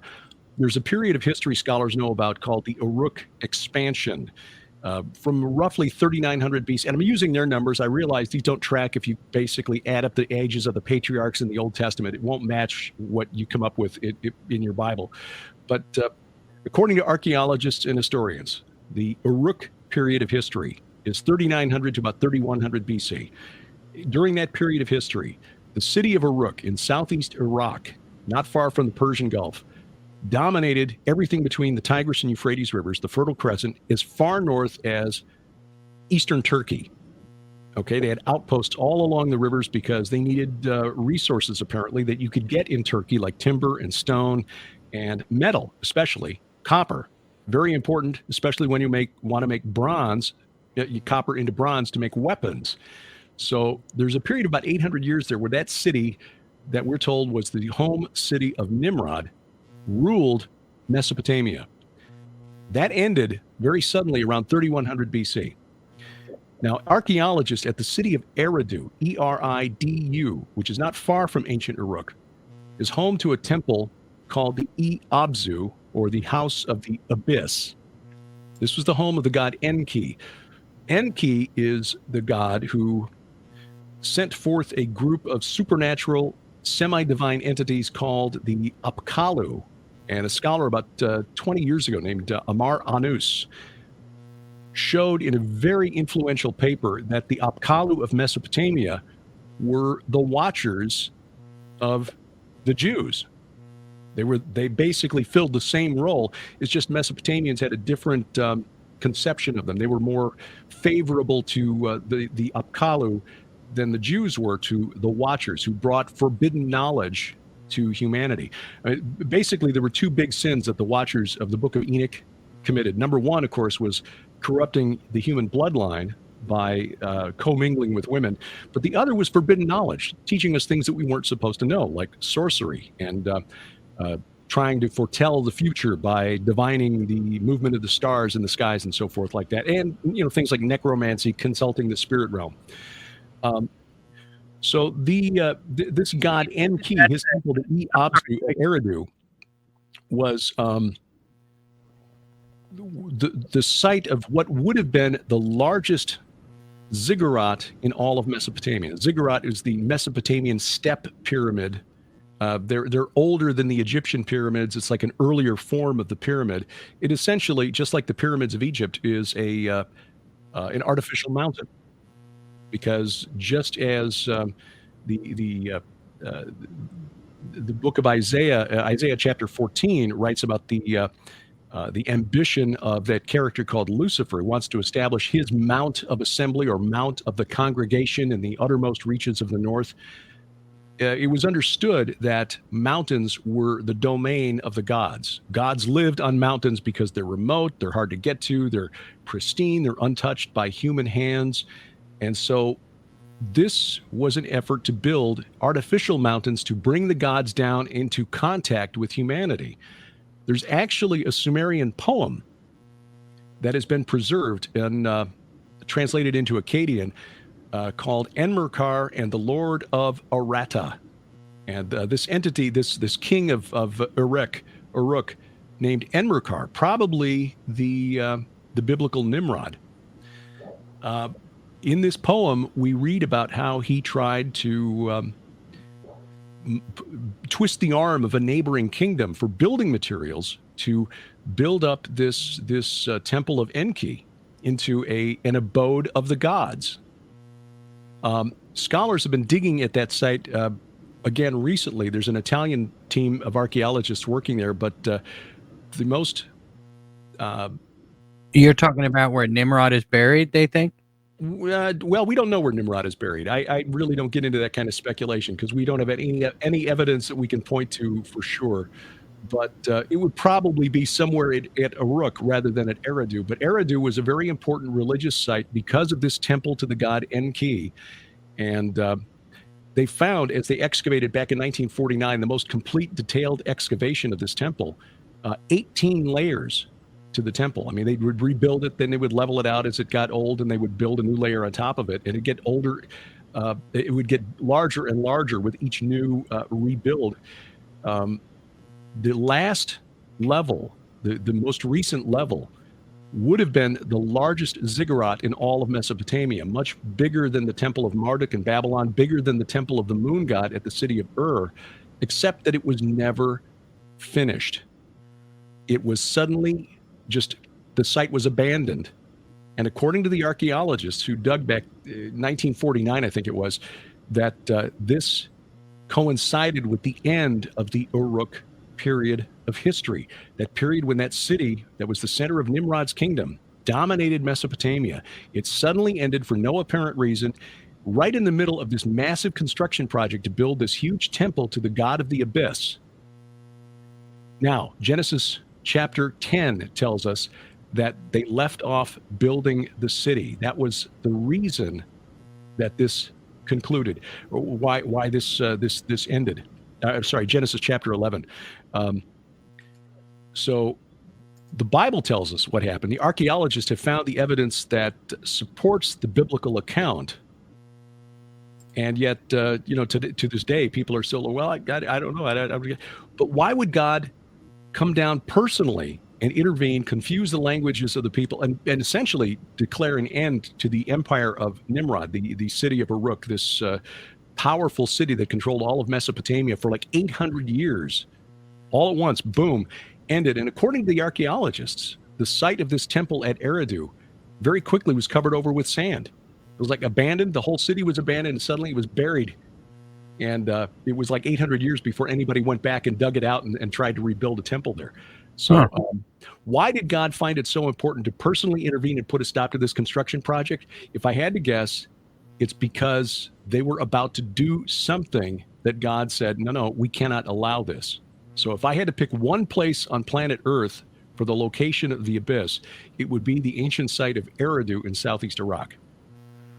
That'd be interesting, right? To have this all of a sudden all come out, like maybe we're watching it on TV. I mean, would it be something like that? Like we're just sitting here watching TV. Let me quick give a shout out to Dr. Strangelove. Thank you so much for the $20 super chat. Really do appreciate it. But I didn't want to ignore that, so I left it up there for until I was able to address it. But let me ask you, like, is that something that we would? I mean, would that be streaming on CNN and Fox News? Like these creatures flying up into the sky? Like, do they fly? Do they? I guess some would, right? Well, that's what the Bible tells us in Revelation 9, that they would come flying out of the smoke that pours out of the bottomless pit. So presumably, yeah. I mean, locusts fly. They're described as locusts in Revelation 9. So, yeah. Huh. I mean, what do they do at that point? Where do they like? Does I have a picture up here. This is the Saturn's temple, right? Mm-hmm. Yeah. Of the picture I have up. What does he return there? And he's like, "What the heck? Where's my temple?" I don't know. See, the bit of evidence that convinced me that I was on the right track with this by equating Shemiyaza from the Book of First Enoch with the Abaddon or Apollyon in Revelation 9, and then this same entity all through the Old Testament. El, Enlil, Dagon, Ashur, the chief god of the Assyrians, Molech, the chief god of the Ammonites, and so forth, is the correlation between the flood of Noah and what happens in Revelation 9 when these things get out of the abyss. Again, Peter, in 1 Peter 3, beginning at verse 18. I'm sorry, I got to interrupt you for a second. You said Molech. Is that the same god that people would sacrifice children or chickens to? Or children, yeah. Yeah. That Hillary mentioned in her emails. Right? Don't know about that. Are you talking about the one where they were looking for the body of Gilgamesh? No. Apparently, she wrote something in an email about having to make a sacrifice to Moloch. Oh, okay. Well, yeah, that would be the same entity. But when you start digging into the evidence of what people in that day and age, people in the Levant, Israel, Jordan, Lebanon, that territory, 3,400 years ago, the time of Moses and the Israelites, the small nation of Ammon, which was on the east side of the Jordan River, their chief god was called Milcom, which is just in their language, which is similar to Hebrew. That's just a word that means king. And the scholars found out that, that's actually the name of their chief god, El, the chief god of the Canaanites, the creator god of the Canaanites. They just called him King, Milcom. But the Hebrews twisted it to Molech by changing the vowels. They did that with Baal as well, and transformed Baal into Bosheth, which means like shameful thing. It was a pejorative. It was a way of insulting the chief god of the Ammonites. But Kronos and Saturn and Baal Haman were all well known in the Christian era, even for accepting child sacrifice. In fact, when Sharon and I went with the True Legends crew, Timothy Alberino, to the island of Sardinia back in 2018, we visited the Tophet at a site called Taros. The Tophet in the Valley of Hinnom, which is just southwest of Jerusalem, apparently had the same function, although archaeologists haven't found it yet. But it's where you buried children who'd been sacrificed to Molech or Baal-Hamon, or Kronos, or Saturn. But if you remember in the Greek myth about this entity, he was told by, after overthrowing his father Uranus and taking the rule of the universe away from his father, that his children would rise up and overthrow him. So as his children were born, Zeus and the Olympians, he swallowed them, he ate them. And so there are, historians from like the 1st and 2nd century AD living during the early Christian era who said, well, Saturn didn't spare his own children, so of course he's going to have his followers sacrifice their children too. So yeah, this entity, very well known for a long, long period of time as a god of human sacrifice. In fact, his Amorite identity, Dagon, one of his chief epithets or nicknames, when translated from the Akkadian, means Lord of the Corpse. So do you think it's possible that if I guess he's still out there, Molar, if he's still out there and people are sacrificing, things that he likes sacrifice. Now, I guess I'm going to try to avoid saying the word too much, but if people are sacrificing, beings to him, would he know that? Would he know that? You know what I mean? Yeah. No, I believe he's chained up in the abyss like the other. Like his colleagues, but and I address this in the book, The Second Coming of Saturn, because it's a valid question. I mean, if he's chained up in the abyss, in chains in gloomy darkness until the final judgment, which I believe is when the abyss opens up in Revelation 9, how can he still influence what's going on Earth? It's like, well, okay, how does a mafia boss or a gang leader influence what's happening on the streets when they're locked up in prison? Well, all they got to do is have a visitor. Exactly. You got minions. And in the Old Testament, we see references to the Rephaim. It's usually hidden in the Old Testament because that word Rephaim is usually translated the dead or the shades or the departed or something. But the Rephaim, which are the spirits of the Nephilim giants destroyed in the flood, are still in Sheol in the underworld. So apparently they can still travel back and forth between that realm and our realm, because those spirits are the demons that are still, afflicting the world to this day. And they're also the ones who are possessing human beings then, right?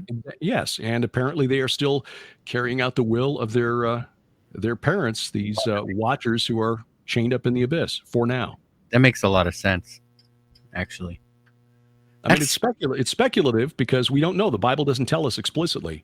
But this was the understanding of the early church. When you read the writings of the early church fathers on the origin of demons and their relationship to the religion of the Greeks and the Romans, it's clear that they understood that these small g gods worshipped by their pagan neighbors were real, but were fallen angels. One of the things that really startled Sharon and me when we researched our book, Veneration, which is all about the cult of the dead around ancient Israel, and and how the spirits of the Nephilim, called Rephaim by the Canaanites and the Amorites, that worship of these spirits was transferred to Greece and to Rome as hero worship, except the term hero in ancient Greece meant something a lot different than it does to us. It's not a quarterback who can throw for 300 yards. It was one of the mighty men who was of old, these spirits of these demigods, like Hercules, who could influence the land of the living. Even though he's dead, you still offered him sacrifices to try to get him to do stuff for you. So the worship of these demigods like Heracles and Perseus and Theseus and Cadmus and Bellerophon, that came right out of the Canaanite and Amorite veneration of the spirits of the Rephaim, who were the Nephilim destroyed in the flood.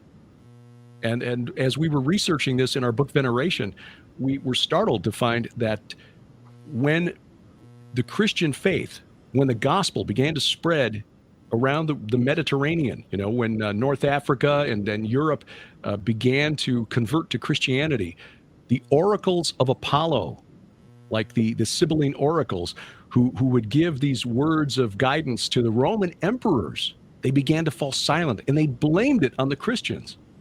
And that was responsible for the most intense persecution of Christians in Roman history. And that was in the late 3rd century under Diocletian, because the righteous men were preventing the oracles from getting their messages from the gods. Yeah. So what is exactly the cult of the dead? It's this idea that a belief that our ancestors are still with us and that we have to appease them by offering them sacrifices, offer them food. In the ancient world, food or drink or cigarettes or whatever, you see this all over today, but this is a very, very old practice. It's attested first in text from Mesopotamia going back to about 2500 BC, but based on other clues and other evidence, it's probably much, much older than that. The practice among the Amorites was called Kispum, where every month on the 30th day of the month, which is the night of no moon on a lunar calendar, so the night when it was totally dark, when the veil between the worlds was thinnest, you had to summon your ancestors to a ritual meal. Now, there were 3 aspects to this ritual. Number 1 was saying their names, because there was this belief that by speaking something, you brought it to life. You made it real. It's almost like, not to step on any toes here, but in a Christian sense, it's almost like the word faith movement. Your words have power. So by speaking the names of your ancestors, you kept them alive, essentially, and you summoned them to this ritual meal. Well, then you would take bread and you would feed these little statues that represented your ancestors. Your viewers, listeners might be familiar with the word teraphim, which was the ancestral gods. They're mentioned in the story of Jacob and his father-in-law Laban.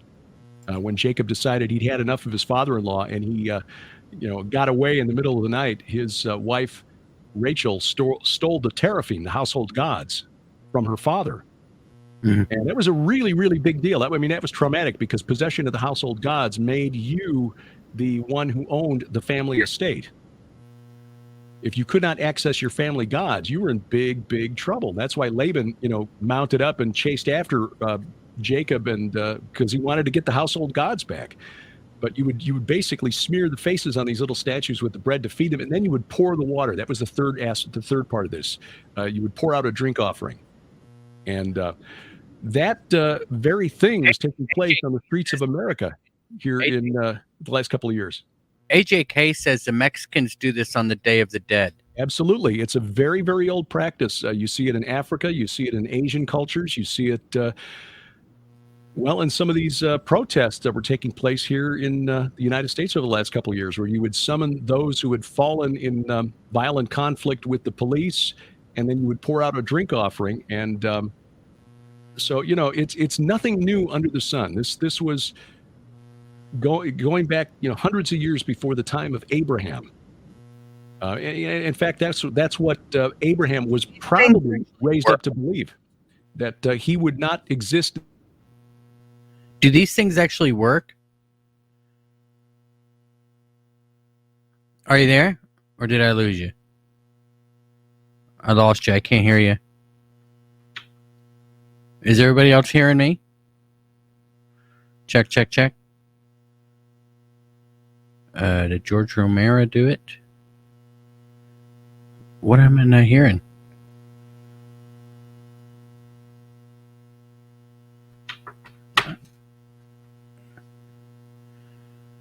I can't hear anything. Yep, I guess everybody's saying they can hear me.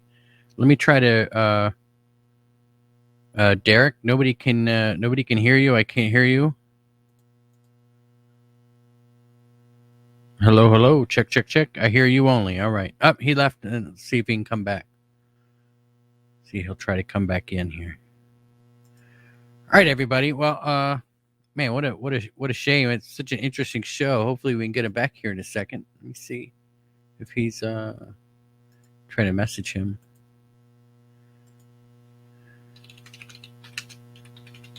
Try to come back in. It looks like he's offline. Loud and clear. Get him to reconnect. It looks like he's completely offline, and maybe he lost his internet. Boy, I hope not. Oh, here he is. Here we go, Derek. Derek's back.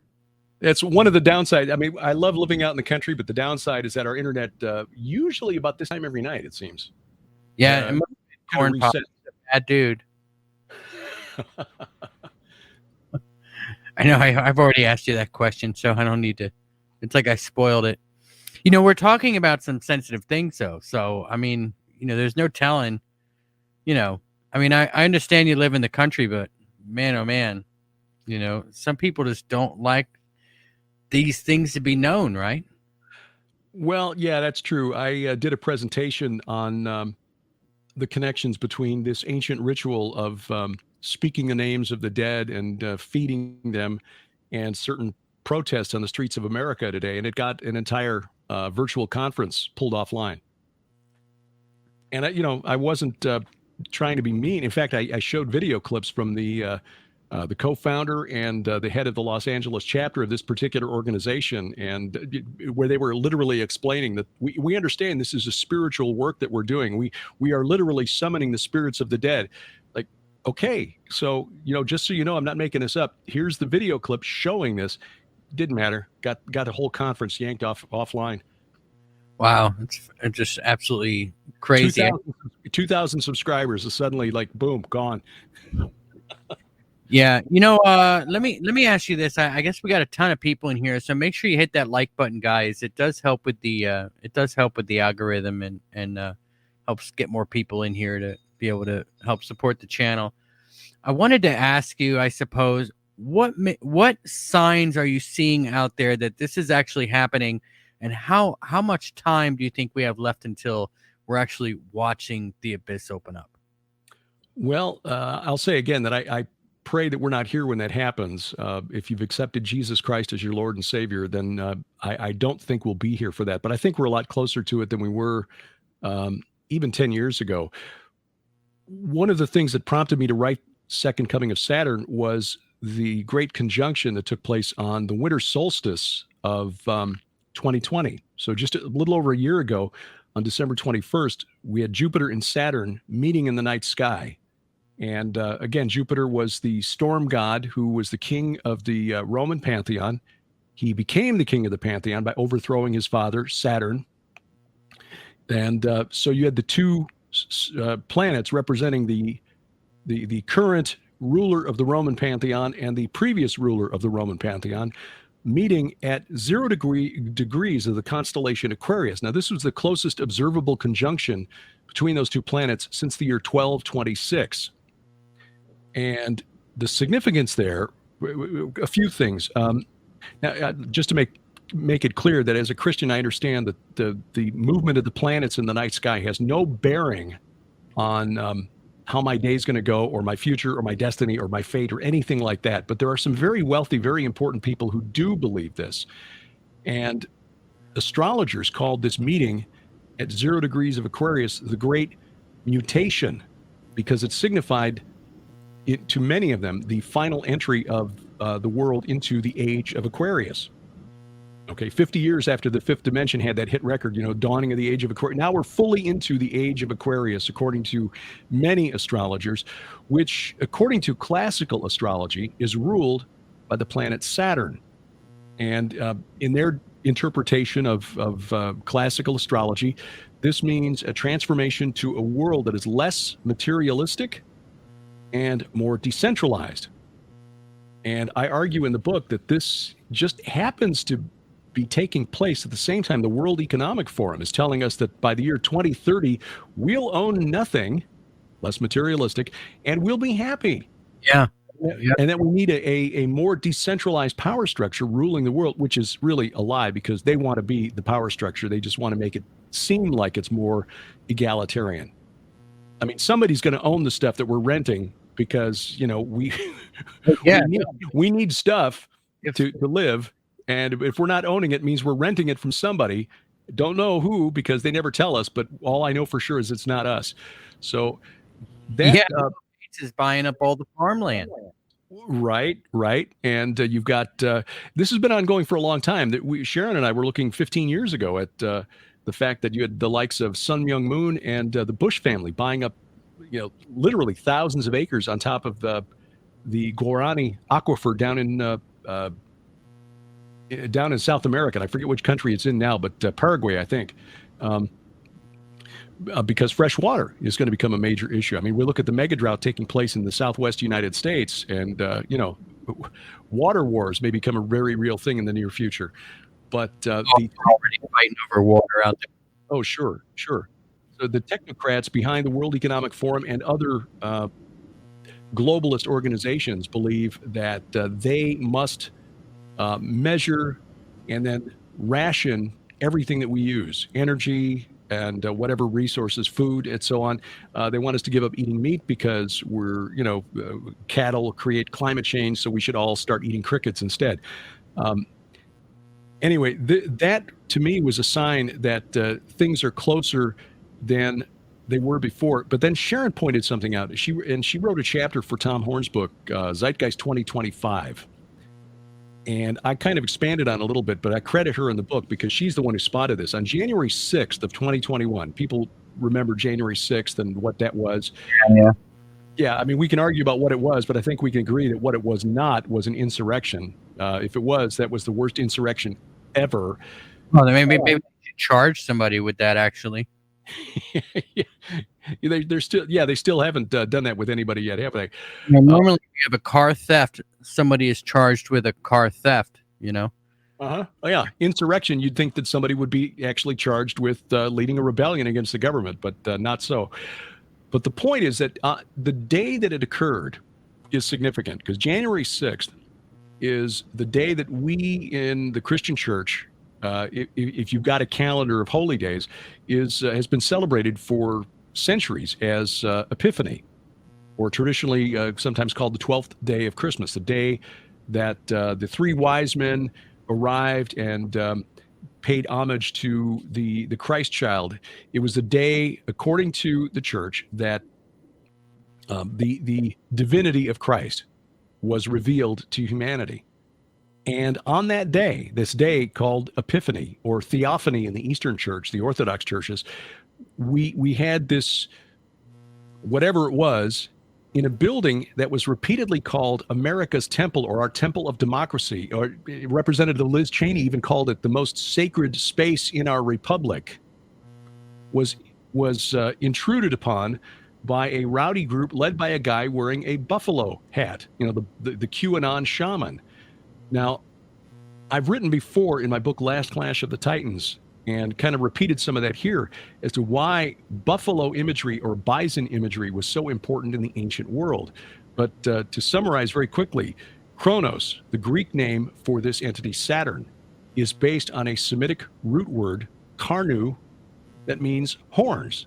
In other words, Kronos, Saturn, is the horned one. In fact, the word Titan, the name of the old gods of the Greeks, is based on an Akkadian word for bison or buffalo or aurochs, which was an ancient strain of cattle. So when you wanted to find out who the gods were in ancient Sumerian art, look for the guys wearing the hats with multiple sets of horns on them. That's how you indicated divinity. So on Theophany or Epiphany of January 6th of 2021, a group led by a guy wearing the symbol of the old gods, the Titans, Kronos, intruded on America's temple, the United States Capitol. And I spent some time in the book, Second Coming of Saturn, explaining why the Capitol is named the Capitol. It's not because that's what you call a building, traditionally call a building where the legislature meets. The capital of the United States was called the Capitol because that's the name of the temple of Jupiter in ancient Rome, the Capitolium. Huh. Until the capital of the United States was built, the United States Capitol, that's CAPITOL, not to be confused with AL, which is like a capital city. Washington, D.C. is the capital AL. The Capitol, OL, is named such for the temple of Jupiter, who, remember, is Zeus, equivalent to Baal, who Jesus in Matthew 12 identified as Satan. There was also a big... I'm just going to throw this out there. There was also, I was reading somewhere, there was also a big deal about the Rams winning the Super Bowl. It has to do with the God of War or something. Have you heard that? A friend, Christopher Knowles, has written about that. I have not read his article on it, but Christopher Knowles, who's got a blog called The Secret Sun, does a really good job of digging into some of the symbolism and the semiotics of the culture around us. he referred to it as the super Baal, which is the correct pronunciation of Baal of the Bible, Baal. I have not dug into that, but I have no doubt that he is correct. Yeah. All right. So so what you're saying is that the horns, when they're talking about the horns coming out of the head or whatever, they're not really horns coming out of the head. They're wearing helmets. Well, that's how they're depicted in ancient Sumerian. But when you look at, for example, the cherubim of the Bible, and actually the correct pronunciation is cherubim. In Ezekiel chapter 1, Ezekiel chapter 10, he describes them, and they've got 4 faces: human, ox, eagle, lion. In Ezekiel 10, it's human, cherub, eagle, lion. So the cherub and the ox are equivalent. You've got this.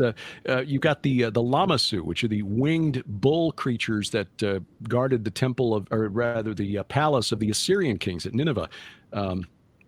We had a chance to see those at the British Museum when we were there a few years ago.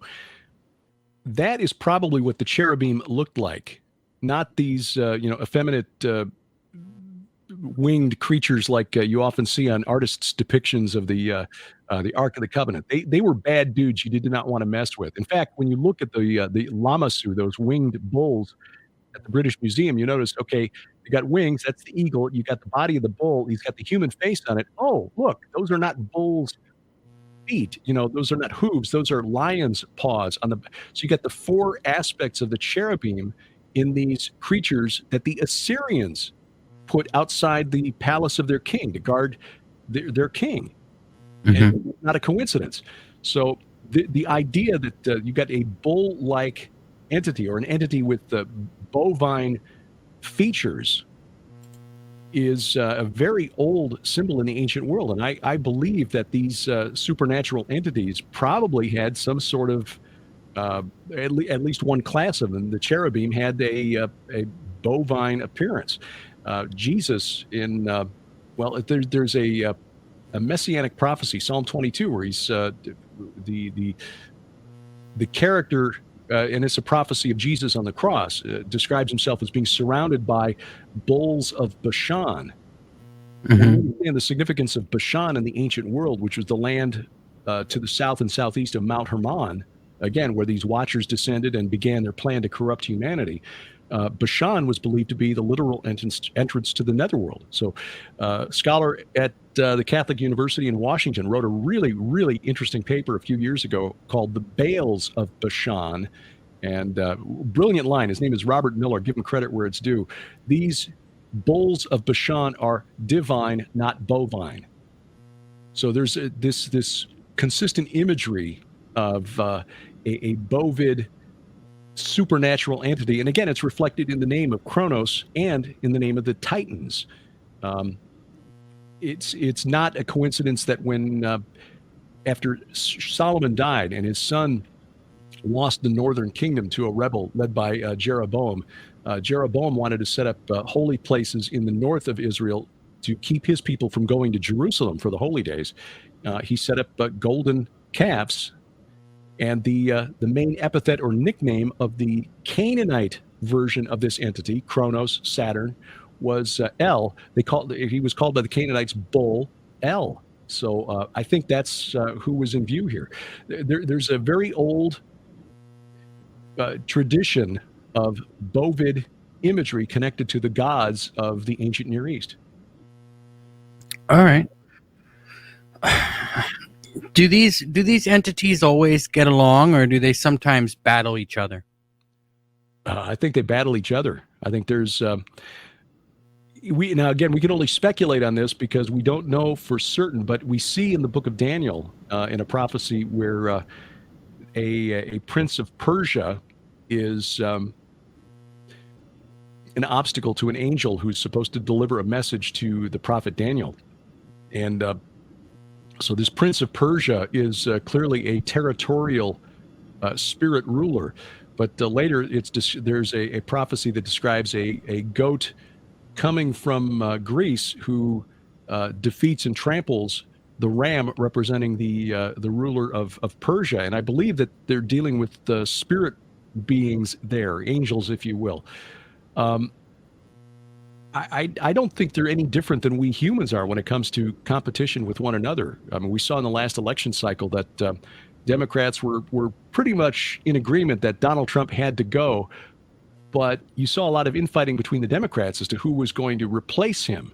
I think the same thing is true in the spirit realm, where you got a number of entities who agree that they want to get the God of the Bible, Yahweh, overthrown. They want to take him down, but then there's competition as to who's going to be the one who replaces him. I think Satan aspires to that role, but I think this entity as well, Saturn, Abaddon, Apollyon, I think that entity also thinks that he's got a shot at being the one who sets up his throne in the heavens. And then I think you also got the woman in scarlet in the book of Revelation, the one called Mystery Babylon, who Sharon has done a really good job of arguing is Inanna, the ancient Sumerian goddess Inanna, or Ishtar, the goddess of sex and war. I think she also aspires to that position. Huh. You gotta wonder how it's all going to turn out, right? I mean, it seems like power corrupts everything, like even the angels.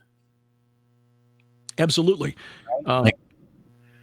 One of the questions that we hear a lot is how can a loving God allow bad things to happen to good people? It's because God created the creatures that fill his universe with free will.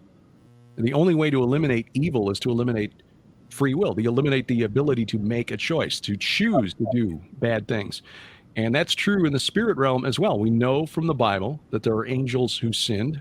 Peter confirms it, but we see it back in Genesis chapter 6. We see it in Psalm 82 is a courtroom scene in heaven where God takes his place in the midst of the divine council, in the midst of the gods. He passes judgment. I'm paraphrasing the passage, but he basically says, though you are gods, all of you, sons of the Most High, like men you shall die and fall like any prince. It's because they ruled unjustly. He delegated authority to some of these supernatural beings, lesser Elohim. I mean, he's not. They are not capital E Elohim, the God of the Bible, but they abused their power and they ruled unjustly, and so God decreed a sentence of death over these entities. So how does I mean, obviously we know God wins in the end, right? Mm-hmm. So how does everybody go to living in peace? The angels, how does everybody go to living in peace when there's always going to be free will, right? That's a really good question. I can't say that I have a really good answer to that one. By submitting our will, to God, admitting that we are sinners in need of his grace for salvation.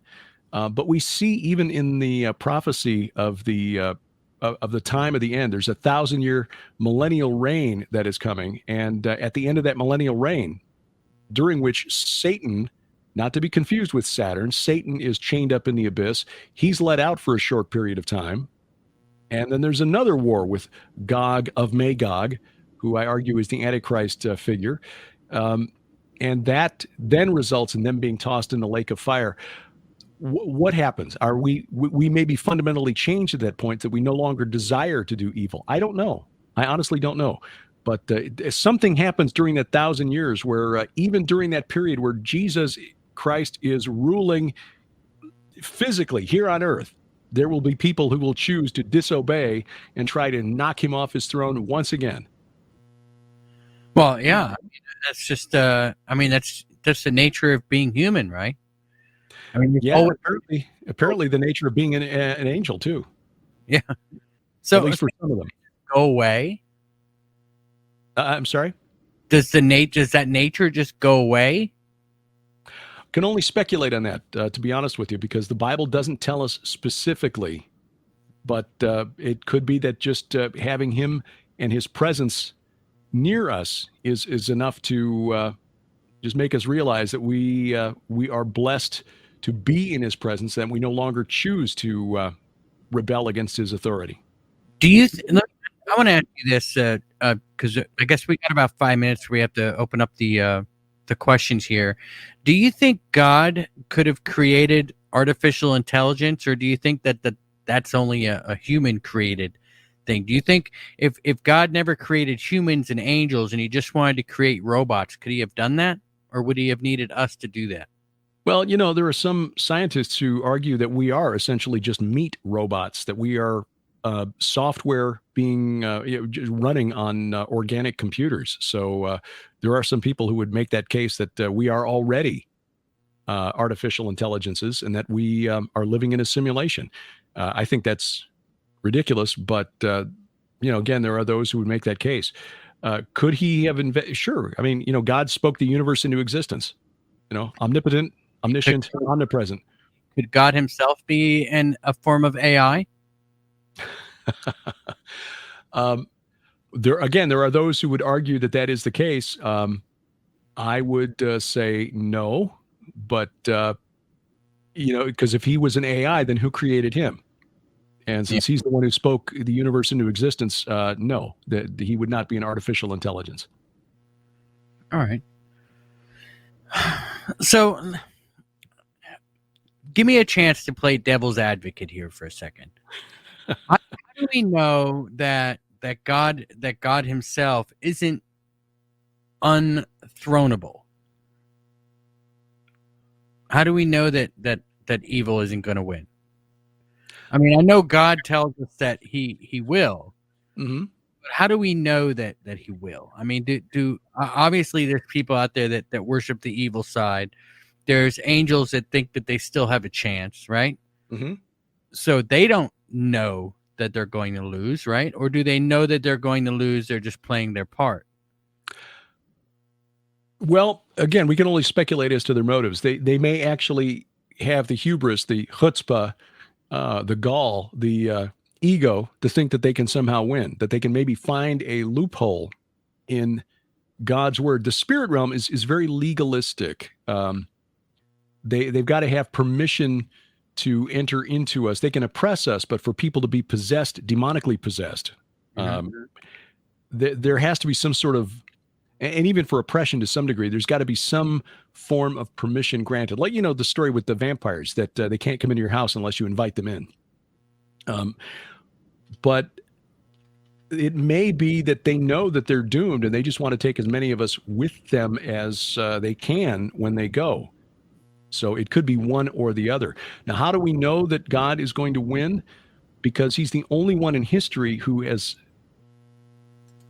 eyewitnesses saw return from the dead. Now, I know that there are some who claim that the dead are being raised, even in this day and age. I would just politely request, some documentation. Just, show us the evidence.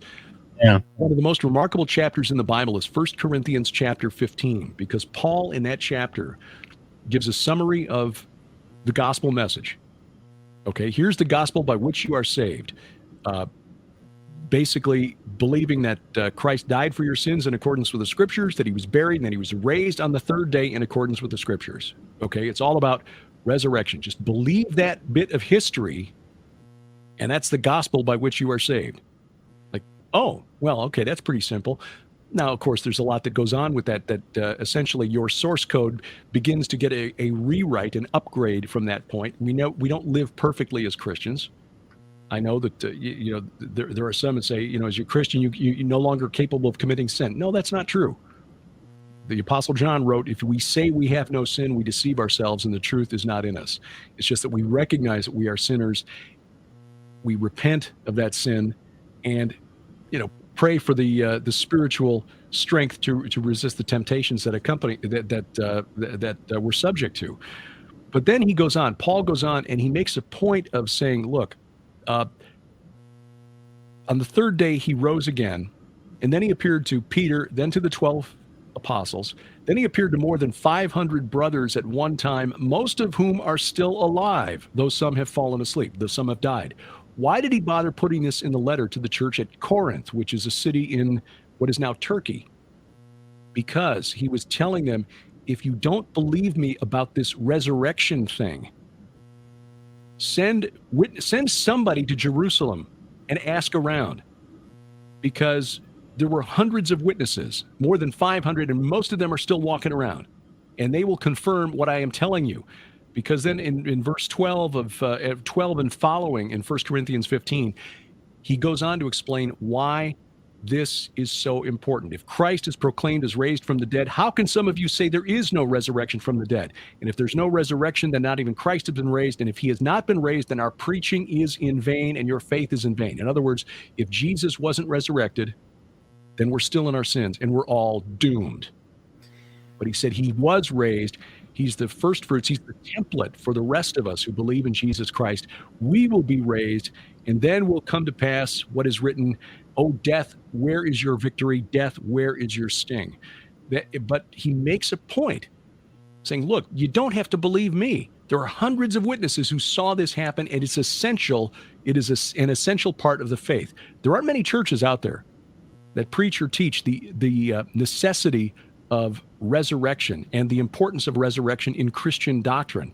But it is a key element. And that's why we keep coming back, Sharon and me, to talking about the Nephilim and the Rephaim and demons, because the pagan world had these rituals that summoned them for the purpose of bringing them back from the dead, and keeping your ancestors alive through these rituals where their names were proclaimed, and you offered gave them offerings to sustain them in the afterlife. I mean, Jesus reversed that at the Last Supper, saying, hey, look, this bread, this is my body, which is given for you. This blood, when you drink this cup, and Paul wrote to the church at Corinth, again, in 1 Corinthians 11, when you eat the bread and drink the cup, you proclaim the Lord's death until he comes, because he rose up from the dead. Only time in history this has happened, and Paul made a point of saying there were witnesses to this. And it's essential that we accept that as part of our faith in Jesus Christ. All right, let me ask you this. What happened to all the souls that were alive before Jesus's resurrection? That, I need to do more deep study on that, but I believe that those are the souls under the altar in Revelation 5 who are crying out to God, how long, O Lord, before you, go back and, put things back together.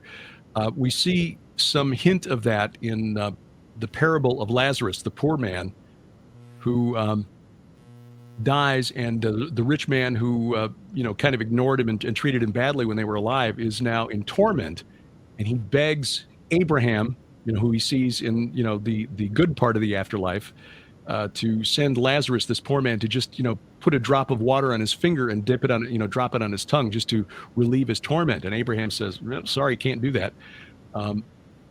So presumably the souls have continued existence based on that parable that Jesus taught. But specifically what that looks like, don't really know.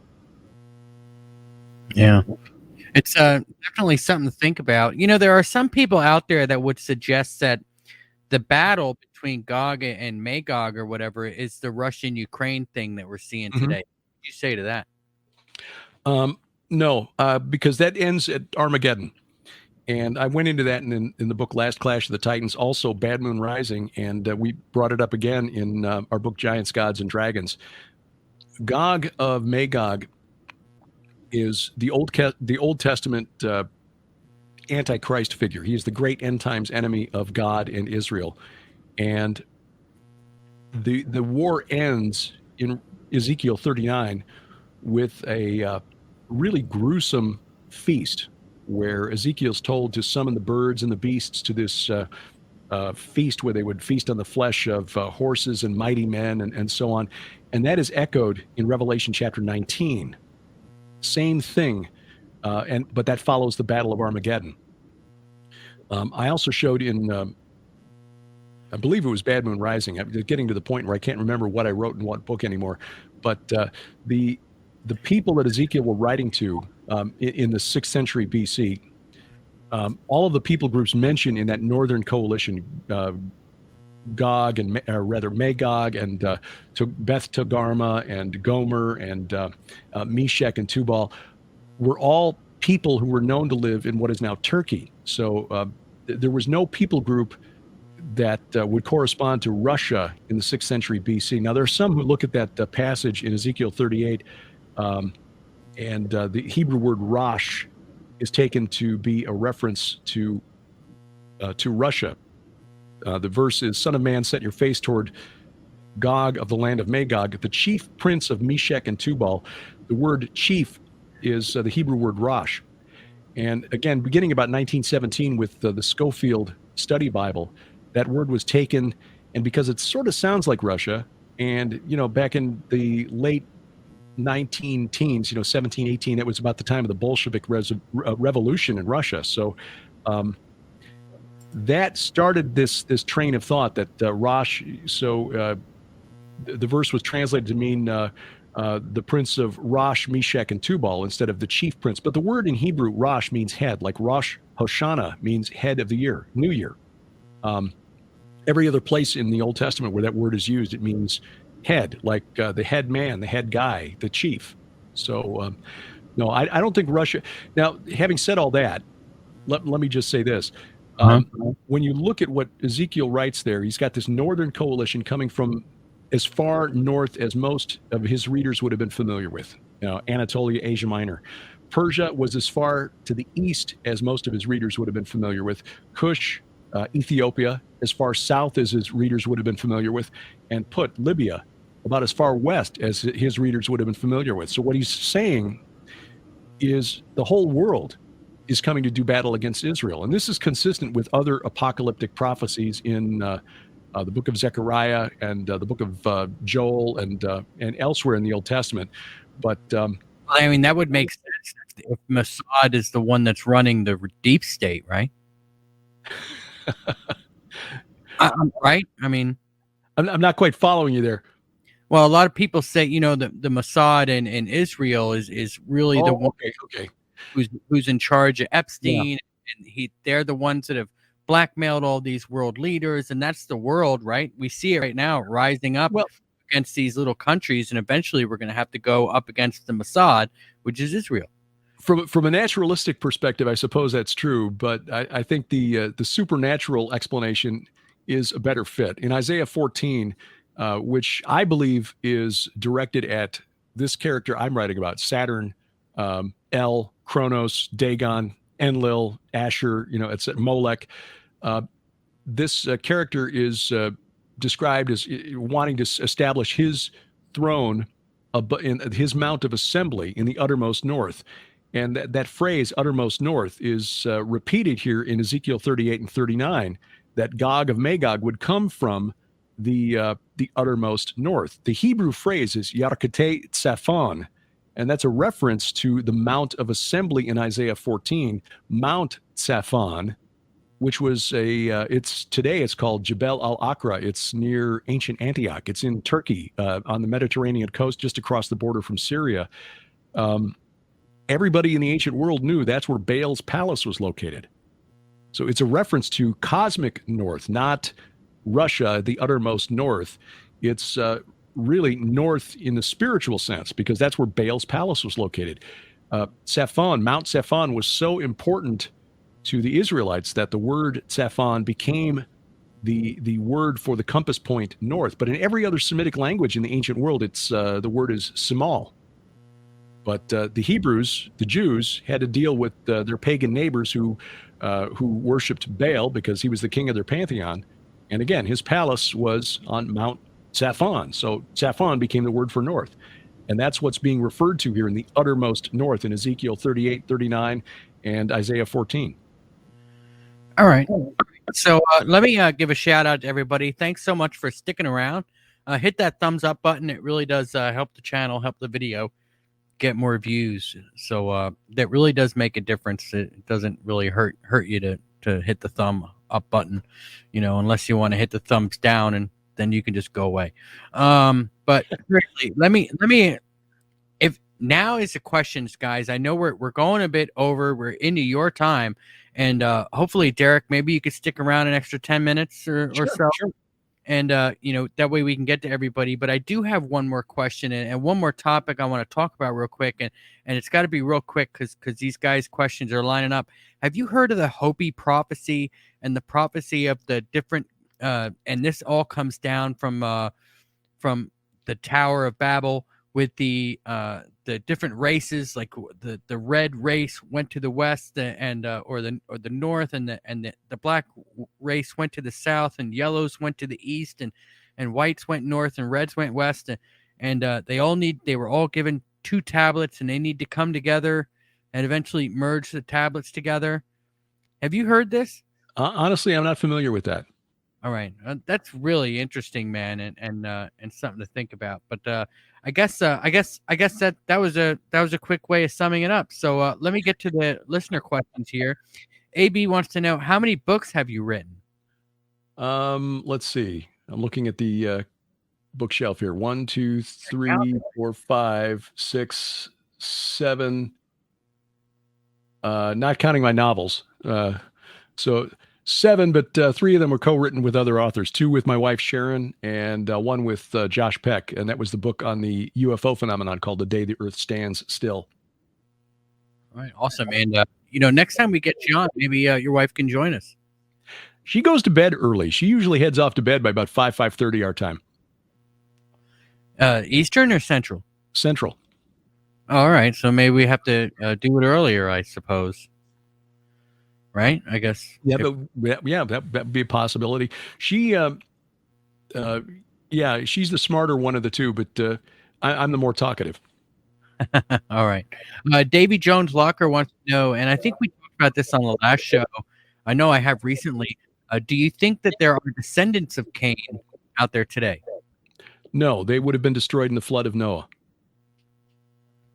You don't think it's possible one of their in-laws or kids' wives or kids' husbands was maybe a possible descendant? No, Noah was described as being perfect in his generations, and so I believe that means he was not of Cain's lineage. Certainly, his the genealogy doesn't say that Noah was of Cain's lineage. So if we allow for descendants of Cain to have survived the flood, then we make God out to be a liar. Well, I mean, yeah. Because it said all flesh that walked the earth was destroyed in the flood. So, yeah, but it wasn't just Noah. I mean, it was and their husbands and wives, right? Well, it would have to be Noah's wife or one of the kids. But the point of the question, if maybe I'm reading into this question, is the idea that Cain was somehow literally the seed of the serpent. In other words, a descendant of Satan. And maybe I'm reading more into Davy Jones Locker's question than is there. But no, I would say the Bible probably would have told us if so. So I'm going to say no to that question. Although you got to, Cain, or rather Noah's 3 sons had wives. So where did they come from? Don't know. Presumably they were descendants of Shem. Seth. But the Bible doesn't say specifically one way or the other. Okay. Either way, there are people there now that believe that they are Cain. So they're actually not. And I'm getting an echo from you. Do you have? I'm sorry, you got garbled a little bit there. I didn't hear your question. Every time I talk, I get a bit of an echo. Let me try doing that. All right. So can you hear me? That's better. All right, awesome. I basically just pulled me out and put me back in. I guess sometimes that works. All right, so I guess what I was saying is that whether there are descendants of Cain or not, there are people out there that believe that they are. Mm-hmm. So, yeah, true. I mean, there are people out there who believe that they're from other galaxies too. So, Tucker also wants to know if you have any idea what the real date of Jesus's birth is. Based on a book by Dr. E.L. Martin, and I was made aware of this by Dr. Michael Heiser, whose work I respect a great deal. The most probable date, and this is based on the symbolism of Revelation chapter 12, the woman clothed in the sun with the moon at her feet, probably September 11th of 3 BC. 3 BC? Yeah, there's a book online. You can find it online if you want to do a search for it. Dr. E.L. Martin, The Star That Astonished the World. And he goes into some depth there. Mike looked at it, and Mike is a respected scholar. So, yeah, if he endorses it, that carries weight with me. So, yeah, September 11th of 3 BC. It's based on, again, it's based on some of the imagery that is contained in the in Revelation chapter 12. All right. Hugh Goddard is on here, and he says, does he know why there will be no more sea and no more nighttime when Shiloh comes? No more nighttime, because God himself will be on earth, and so he will be our source of light, according to the book of Revelation. And no more sea. Sharon and I addressed that in our book, Giants, Gods, and Dragons. The chaos monster, Leviathan, is described and is cognate, his equivalent in other ancient religions, like the Canaanites, who called him Yam, the Sumerians, who called it Tiamat, described as a multi-headed dragon, just like the beast that emerges from the sea in Revelation chapter 12, which is why we suggest that the spirit of Antichrist is the spirit of chaos, Leviathan. We believe that the sea, which is a representation of chaos in the Old Testament, in fact, the Hebrew word for the sea is Yam, the same name that was given to the chaos monster of the Canaanites. We believe that the reason the sea is no more is because chaos will finally be defeated. And again, we went into some explanation of that back in Genesis chapter 1, verse 2. The earth was without form and void, and darkness was over the face of the deep. And the word in Hebrew there for deep is tehom, which is the Akkadian word for Tiamat. In other words, darkness was over the face of the chaos, and the Spirit of God was hovering over the face of the waters. Like God, Yahweh, subdued chaos in order to then bring order to the universe and create a place where humanity could thrive. But it wasn't destroyed. But the reason the sea is mentioned in Revelation 21, after there's a new heaven and a new earth, I mean, you think, okay, there's a new heaven and a new earth. Why is he mentioning the sea separately from the earth? It's because the sea is a representation of chaos. And at that time, finally, chaos will be destroyed. And I think that's the reason that chaos will be no more. Okay. Sapphire Elf says the Tower of Babel could represent a famous trade port being shut down. What would you think of that? You think it was actually a tower? Well, it's called a tower, but Babel in the Akkadian means God gate.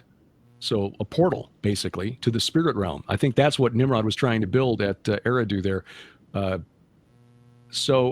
In Revelation, the destruction of Mystery Babylon kind of echoes what Ezekiel writes about in Ezekiel 27 with the destruction of the city of Tyre.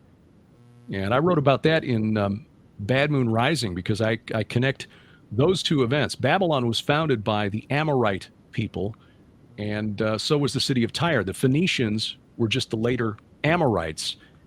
And in Genesis chapter 15, there's an interesting statement by God when he's promising that Abraham's descendants would inherit all of this land, and then describes that his descendants would be sojourners in a foreign land, and they would return in the fourth generation, for the iniquity or the sin of the Amorites is not yet complete. And what does that mean? Well, I think it means that the spirit of Babylon, the occult wickedness of Babylon, founded by the Amorites, is, well, I think it's still with us today. And that's why the destruction of Mystery Babylon in the book of Revelation echoes the destruction of this port city, Tyre, which was the leading trading empire of the ancient world. I think it's pointing to that. And I argued in Bad Moon Rising, I agree with Joel Richardson. I think Mystery Babylon is actually Mecca and Islam. Okay. Let me give a shout out to Jack D. Whiskey for the super chat. Do appreciate that. Thank you so much. A Distorted Reality wants to know, has Derek ever gotten into taking shrooms or anything to get closer to the meaning of God? Only fermented mushrooms, because they convey added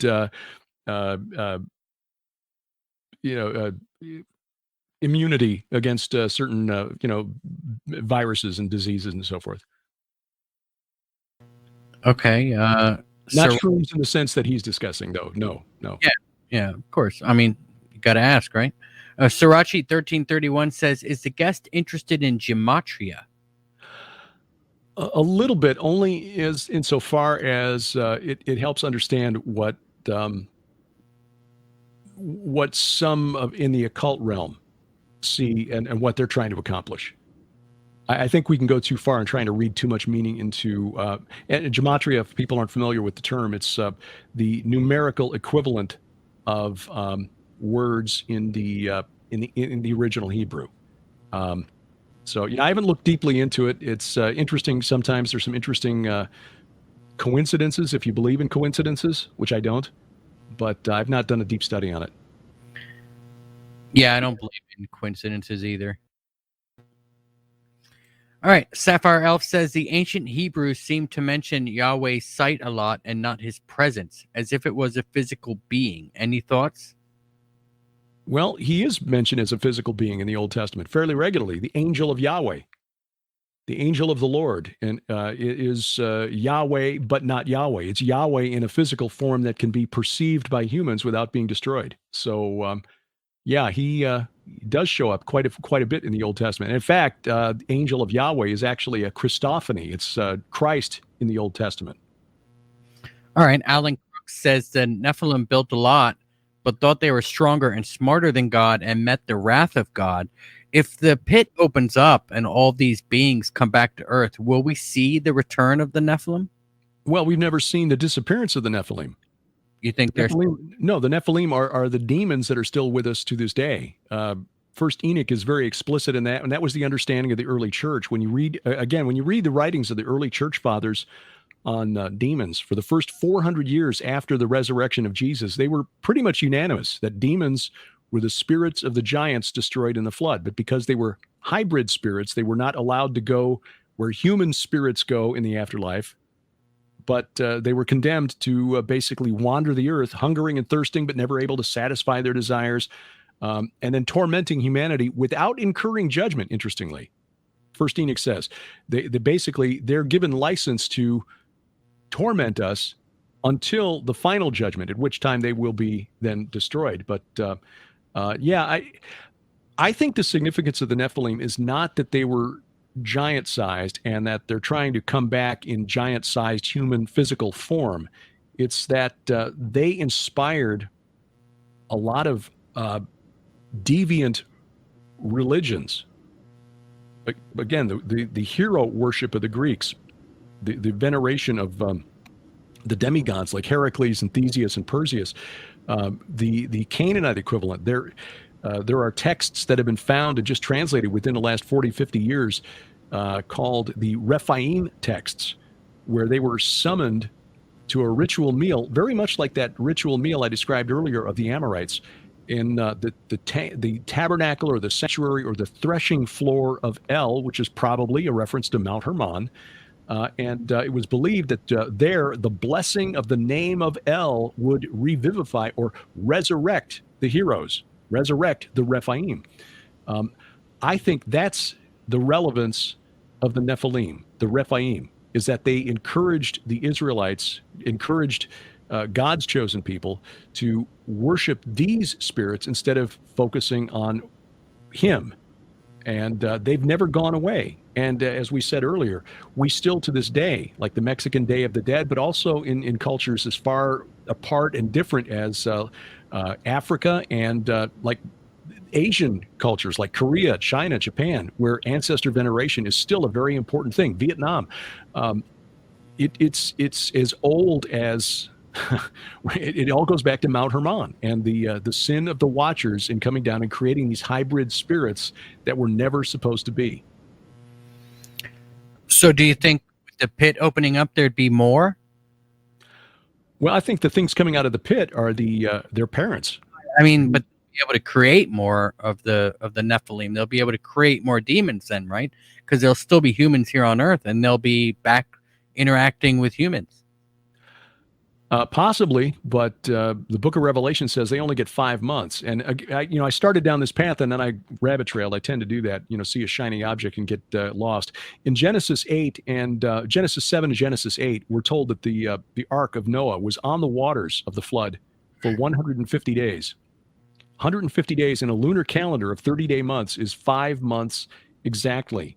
So 5 months before the Ark came to rest on solid ground. Now, 1 Peter 3 says that these spirits in prison that Jesus proclaimed to when he went down to, descended into the netherworld were those who did not obey in the days of Noah. All right. So these watchers, these sons of God from Genesis 6 were chained up in the netherworld, in Tartarus, in the bottomless pit, the abyss, and forced to watch for 5 months while Noah's Ark was on the water before the waters receded, while their children, the Nephilim, were destroyed in the flood of Noah. And then in Revelation 9, we're told when these things come flying out of the bottomless pit, they get exactly the same amount of time, 5 months exactly, to torment those without the seal of God on their foreheads. And that's I think, the evidence that confirms that we're dealing with the same group here. The same group of rebellious angels, watchers, sons of God, from Genesis 6 are the ones who are coming out in Revelation 9. I don't think it's a coincidence that you get the same exact period of time, the period of time that the waters of Noah, or the Noah's flood, were on the earth, and the period of time that they get to torment those who are still in rebellion against God. Will they try to create more Nephilim then? Well, for all the good it'll do them, fine. But I don't think the church is still here at that point. And again, they've got a time limit. So 5 months, if you can find a way to create a baby in 5 months, okay, go for it. Well, I guess that's up to them, not up to me. Mike Osra says the preacher said Jesus has risen, but left Earth at light speed and returned. Is that true? I'm not quite sure what that preacher is saying, but I'm not quite sure what the question is. If Jesus left Earth at light speed to go somewhere. Well, the Bible doesn't say one way or the other. I mean, he ascended up into heaven. He was caught up into heaven from the Mount of Olives, but it doesn't say what his speed was when he left. All right. Dr. Strangelove wants to know if Planet X is real. No evidence of it, as far as I know. Yeah. Well, I mean, according to Marshall Masters, you can go out there and look at it every night. Yeah. I don't know.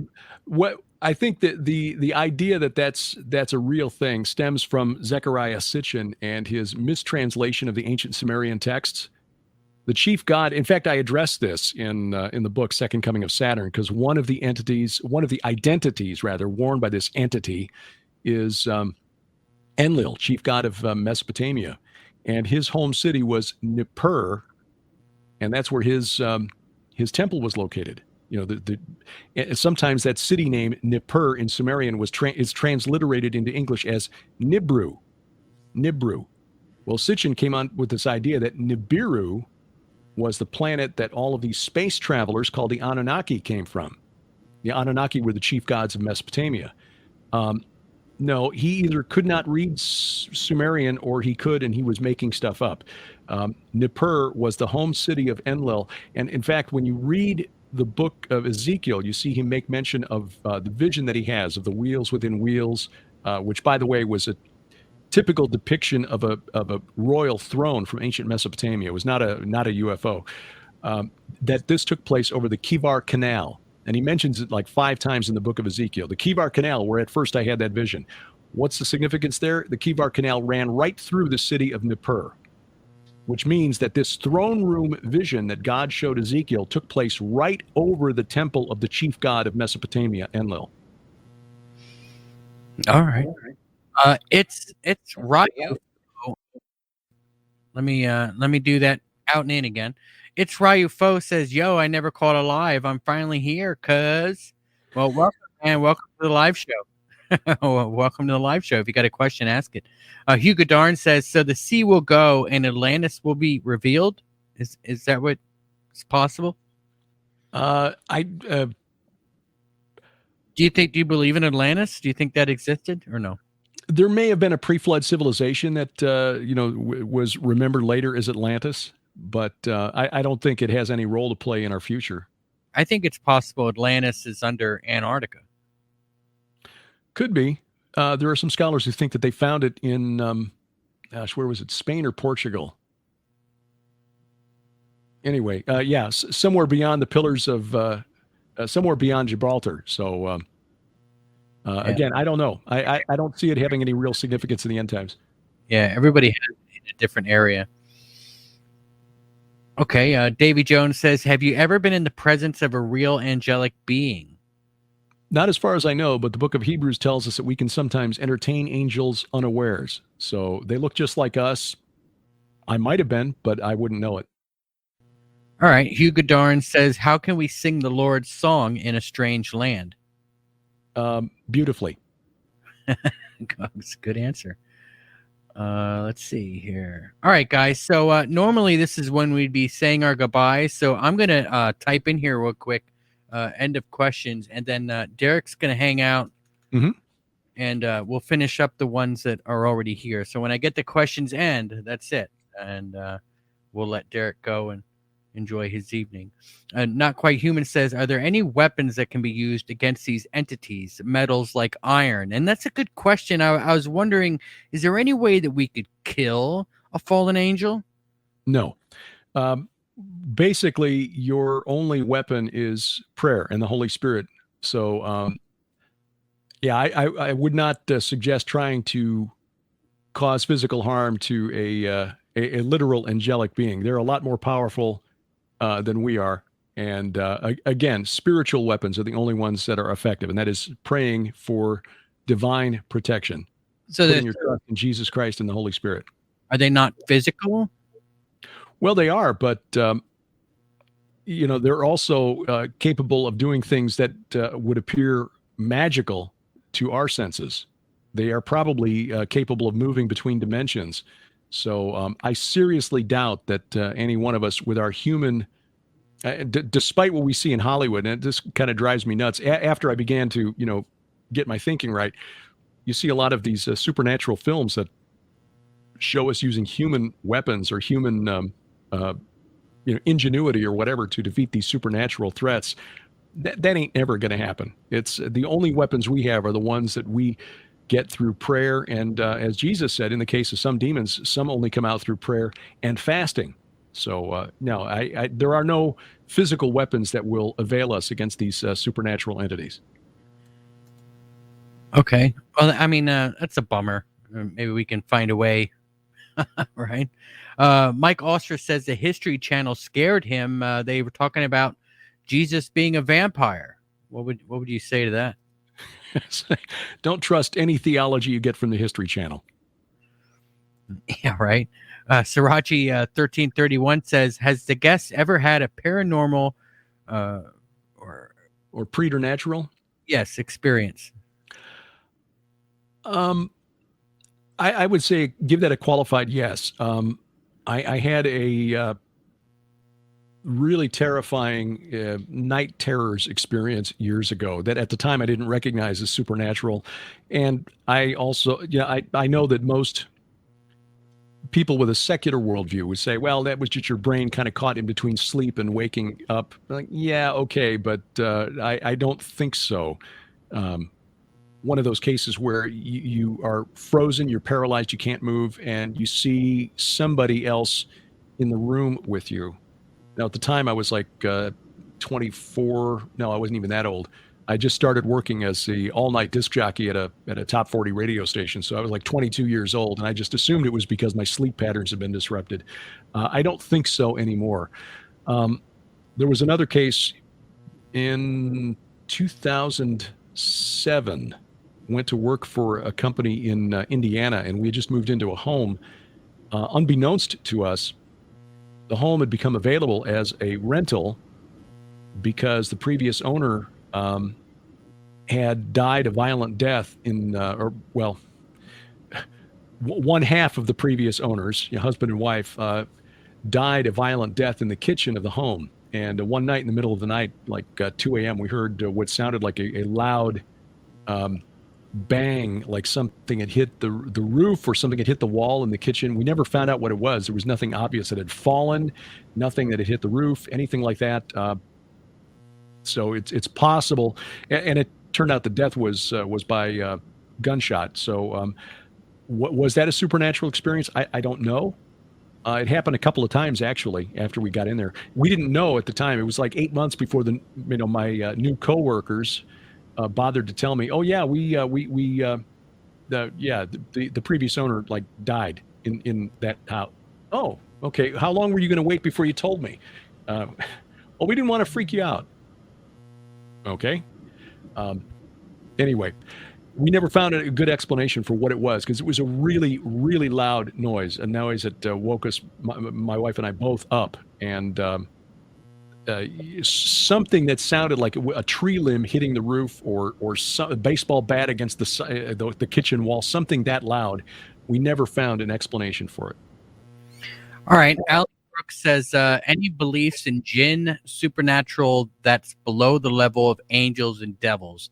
And that's what we were talking about once before, that jinn were actually still angels, right? I'm not intimately familiar with what Muslims believe about the jinn, but I think jinn are probably demons. And in that case, yeah, they would be below the level of angels and devils. They, if you define a devil as just a fallen angel, demons are just the spirits of the giants destroyed in the flood and have been tormenting humanity for thousands of years. So, yeah, they would be with us today. And when you think about that, you realize that one of the major components of Jesus' ministry was casting out demons. He was doing battle with the giants. Yeah. All right. Do you think fairies are real? Yeah, but I would classify them as demons. Okay. And this is my story. Have you personally, I saw this earlier, have you ever personally had to put on the armor of God? And it says, this is my story, says, do Christians have to put on the armor of God on a daily basis? And the armor of God is just faith, right? Well, yeah, it's specific types of faith. Paul goes into this in Ephesians chapter 6, beginning at verse 11, as I recall. And he talks about the belt of truth, the breastplate of righteousness, the shoes of the gospel of peace, the shield of faith, the helmet of salvation, sword of the Spirit, which is the word of God. So, yeah, you do need to put those on every single day.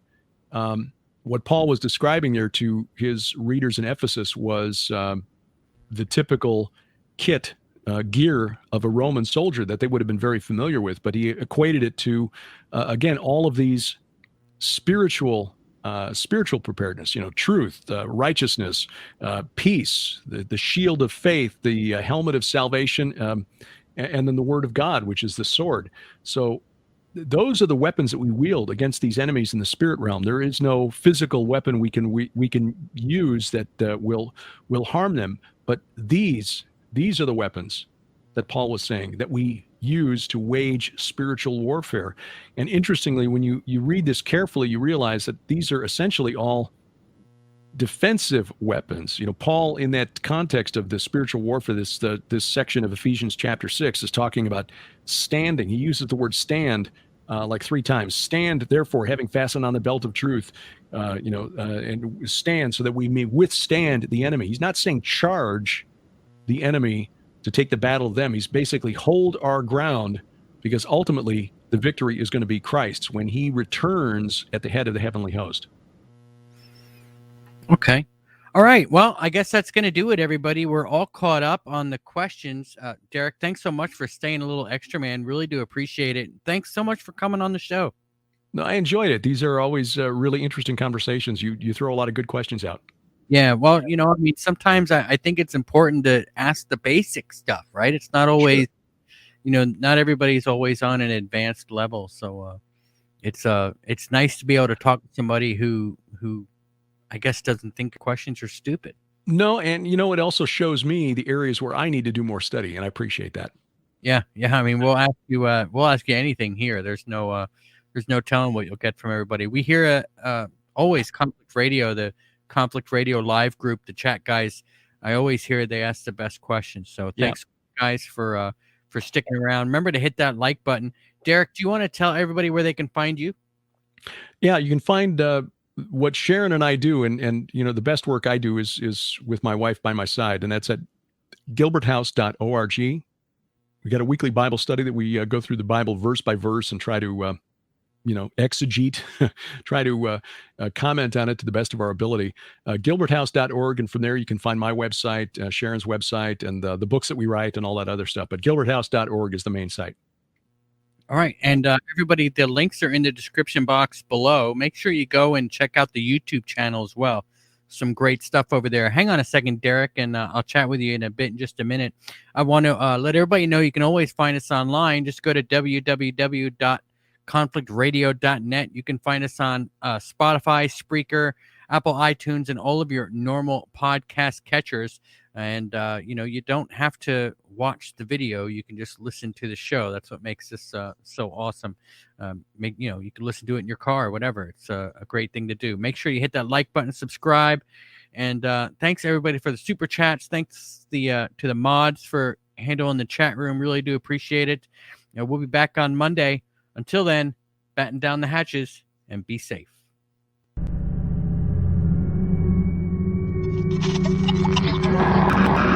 See aircraft that were clearing